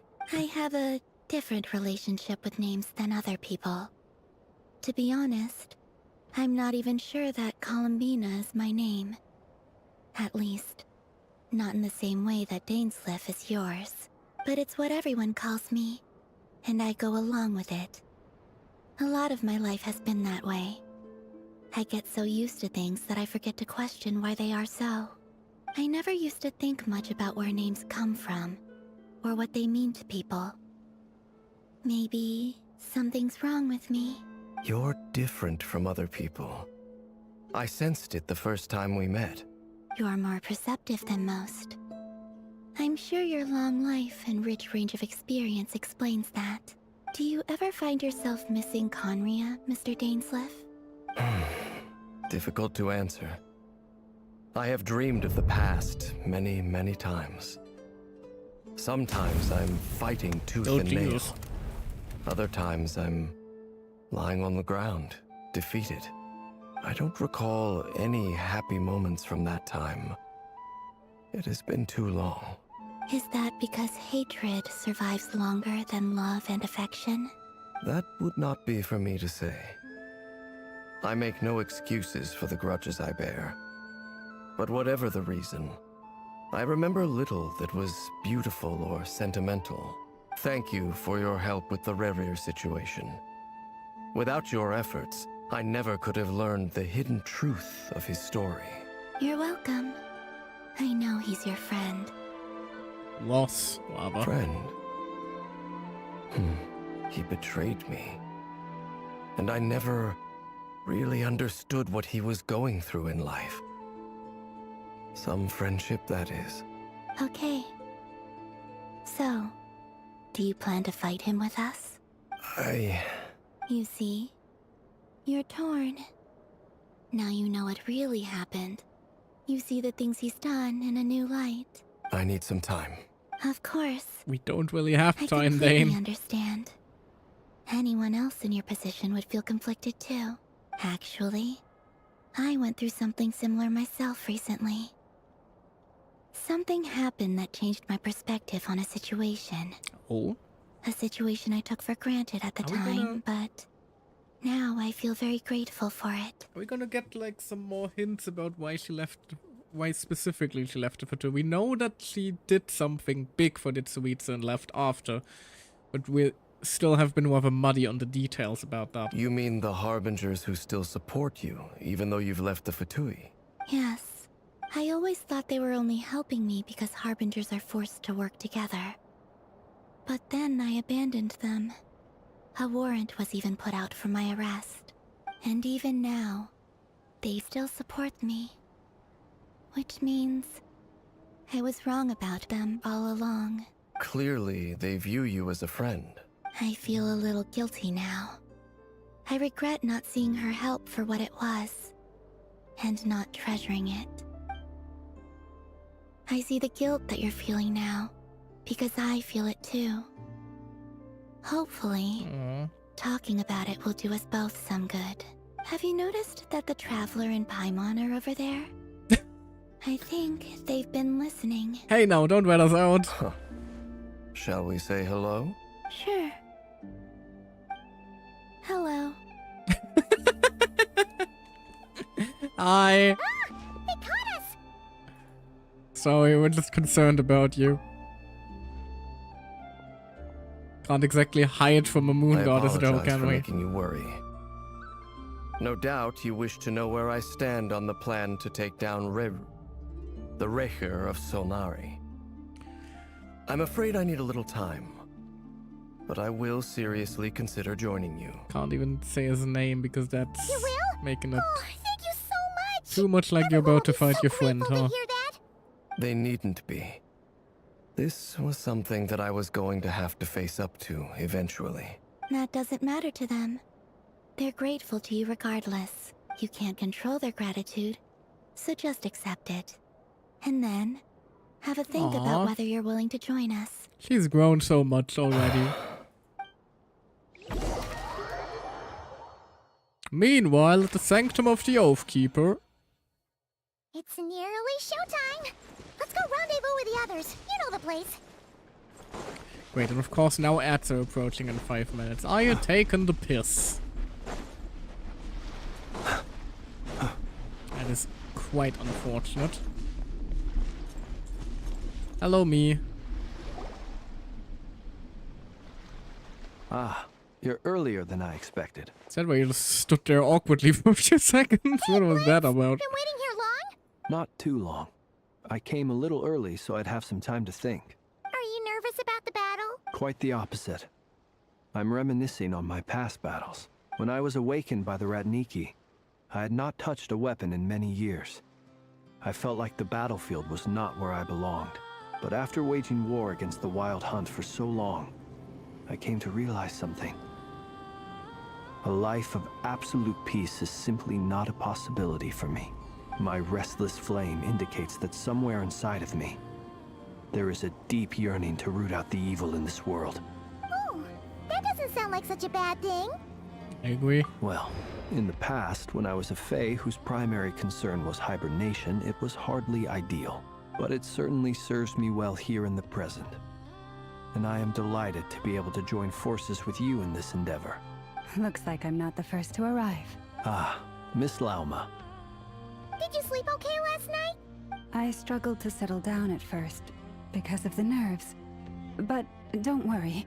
I got enough sleep in the end. I'll be just fine. Thank you for everything. Please, I'm just doing my part. Never! Over here! Everyone is slowly arriving. Goods have been delivered. The backup plan is underway. Aino asked me to relay a message. She said Anefa will be on high alert and keep a close watch over all secondary districts where defense is required, providing support as necessary. Meanwhile, Aino herself will provide range support to us directly, using her latest invention. Excellent. My thanks to all involved. Oh god. The chess set's looking a little unstable. Just a bit. It won't hold him much longer. We should be prepared to engage at a moment's notice. No sense sitting around waiting. Let's make the first move while we still have the option. I agree. Paimon, find a safe hiding place. Yeah, I should probably get out of there. Be careful, Traveler! I will.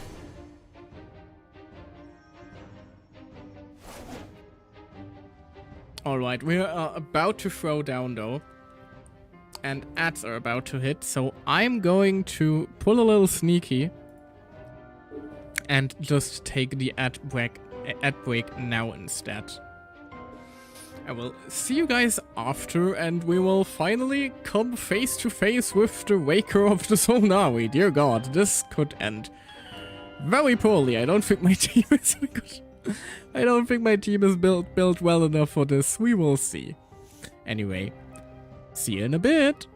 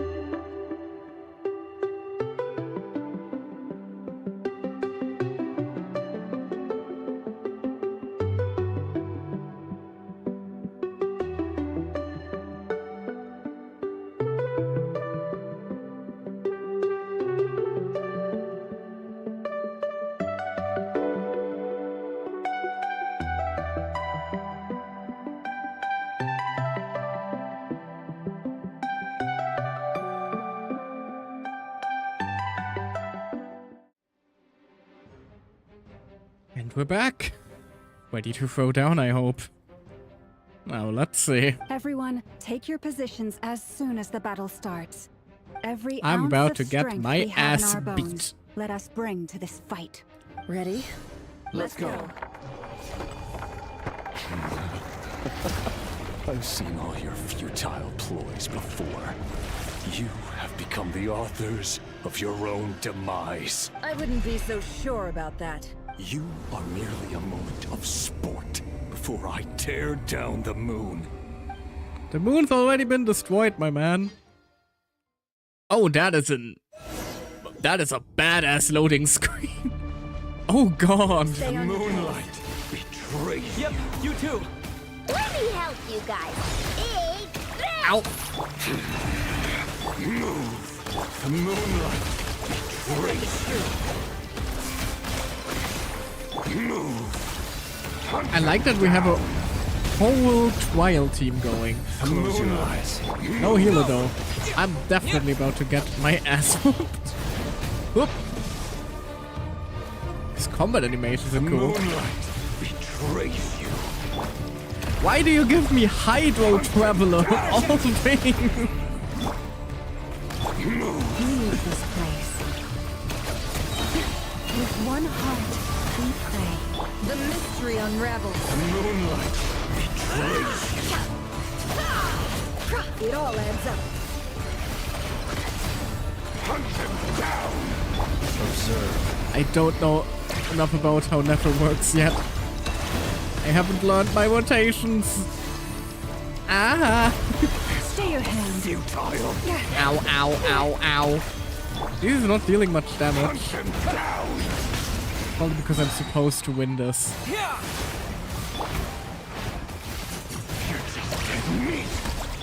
You poor lost lamb. No more lies. Ah, come on. It all adds up. Futile. Within. Come on now. I think I'm even getting small heals every now and then. Hunt them down. Ow, ow, ow. The moonlight betrays you. Pew, pew, pew, pew, pew, pew, pew, pew, pew, pew, pew, pew, pew, pew, pew, pew, pew, pew, pew, pew. Oh god, what is he doing now? And so shall it end. The moon will protect you. Follow Loma. Yeah, where are you? There? The moonlight betrays you. Ow. Ow. Lauma, your deer is kind of running off screen. Ow. Do you see now?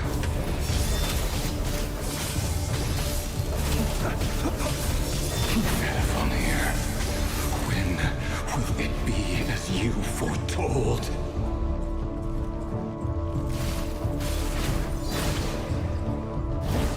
Lauma, again, your deer is just kind of leading me into a wall. Got him here.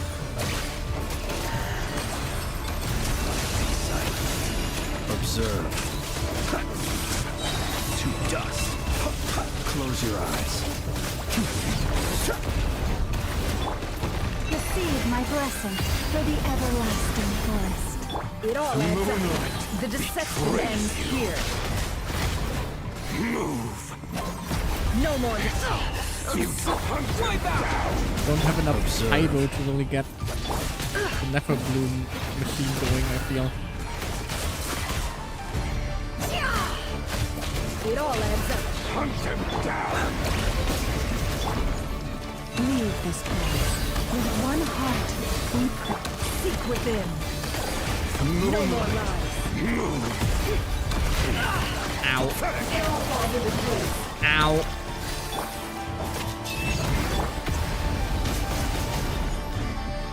Thank God this was supposed to win fight. I can already tell. Once this turns into a weekly boss next patch, I am going to get my ass beat. And yeah, no way in hell they're not turning this into a weekly boss. Ow. The deception ends here. Can't hide the truth. Futile. Your little game of heroics betrays you. Who wants to go first? Can you stop teleporting away from me? No. Get out of my sight! Uh-oh. No, we've been separated. Oh, no. Okay? Never. Where are the others? Not good. Stuck outside the barrier. I guess it really doesn't matter. Destroy. And reborn. Knowing too Why us two specifically? a death sentence.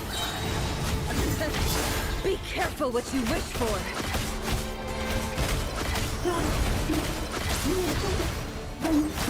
Lama, can you hear me? Hold on,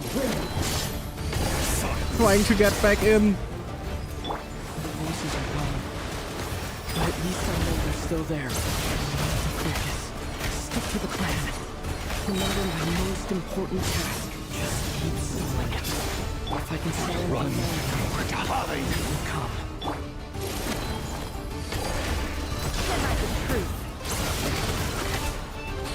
keep kicking the shit out of him. Gonna work eventually. Bombs away! It all adds up. God.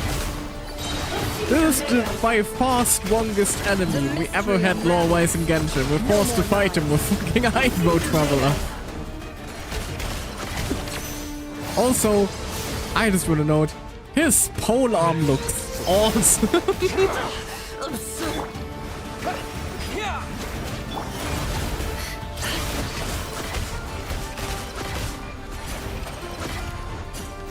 Oh god. What's he doing now? Oh no! Absorb Kubaki 3 times to form a shield. On it! Yeah, I don't wanna get hit by whatever the hell he is planning. What in the fuck me?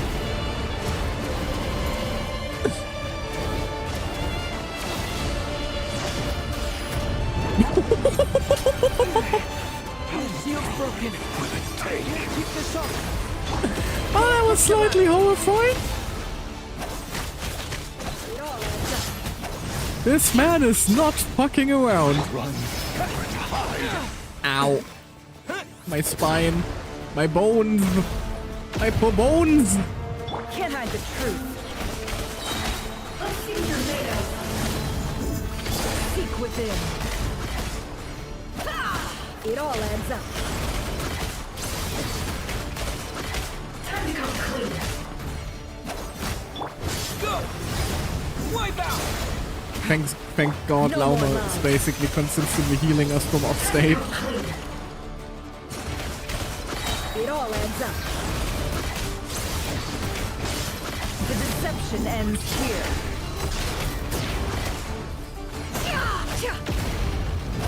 I like the fact that they're really letting us struggle in this fight, though. Really sells what we're up against here. No more lies. Either that or I'm just terrible at playing that. Could be either. Let's see what you're made of.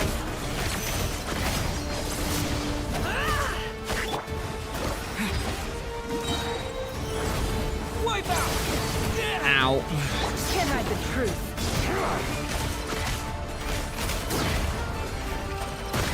It all. Ow. His animations are so sick, though. Oh god, what is he doing? Okay, he's just doing that move again. 1, 2,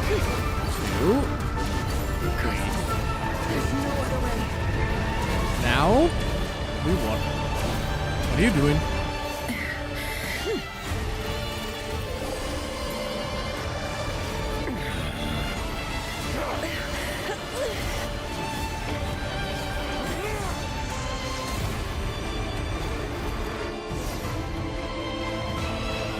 To defeat Rächer is to borrow his own power.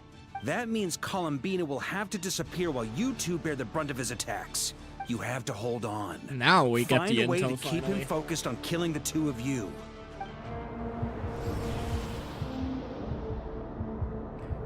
Well, he certainly seems focused on that. Your eyes are bleeding. Soon you will be powerless to resist. And then, I will reduce you to dust. But that dust will plague your memories. Come on. Keep holding on. Any other tricks up your sleeve? Let's see them. As entertaining as they are. You've backed yourself into a corner. You don't fool me. I see your fear clear as day. I have to stoke his rage. Make him unleash everything. You fear what you could never defeat. You fear the thought of never being able to save your beloved. Oh, twisting the knife now, are we? You cannot win the fight against fate, Rächer. Is that what you think? Well, now it's your turn to feel afraid. Cutscene time. You fear the sound of your own name? Is it us you hate? Or is it what you've become? Let's see what becomes of you! Oh, he's pissed.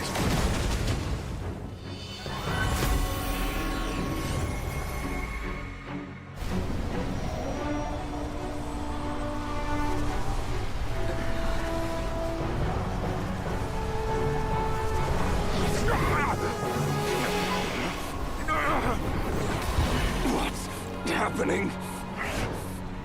That power. I've seen it before.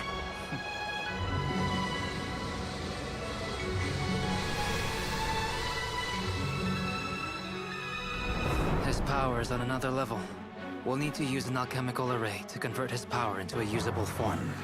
Then quickly channel it into Columbina. Oh, we're turning rendering her powerful enough to abyss compete power into moon power. I'll join you. I can Energy help. conversion. If I release enough abyssal energy into a confined space, it'll create a potential difference, allowing us to extract a huge amount of elemental energy. Next, I'll synchronize with everyone's minds using Pyro, then give you temporary access to their abilities and fields of view. But it won't last long. Can you see? Well, she always has her eyes closed. So, we have a student of Gold Rheindotter in our midst. How about that?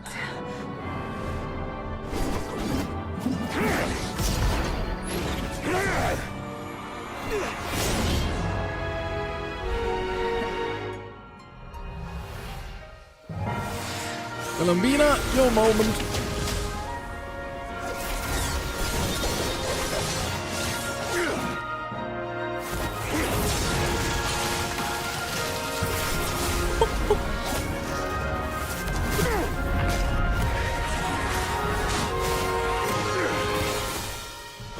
You use my own power against me?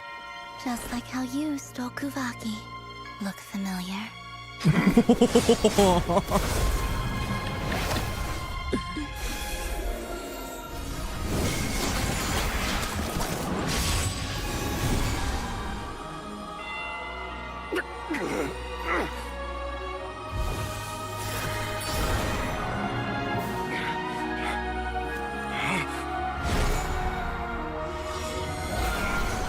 Are we just sending him to the moon? Don't you realize? You don't have the power to hold that gate open. I don't, but someone else does. Goodbye, Rächer.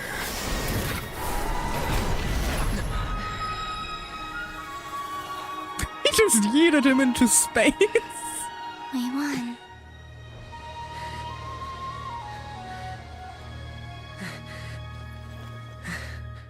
I don't quite think that is a permanent solution, though, is it?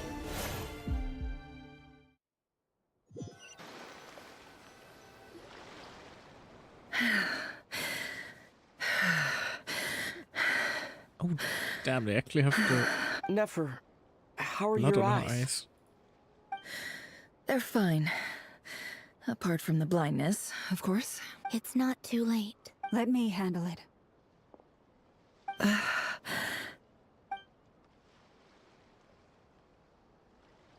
Oh, gonna make her feed her own, gonna make her drink her blood again.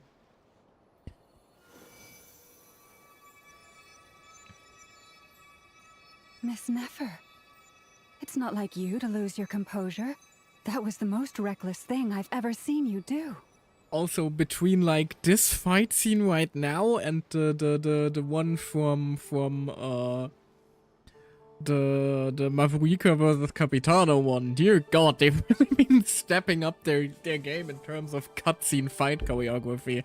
That was sick. Like, you could put that as the climax of like a whole anime arc. That was awesome. Reckless how? The situation was critical. Our lives were at stake. We had to do something. I'm not even sure. That was either the best or second best, like, combat cutscene we had so far. It's either that or the Capitano Mavrika one. I'd have to look. I'd have to like watch them back to back in order to like get a proper ranking there. But that was awesome. Even so. Okay. I guess you're right. Under the circumstances, it was a wise decision. You traded your eyes for an incredible victory. In business terms, I suppose that's a huge return on investment. I'd be hard-pressed to argue otherwise. Still, I don't like this outcome. And I don't want you to lose your sight for good. People suffer when they make sacrifices they shouldn't have to make. Whether that means faith, strength, or in this case, your ability to even see. I had hoped you could win without sacrificing so much as a single hair on your head. Thank you. Really. All done. Don't try and open your eyes just yet. We'll see how you're doing in a couple of days. Until then, please follow your recovery plan to the letter. I'll send full details through Yehoda. For now, just get yourself home, relax, and rest. My dear friends, How is she gonna get home while blind, though? Bravely, Should and probably lead achieved her. a spectacular victory. A dark cloud has been lifted from the skies. This of isn't gonna be Narkai. like a... All in this land will be grateful for what you have done. What's his name? The sassy foxman from Star Whale. What, I forgot his name. I am so sorry.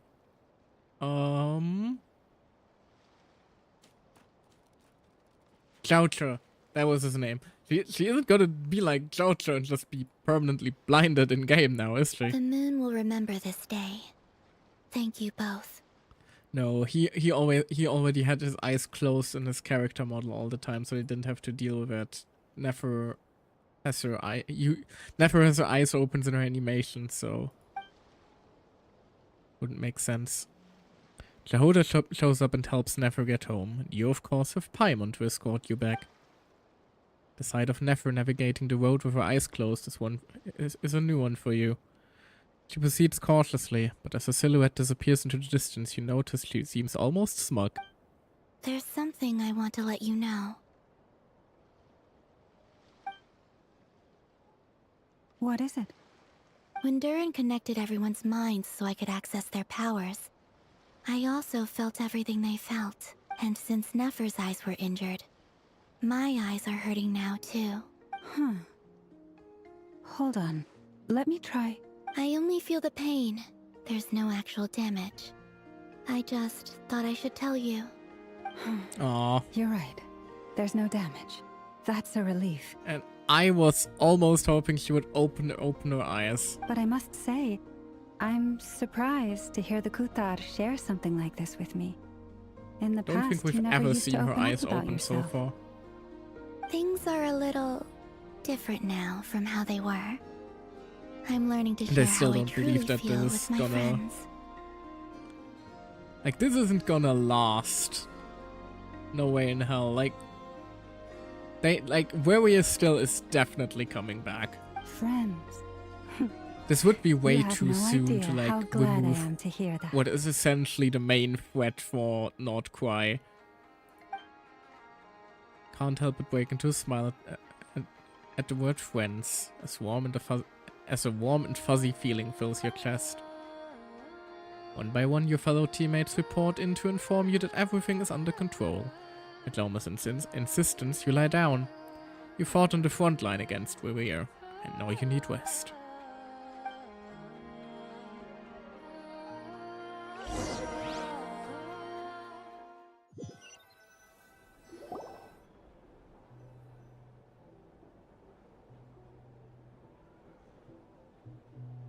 Yay! You're awake! Like, surely this wasn't it. He's definitely gonna come back, I'm calling it now. How are you feeling? Any aches and pains? Did you sleep well? I'm doing all right, Paimon. No need to worry about me. Phew! Well, that's good. Paimon's been sitting on the edge of the bed worrying about you for ages. You slept a whole day and night. Poor Paimon had to eat all by her lonesome. Aww. Glad to hear you didn't starve. How was the food? Well, apparently it looks very good behind her. Well, it wasn't the same without Just a you there lot to of share bread. it. Aww. Come on Honestly, now. Paimon just can't relax when you're not your usual self. She couldn't enjoy the food and settle down to sleep. Well, I'm back to normal now. Oh yeah, and Albedo swung by earlier. He said to tell you to head to the tavern when you woke up. Varker and the others are organizing a victory feast and they want to celebrate with you. He also dropped off some medical supplies, but you seem fit as a fiddle, so... Guess you won't be needing those. If you're feeling up to it, let's head over now. Wouldn't want to keep them waiting. Like, this currently feels like the threats are too resolved, if that makes sense. Currently, like, there would be a question of what even happens in the next patch, right? There's gotta be something still left. Let's see. We're here. Hello there. Oh, Traveler and Paimon!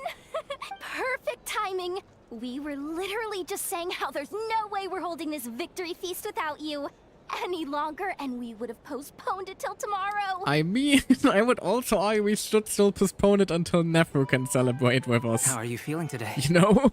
Much better. Thanks. Don't worry about me. Relieved to hear it. If that changes, just let me know. Happy to check you over at any time. Yep, we're here for you. Anything you need, just let us know. Oh wait! Thank you, little one. Nefer? How are her eyes doing? Nefer's right over there. I'm sure she'd love to catch up with you. Please tell me she's doing okay. Oh hey, even Dowie is here. Hello, you. Recovered from the battle? Mostly recovered, thanks. I'm touched that you'd ask. Come on, what do you mean? Of course I'm gonna ask. I care about my friend's well-being. We are friends, aren't we? Get yourself a drink. You've more than earned it. In fact, today, your drinks are on me. What the hell? What happened to you?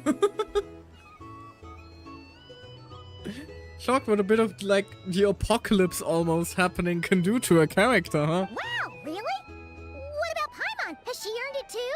Has she? Please? Well, you haven't been through quite as much as the Traveler, but... what the heck, sure. What in the world? What has happened to you? Hey! Wow! Drinks on Dory! What a historic day. Hey, keep your voice down, or everyone else is gonna want in too. There we go. That's a bit of the old Dowie back. Have you heard anything I've been saying recently? Doing business in Nodcry has been an absolute nightmare. If I'm buying for everyone, oh... Okay. Paimon will speak more quietly. Jeez. Cute. That's more like it. Don't you forget. Lord Sangama Bay doesn't just go around buying drinks for anyone and everyone. Who else is here that we know? There's Marco. There's even Dane Painsliff here standing ominously in the corner. Hey, Dane. I see you've recovered. Somewhat. You bet. Snooze his way to a full recovery. Doing much better. Thanks for checking up on me. Glad to hear it. A healthy body is paramount. Nothing else in life is possible without it. So take it slow. You can't afford an injury. I'm so grateful that you decided to help us in the end. Paimon too! You really saved the day when you swooped in to open that gateway.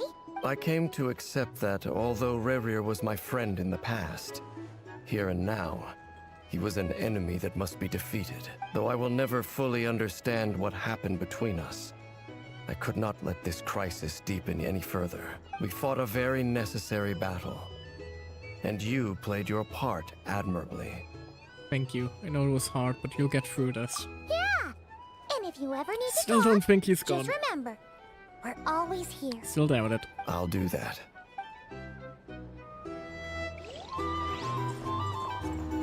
How about you, Marco? How are you holding up?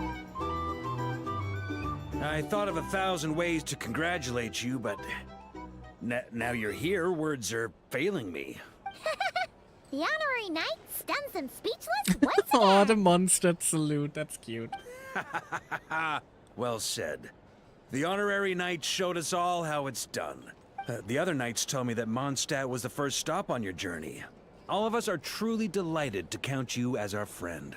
I'd like to thank you for supporting the Knights of Favonius, and also for helping us save Nodcry. Don't mention it, Grandmaster. Still, it feels too... Nonsense. Conclusive. Of course I'm gonna mention it. Conclusion-ish. This is more than just business. Like, we're only it's in a patch relationship, 2, aren't we? and there can be no relationship without showing gratitude where it's due. Like, something is gonna blow everything up again. I just know it. Just it's not a question of whether not a question of like is everything gonna go to shit again, but rather just why? And when probably being next patch. Traveler, Paimon, are you recovering well? Much better, thanks to good rest. You're looking well too. Turns out that moon chanter has some real talent after all. My eyes were mostly recovered after just a couple days rest. I can actually open them again now. Yeah, but you gotta be careful. Lauma says not to strain your eyes while they're still healing. Yes, thank you. I'm well aware. Yehoda, could I borrow you for a moment? I could do with an extra pair of hands. Oh, sure. Coming. Did you hear that? I gotta go help Lauma for a second. Oh. You guys chat among yourselves. I'll grab us some drinks on the way back. You bet. Sorry. Make it extra sweet, because Paimon's earned it. Sure thing. I'm gonna, like, just lock my world while I'm streaming. I'm sorry, I can't let people in while I'm streaming. Usually I'm more than happy to let people just jump in and farm anything they need, but... What's on your mind? The Rächer of Solnari.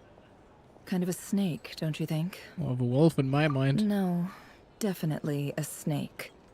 A poisonous one who spewed his venomous hatred everywhere. It was a wolf in the chest thing, though. Anyone who seeks revenge out of hatred for other people has become a snake. That's something my dad used to say. Guess he didn't like seeing people go down the path of vengeance. Perhaps. I'm sure it sounds like a very wise and open-hearted perspective to your ears. But me? I think hatred is a perfectly justifiable emotion. What else is left when everything you depended on in life gets stripped away? Something's gotta fuel that drive to keep on living. When I look at your life, I see a lot of things that you can depend on. If you're worried about me, you can nip that in the bud.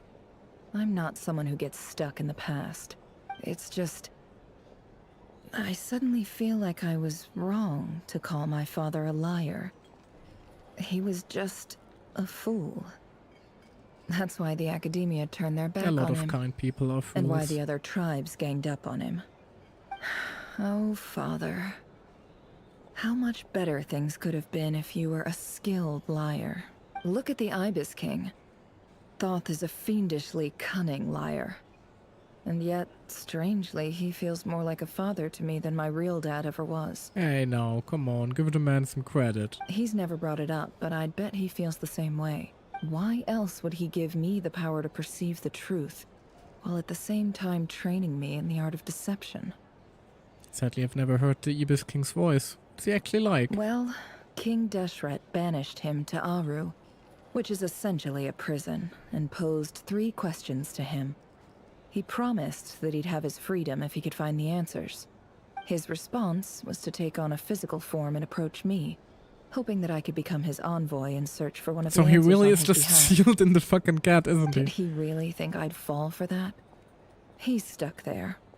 He can't make me return what he gave to me. Sounds like it was nice enough to you. So that's enough for you to decide he's nice, is it? He's a prisoner, and he was scared. So he decided to perform some good deeds to win people's approval. He lives in fear because he's a deceiver. How is Rächer any different? You can't work as a spy your whole life and expect a happy ending. Sounds kind of ominous coming from you, though, It's doesn't it? preposterous. Yet I can't say I don't understand it. Liars live in the darkness of their own making, but it's still human nature to want to go on living.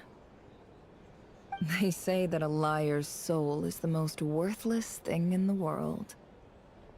What do you think? You have to disagree. Oh, really? Well, it takes a very kind person to find compassion even for liars. If you ask me, the soul of a liar really is worth nothing. Because all they care about is themselves. For example, when something good falls into my lap, I don't go sharing the news around. Stops other people trying to steal it from me.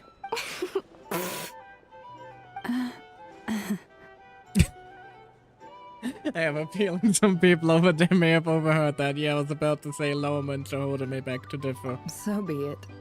They have sharp ears. I can't keep anything from them. Is that your way of saying you warmed up to them now? Oh, is that what it looks like? What it looks like is you're starting to see us as your friends. Well, you all know my past now. And I can't simply eliminate everyone who knows too much. So I guess I just have to put up with you. For the foreseeable future, at least. You're bad at being at Sundo and ever. When you find yourself in a situation you can't control, the safest play is to keep calm and start monitoring everyone involved like a hawk. In the intelligence world, you need to have a sense of perspective and play your hand accordingly. If you understand what's at stake, please ensure my secret is safe with you. I trust you'll respect my wishes as a friend. But don't forget, I will also be watching you like a hawk. Of course. Very good. Oh, wait! Now that the panic's over and we've all calmed down, Paimon suddenly remembered something. What is it? After all that build-up, our mystery ally never showed up even once. Really? That's where we leave it? Noise coming from indoors. Huh? Am I imagining things? Hold up. Still getting a teaser, maybe? So, that close colleague who stayed behind with you? What's he been up to recently? Don't know, don't care. I get more normal human interaction from hanging out with Bosco 2 than him. Oh, we're gonna have to still face down the Torway, aren't we? Although, now you mention it, he hasn't bothered me in a while. I wonder if... If he's disappeared without a trace, it's the biggest gift he ever gave to the world. Yep. But I somehow doubt that's what's going on. The Tower for... Oh, no, the Tower is gonna somehow get his hands on the Weir, isn't he?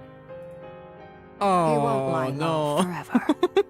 So we'd better stay on guard.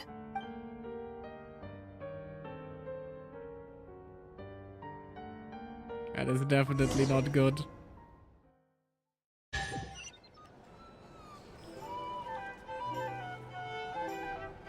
Listen to what everyone is talking about.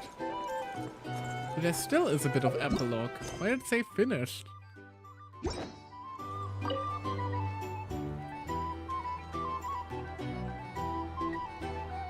Ah, Lord Sangama Bay. How lovely to see you. Oh, these just two little character I must thank you interactions. for the device you provided. It was an enormous help. Would I be right in thinking that it was developed by the Academia? Why come and ask me when you clearly know already? I mostly came to thank you. That's more like it. A little gratitude goes a long way with Lord Sangama Bay. Play your cards right, and you might even stand a chance of becoming my long-term supplier. I mean, wasn't she already a long-term The chance to information work with supplier? such a kind and charitable investor as yourself would be a great honor for the Curatorium. Oh god. Huh? Charitable? These two are a dangerous combo. Charity. First time hearing about it. Let's see. The first plot of land you purchased in Nodcry, your desert interests, and... Stop! What do you think you're doing? Exposing my investment history! It's nothing to hide from. They're all perfectly legitimate investments. And some of the land you purchased was with the intent of building a sanctuary? Yes, I heard about that too. How did you... You're a curious case, Lord Sangama Bay. You don't like people finding out about your good deeds, do you? But I'm afraid no matter how hard you try to keep things under wraps, where there's a will, Are you there's going a to way. blackmail her with, like, information of her being a good person? You did it for Sumeru, didn't you? It was empty land that was gonna go to waste otherwise. I figured if I built something there, it might at least get some use in an emergency. Disasters are capricious things. They strike without any warning.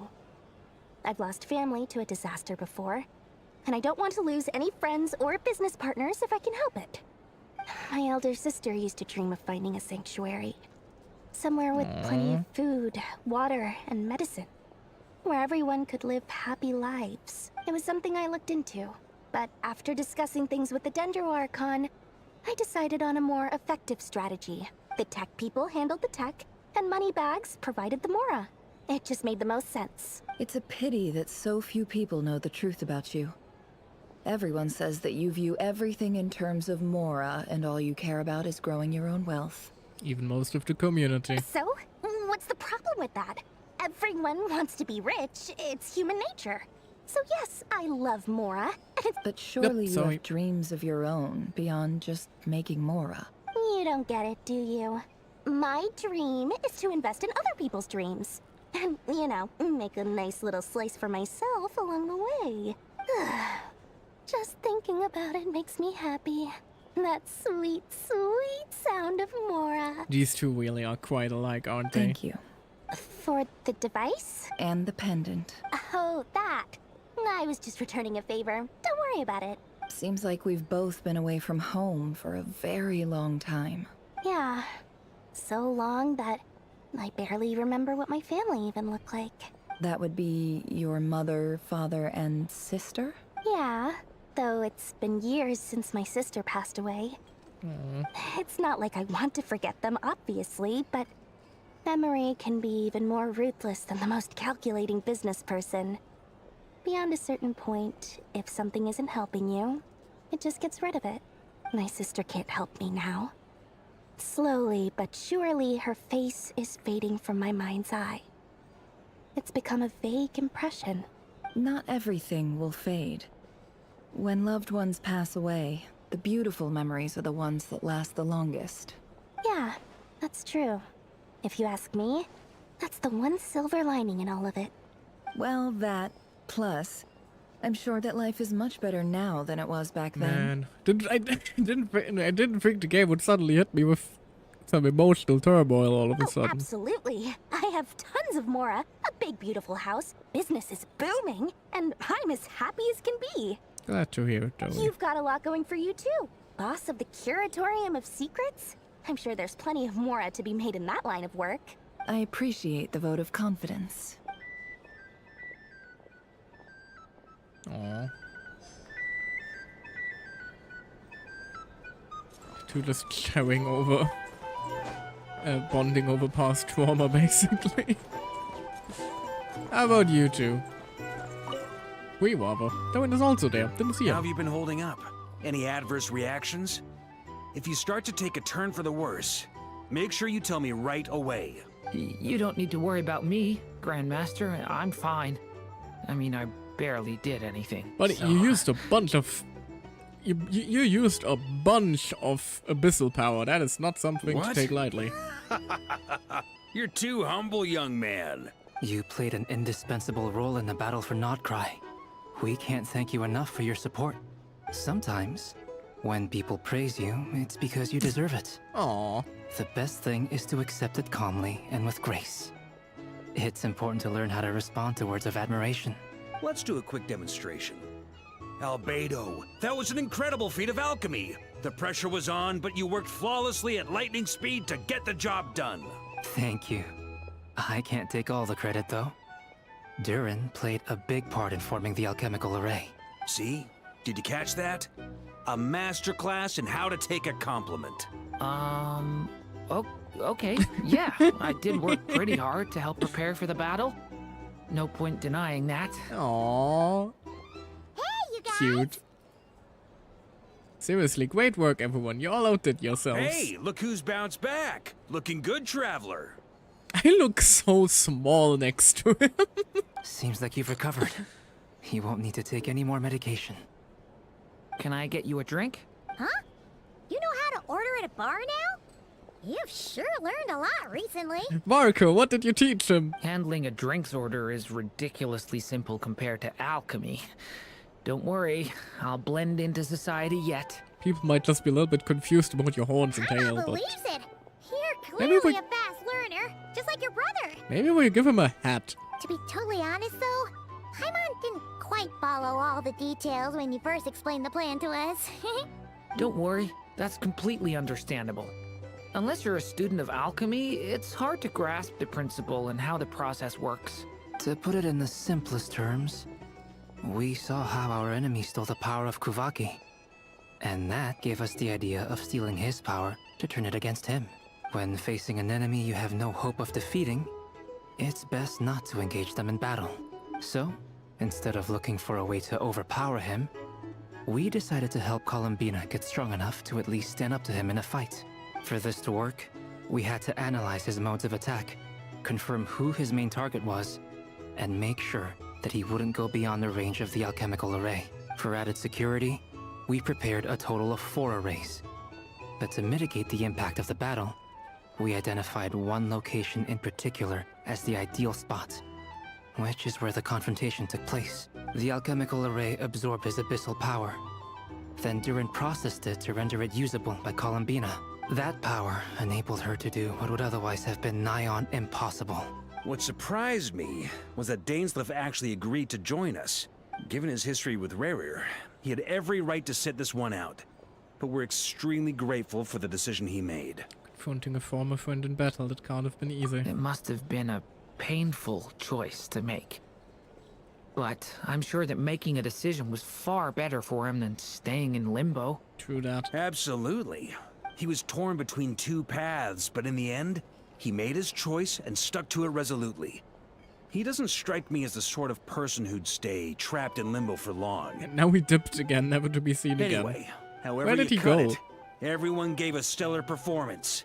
And now, it's time to kick back and celebrate.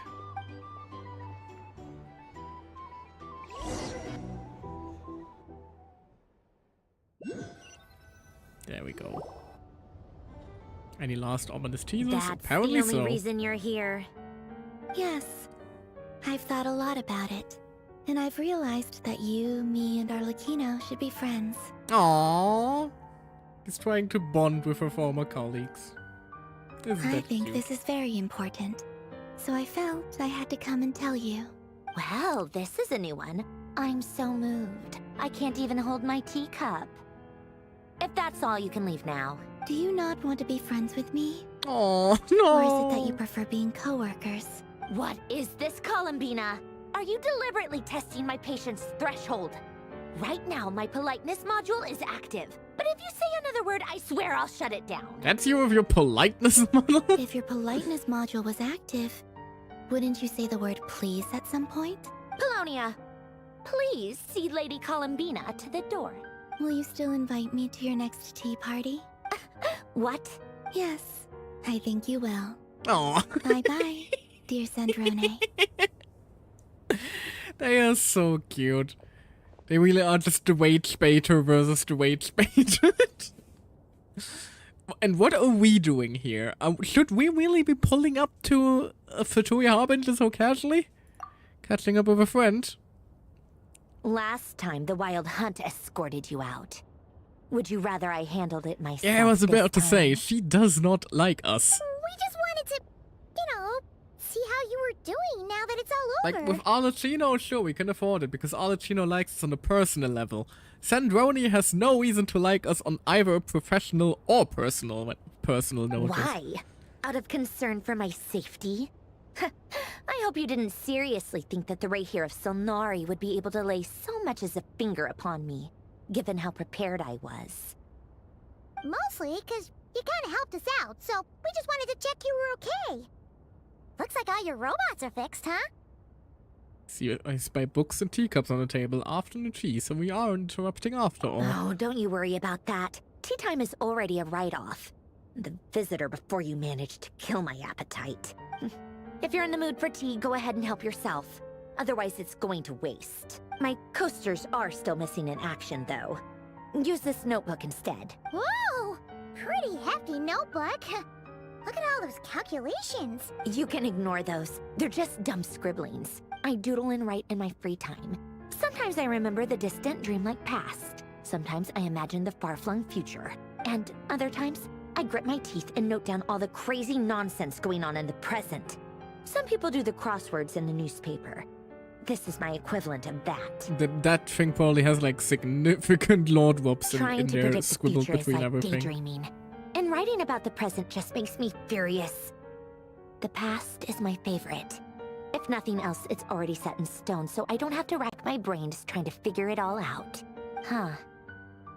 Although, having said that, the only vaguely interesting memory in my past is probably Probably that guy they call Lord Artificer. Alain Guillotine, that is not Sissenkreuz. We all called it. She has ties to that. She has ties to it. Lord Artificer, you mean Alain Guillotine? Who else? Pretty much all the mecha and Fontaine are his personal handiwork. Oh, wasn't it? Alain Guillotine. It's definitely, yup. Looked it up. He was a member of the Sissenkreuz Institute 500 years ago. Ooh. Wait, are you saying you know him? Like, personally? As a friend? Wait, isn't Mary Ann also his... I'm scrolling the wiki furiously right now, and yes, Mary Ann was his sister. And Mary Ann, I believe, is she's the kid that looked the most like Sandrone. So there's been theories going on about that for ages. And we also have an alternate version of her who's our friend. I wonder if we're gonna encounter her again then. Like the whole Mamere, Seymour, and Mary Ann squad. I mean, I guess we were friendly enough. I've actually met him, but he lived hundreds of years ago. Yep. In fact, I'm probably the only normal person left who knew him at all. We used to chat occasionally back when he was still around. Before he passed away, he asked me to destroy all his manuscripts. I honored his request, but I did read through everything first before destroying them. Does also explain why her mechs look kind of Fontanian. I mean, I couldn't let the genius of Lord Artificer Alain Guillotine disappear like that. Would have been such a waste. Oh, I'm curious now. So, that's where the formulas in your notebook are from? I just told you. Those are my equivalent of crossword puzzles. They're just dumb formulas that I solve for fun when I'm bored. Alain's work was like epic poetry. The formulas in my notebook are just silly little riddles in comparison. Not that there's anything Gonna have to bad go through the about them. Sissenkreuz I mean, lore at after least again. solving those riddles isn't going to hurt anyone. Except me, because I lose a few brain cells in the process. Anyway, while we're Why on a the few topic, circuits, I might more as well like. tell you about what happened to him and his friends. Alain Guillotine had two close buddies, Renee and Jacob. They spent their childhood years together in the Sissenkreuz Institute. Are we really? We're gonna get a quick recap for everyone who didn't play the World Quest, are we? They were all quite competitive, so there was some rivalry between them. But it was a friendly rivalry. But beneath the And this friendship one and the looks a rivalry lot like you. runs something deeper, a sense of nostalgia for the past. Unfortunately, childhood would end. The prophecy would come true. The apocalypse would arrive, and the future would never be. A mad dream that would normally only capture the minds of lunatics begin to take root in their hearts. A dream of saving the world.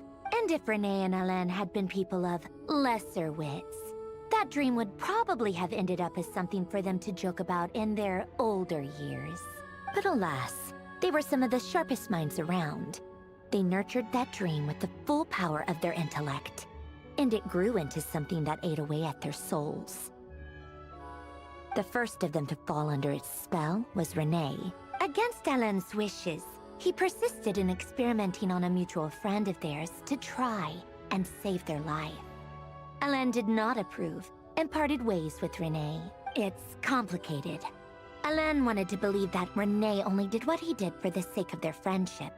But when he told me about what happened, I could tell he still had some suspicions about Renee's The fact motives. that he knows all this. Perhaps the seed that would grow into a nightmare had already sprouted in Renee's mind. Even then, the next time they met, Renee's soul had been completely engulfed by the dream of salvation. His futile attempt to change the tide of fate only resulted in a wave that swallowed up the world, even before the apocalypse came. That was such a good World Quest series, by the way. And although that wave died down eventually, I hear that it just recently came back with a vengeance. Yeah, I wonder if that dialogue changes if you haven't played the Sissenkreuz quest. As I understand, Renee wanted told about his dream of salvation once more. But I'm told that the attempted resurgence finally died out for good. At long last, Rene awoke from his deluded dream. Though of course by then it was far too late. What do you think of Rene? Do you admire his transcendent genius? His view that any price was worth paying to achieve the lofty goal of saving the world? Or do you despise him? Dismiss him as an evil madman who wrought havoc on the lives of everyone around him as he pursued his delusional dream?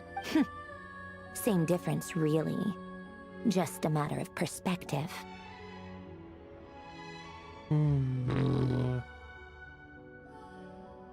I don't know. What a cop-out.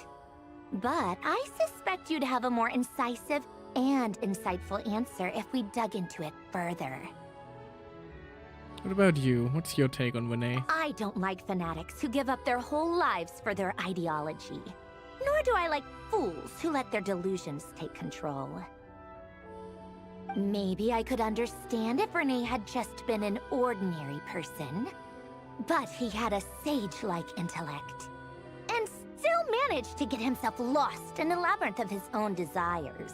Anyway, that's enough about Rene. Now, moving on to Alain Guillotin, the Lord Artificer. He managed to put a stop to the first storm whipped up by Rene. But after that, which of them was Alain the lost his friends and family. boss again, though? Don't recall.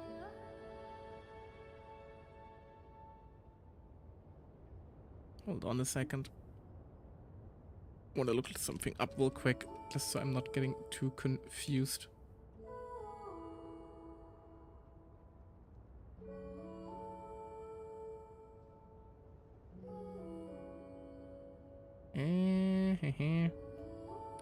Because I do recall one of them ended up being like the final boss in the Abyss, essentially.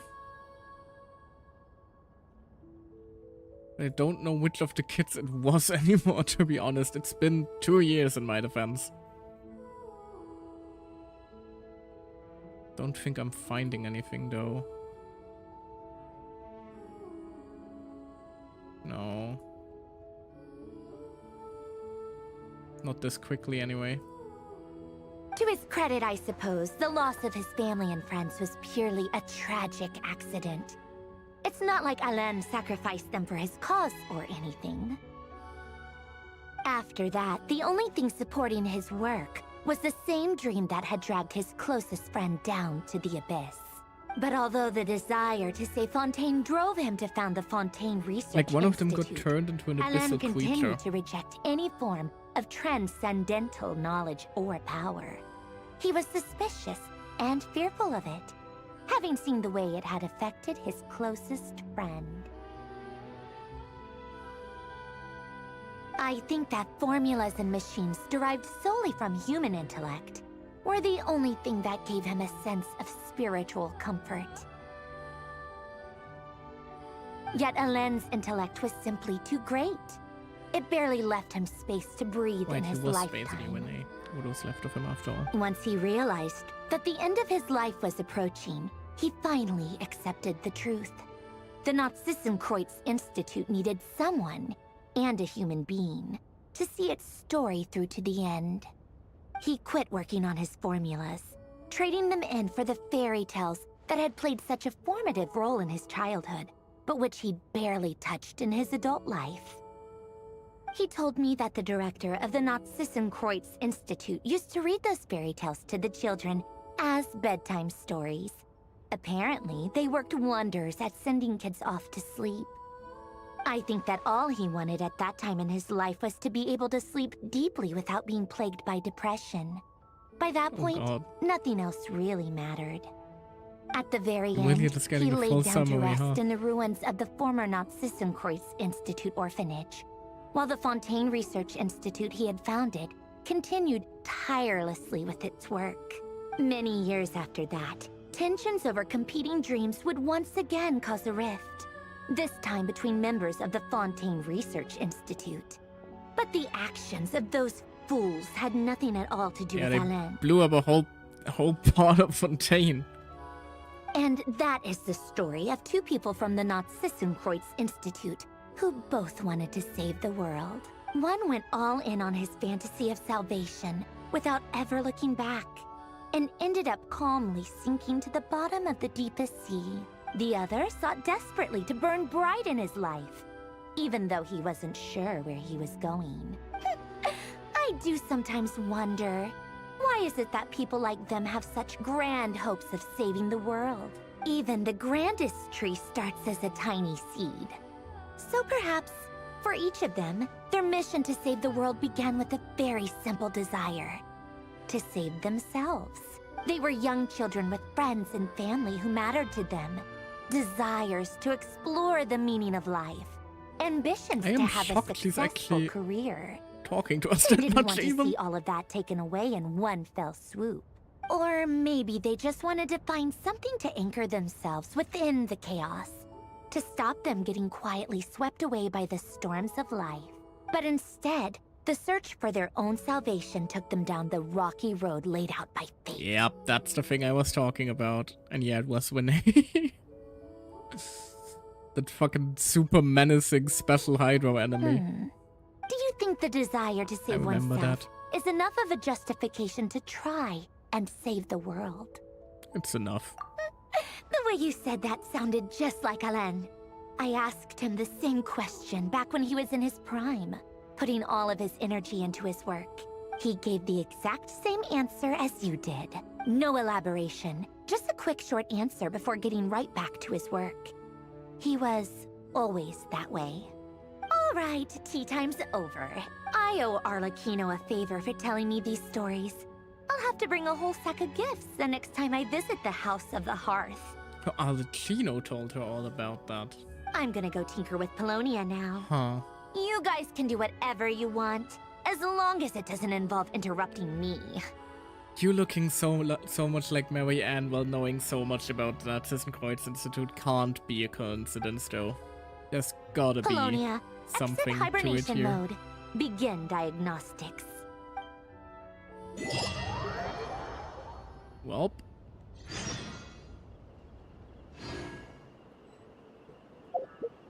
Was that it?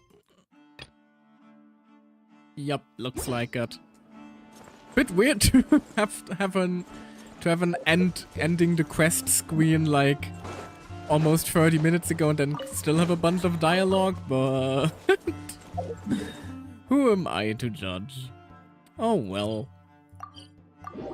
Although I am still a little bit confused about like what's gonna go down in the next act now. Like Maria's taken care of. I guess we're back to now. Like Sindrone at least seems to be able to be reasoned with. There are some hints about the Toei, but God only knows what he's getting up to. Guess we'll find out once they start teasing the next patch, won't we? Doan is becoming playable, so maybe some more Hex and Circle shenanigans will ensue.